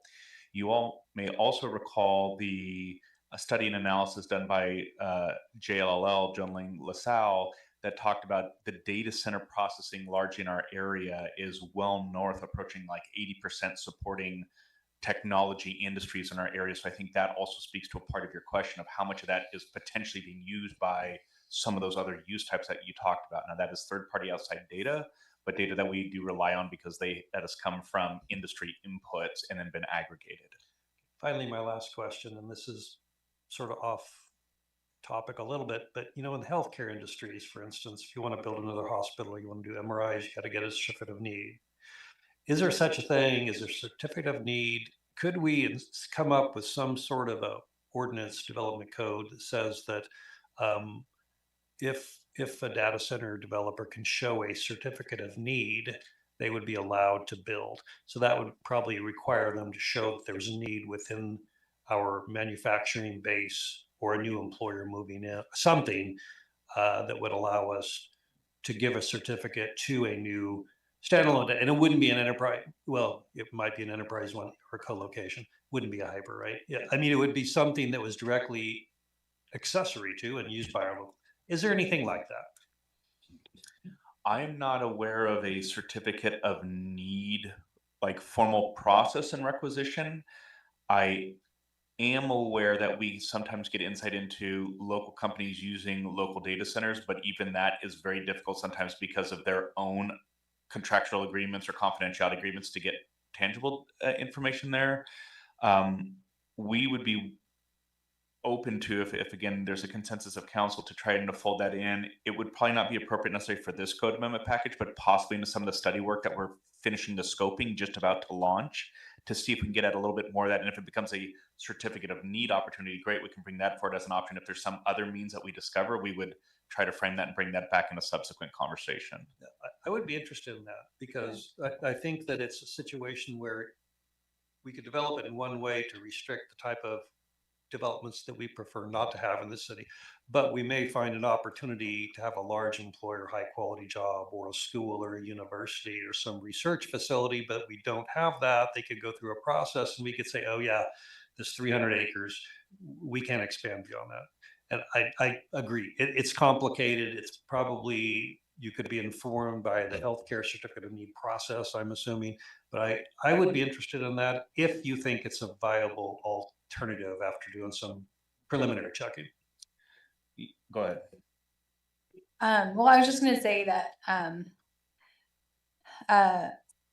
first, to just clarify the number. So this acreage, the 300 or 510 acres, is 9.5% of our employment land. The other thing, so, and when I drafted this language, there was essentially like a 10% capacity, excess capacity. So there was more excess capacity. There was about 50 acres that was built in that would provide a little bit of more wiggle room. That 50 acres disappeared today when we got 2 new land use applications for data centers. That's 50 acres. So there, the wiggle room there may need to be looked at. But also what I would say about the idea for the kind of certificate of need, it sounds sounds like something that we would potentially want to look at during phase 2. One of the ideas or one of the feedback pieces was elevating the review process for data centers to a type 3 decision. And that sounds like something that, you know, we would typically have like a conditional use for something where it's not a use that's allowed outright. It's a use that would be permitted through a public hearing process. And that's something that we had on the list for phase 2. And something certainly that I think the economic analysis that's going to be done, that's going to inform phase 2 might help us better understand that, you know, if we would be unreasonably restricting other industries by restricting data centers. The other thing I'll say is just that these limitations or these, you know, we're setting a baseline because we don't have the data center use in our code today. So we have to set, if we're going to define it, we have to set allowances or restrictions for it. There's nothing stopping you all from revisiting those during phase 2. So, you know, you could revisit these allowances during phase 2 if there's, you know, something that becomes apparent during the economic analysis that we've been, you know, too restrictive for some reason, and you all want to revisit that, you certainly could. Can I just, appreciating that it's almost 11 o'clock and some of us have been at this 16 hours, I don't know if this is maybe just one great final response to get council's feedback to this notion. If the heart of Councilor Harris's proposal, and especially if this is resonating with the rest of council, is to still try to ensure that there's localized data capacity to support those other target industries, I think is at the heart of some of that last question of that certificate of need. If we are successful in coming back with some sort of this accessory limitation threshold that could go on site, we could, and maybe this is just late and tired, but we could look at almost a transfer of development right opportunity that if I'm a manufacturing, I could have that 50,000 square feet on my site, or I could transfer that to go off site and be a standalone. And there's some connectivity of the direction of like that supporting still that manufacturer locally as well. So that's early, it's immediately responsive off the cuff, but those are the kind of general pieces without the specifics that if council would like us to try to explore those a little bit more, either in the heart of this code package, but really maybe also a blend of this code package in those studies and looking ahead to phase 2, think about that. We can take some of that in now if there is consensus this evening, or if you want to follow up, we can think about that as well. But I think that with those two things you've asked for almost tonight, those could almost maybe work together in something that we've not really thought of yet. So yeah, just I think it's a really interesting idea, and I would hate to lose out on jobs based on an arbitrary percentage that we offer or that we put down initially. So I'd love to have that on the table. And I like the transferable development credits. We like sort of like height restrictions, right? It's complicated, but I like it, both of them going forward in phase 2. Like I say, let's get this phase 1 done. Yeah. Councilor Sinclair, did you have a comment? Yeah, I literally feel like maybe there was a separate conversation prior to this moment because how are you getting, so you just said for them to come up with some type of certificate that outlines the quantification of the land versus the need. And is that basically? No. Well, I'm here, okay then. I'm not seeing what you guys are seeing in this conversation because we have, I don't even know what the number of applications that have been received in whole for data centers. Like, we should have an idea of what's being demanded right now. And we don't have that information in front of us. So that's what you're asking for, basically. Well, what I'm saying is if we were to impose acreage limits, that would pretty much mean no further standalone data center, and that might be fine. But if the economic analysis or the future changes, and it could be different, it could be we get chips that are so fantastically efficient we don't need as many buildings, right? But if the situation arises where we're losing out on good job opportunities because those opportunities need data processing that we cannot build, that it could be a situation where if certain criteria are met and we voted on it as a council and we agreed to it, that maybe there's a certificate or transferable rights that are issued that would allow another center in the future. So that we didn't lose out on the job. Not one to build a FedEx or a Meta or an X or LinkedIn or anything like that. That's not the idea. The idea was it would be to support the local manufacturing job creators. I don't know what exactly that would look like. I'm not proposing to build any new data centers. I'm not trying to build that into the system just to build data centers. That's not the purpose. The purpose is to make sure. It'd be sort of like saying, well, we might need to build another substation to support this job creating manufacturer who wants to move in there, right?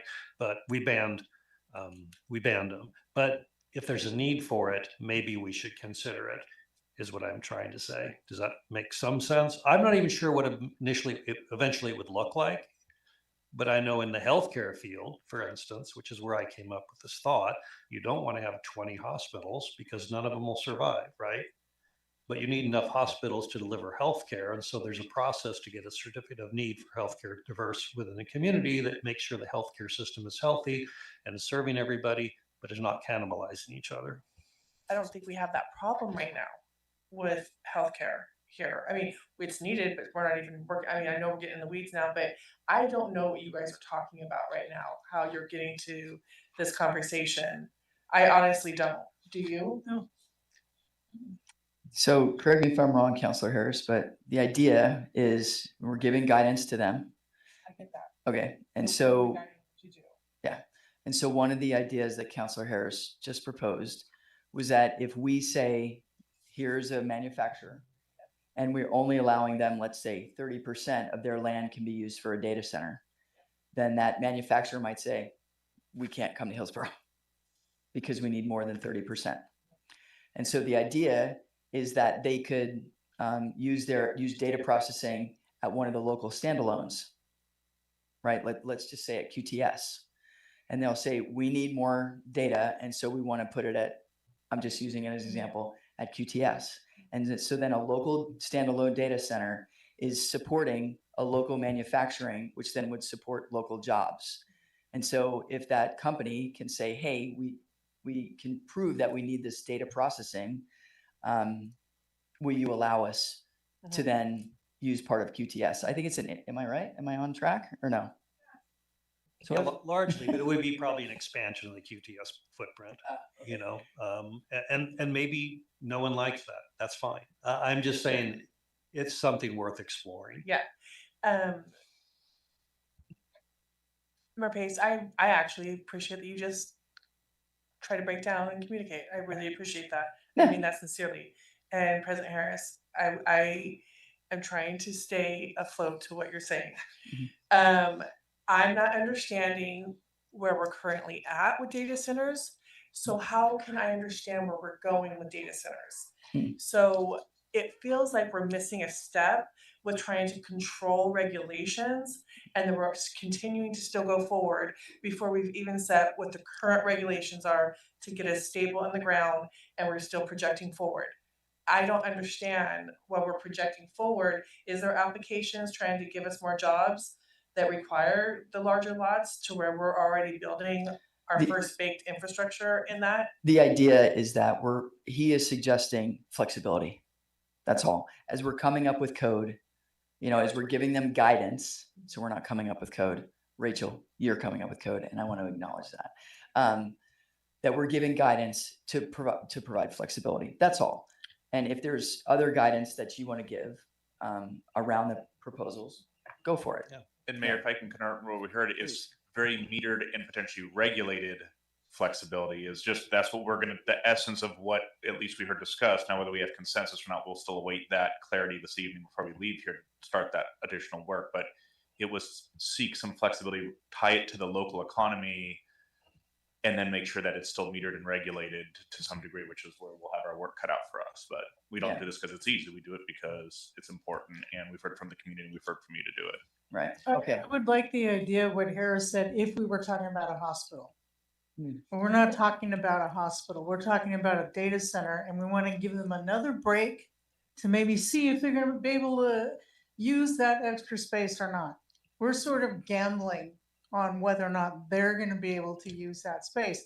I think we continue to give them a break like that. Why are we being so friendly to data centers? If we want to have a company come here and provide the jobs, which is what we used to do, then that's what we would do. We know what those jobs are. We would know what the future projections would be, right? Because I don't think you would enter into that kind of agreement without really knowing. So I think it's not a bad thing to be flexible with a data center, but I feel like we do not have a grip on where data centers are right now to be able to regulate. That's what I feel like. And I feel like they're sort of happening no matter what. And all we're trying to do is put down some gates. We're trying to put down some regulation. And no matter what, how we try to do it, you just have to imagine that these things are happening anyhow. The data centers are happening anyway. Well, the specific question I asked was, what is the current vacant capacity at the existing data centers? And single digits, basically, which means capacity. Which means then I thought, well, okay, what if we have a manufacturing facility that needs computing services? We picked these numbers arbitrarily, 200 to 300. We just picked them. There's no magic in it. And so what we're doing is, the reason I suggested a certificate of need is because there is a process that a applicant would have to go through to find these, however many criteria we decide to impose or to use, right? And they have to show every single one of these. They don't just get to file a development permit. They don't just to go ahead and get 100 acres because they think they need it. They would have to go out and get probably the end users who would have to come in and certify that, yes, this is an economic necessity and a benefit to our community. Just an idea I thought of when I started asking the questions about capacity and the acreage. Okay, Dan and Rachel, what other guidance do you need? You got guidance on timeline, you got guidance on this. And then also to the point that Councilor Sinclair brought up and others, we'd love more time with it. Yeah. Right. And so do you have the general guidance you need so far? I think we do. I'd love to just summarize, given the late hour, just to make sure we heard it right. And then again, please, as we've discussed, if you want to take additional time with this and have questions, direct those through City Manager's office and staff will then coordinate responses back. But the consensus points, I'll take a first crack. Rachel and I were trying to briefly compare notes, was first of all, I'll go to the process and the timeline side. I believe we heard consensus on hold a potential date for September 1 for a possible work session. Let's explore that and get back with council. Don't pin it, don't schedule it yet, but just evaluate that and follow up. Yeah, just hold that to Councilor Alkir's request. Great. We heard a general consensus around the accessory use to explore, I think from Councilor Case's idea, some percentage cap, whether it be total square footage, site acreage, or other, that puts a assurance that it really is accessory to that other use. And we'll explore something along those lines and come back with policy concepts in this code package. Is that a consensus point that we heard appropriately? I'm sorry. Yep. I'm so sorry. Director Diaz, can you say that again slower? Sure. So there was a request and a proposal that when we're talking data centers as an accessory use or data storage as an accessory use to something, putting some parameters on how much of that site or that use can really be used for data center. And we'll explore whether that's most appropriately done as a square footage limitation or a percentage of the square footage or perhaps a percentage of the site acreage. But I think there was pretty solid consensus. At least yeah, we did discuss that. Yeah. Yeah. Did that help clarify, Councilor Sinclair? And then the last one where Councilor Harris, respect your point about do we need consensus or not? This notion of looking at trying to tie back to that. The only reason why that would be important to try to get some sense if there's consensus or not, that like notion of explore possible transference of some of that capacity for that metered, monitored flexibility would be, it could dovetail into what we're going to seek to do with the accessory use. Even though part of that would definitely need to probably fall to phase 2 when we've done some of those additional analysis and come back with the second code package. That one, I don't think I heard as solid of consensus on, but if the council can give us a sense of consensus of, yes, we kind of want to explore possibly that metered flexibility, that would help us, I think, especially as we think about that accessory use approach too, that we do have consensus on. Okay, thumbs up on that, just to look into it. Not right now. Okay. Councilor Alcare? To look at it? That's all, you're just want to. Just to explore what a potential option would look like and bring it back at some point in the future for further discussion. I feel like it's for future discussion. That's right. So how would it help us to take a look at that now? And helping council come to a consensus on what we want to do? How would that, doing this now for a future conversation, how will that help us, council? I believe, Councilor Sinclair, it would be somewhat helpful as we take this initial code. I'm sorry, Councilor Alcare, we're all tired. This initial code package is seeking to do two things, as we've discussed: create those use categories and start to limit them in the zones or prohibit them in the zones. By having this conversation, trying to look at that, it may help with the clarity of what are those thresholds limitations in the zones now, and where might you need or want to revisit them in the future after we update them in this phase one. I hope that does justice to your question. Okay, and your thoughts, Councilor Alcare, if they can. Yeah, go ahead and look at it. Okay, so you have majority on that one. Any others, Dan? Those are all I had. I'll just check in with Rachel if that's okay, in case I missed anything.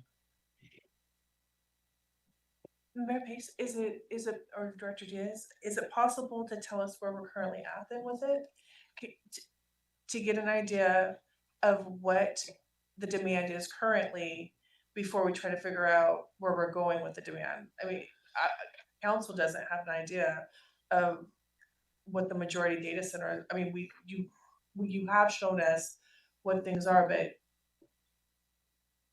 I don't know the acreage of what's associated with the definitions.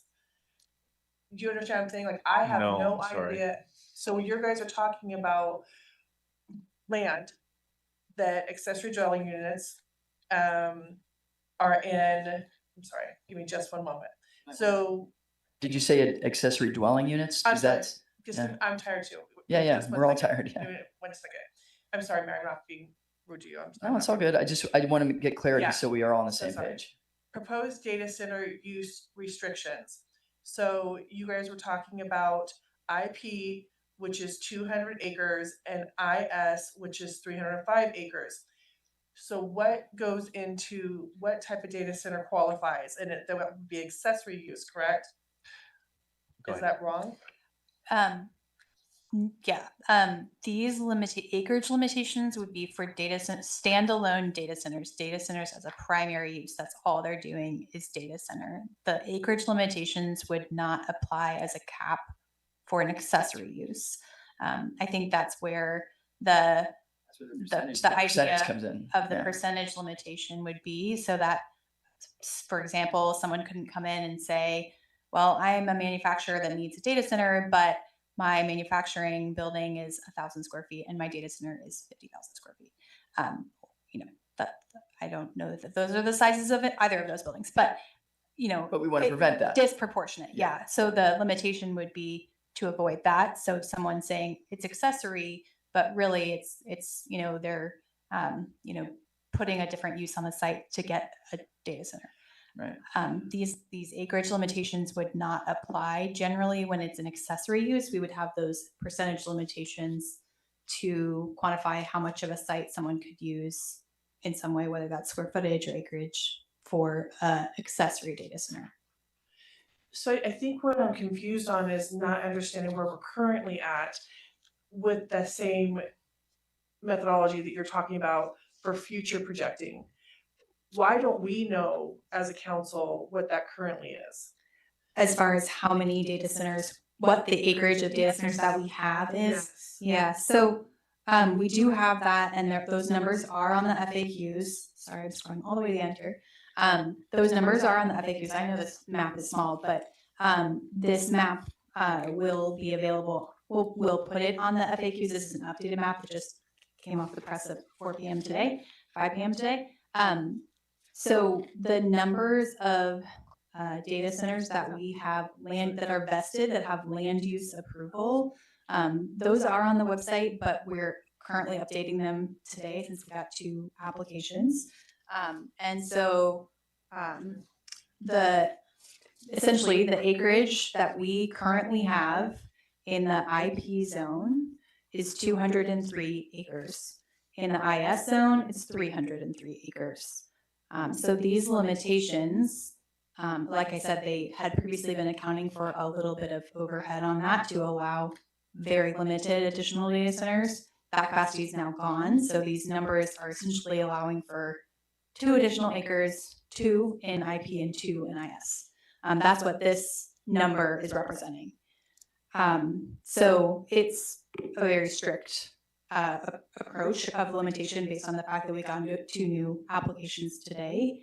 And like I said, these were, I came up with these based on percentages that we used, using the methodology from Jackson East, looking at our total employment land, 6,210 acres, and looking at a percentage of that.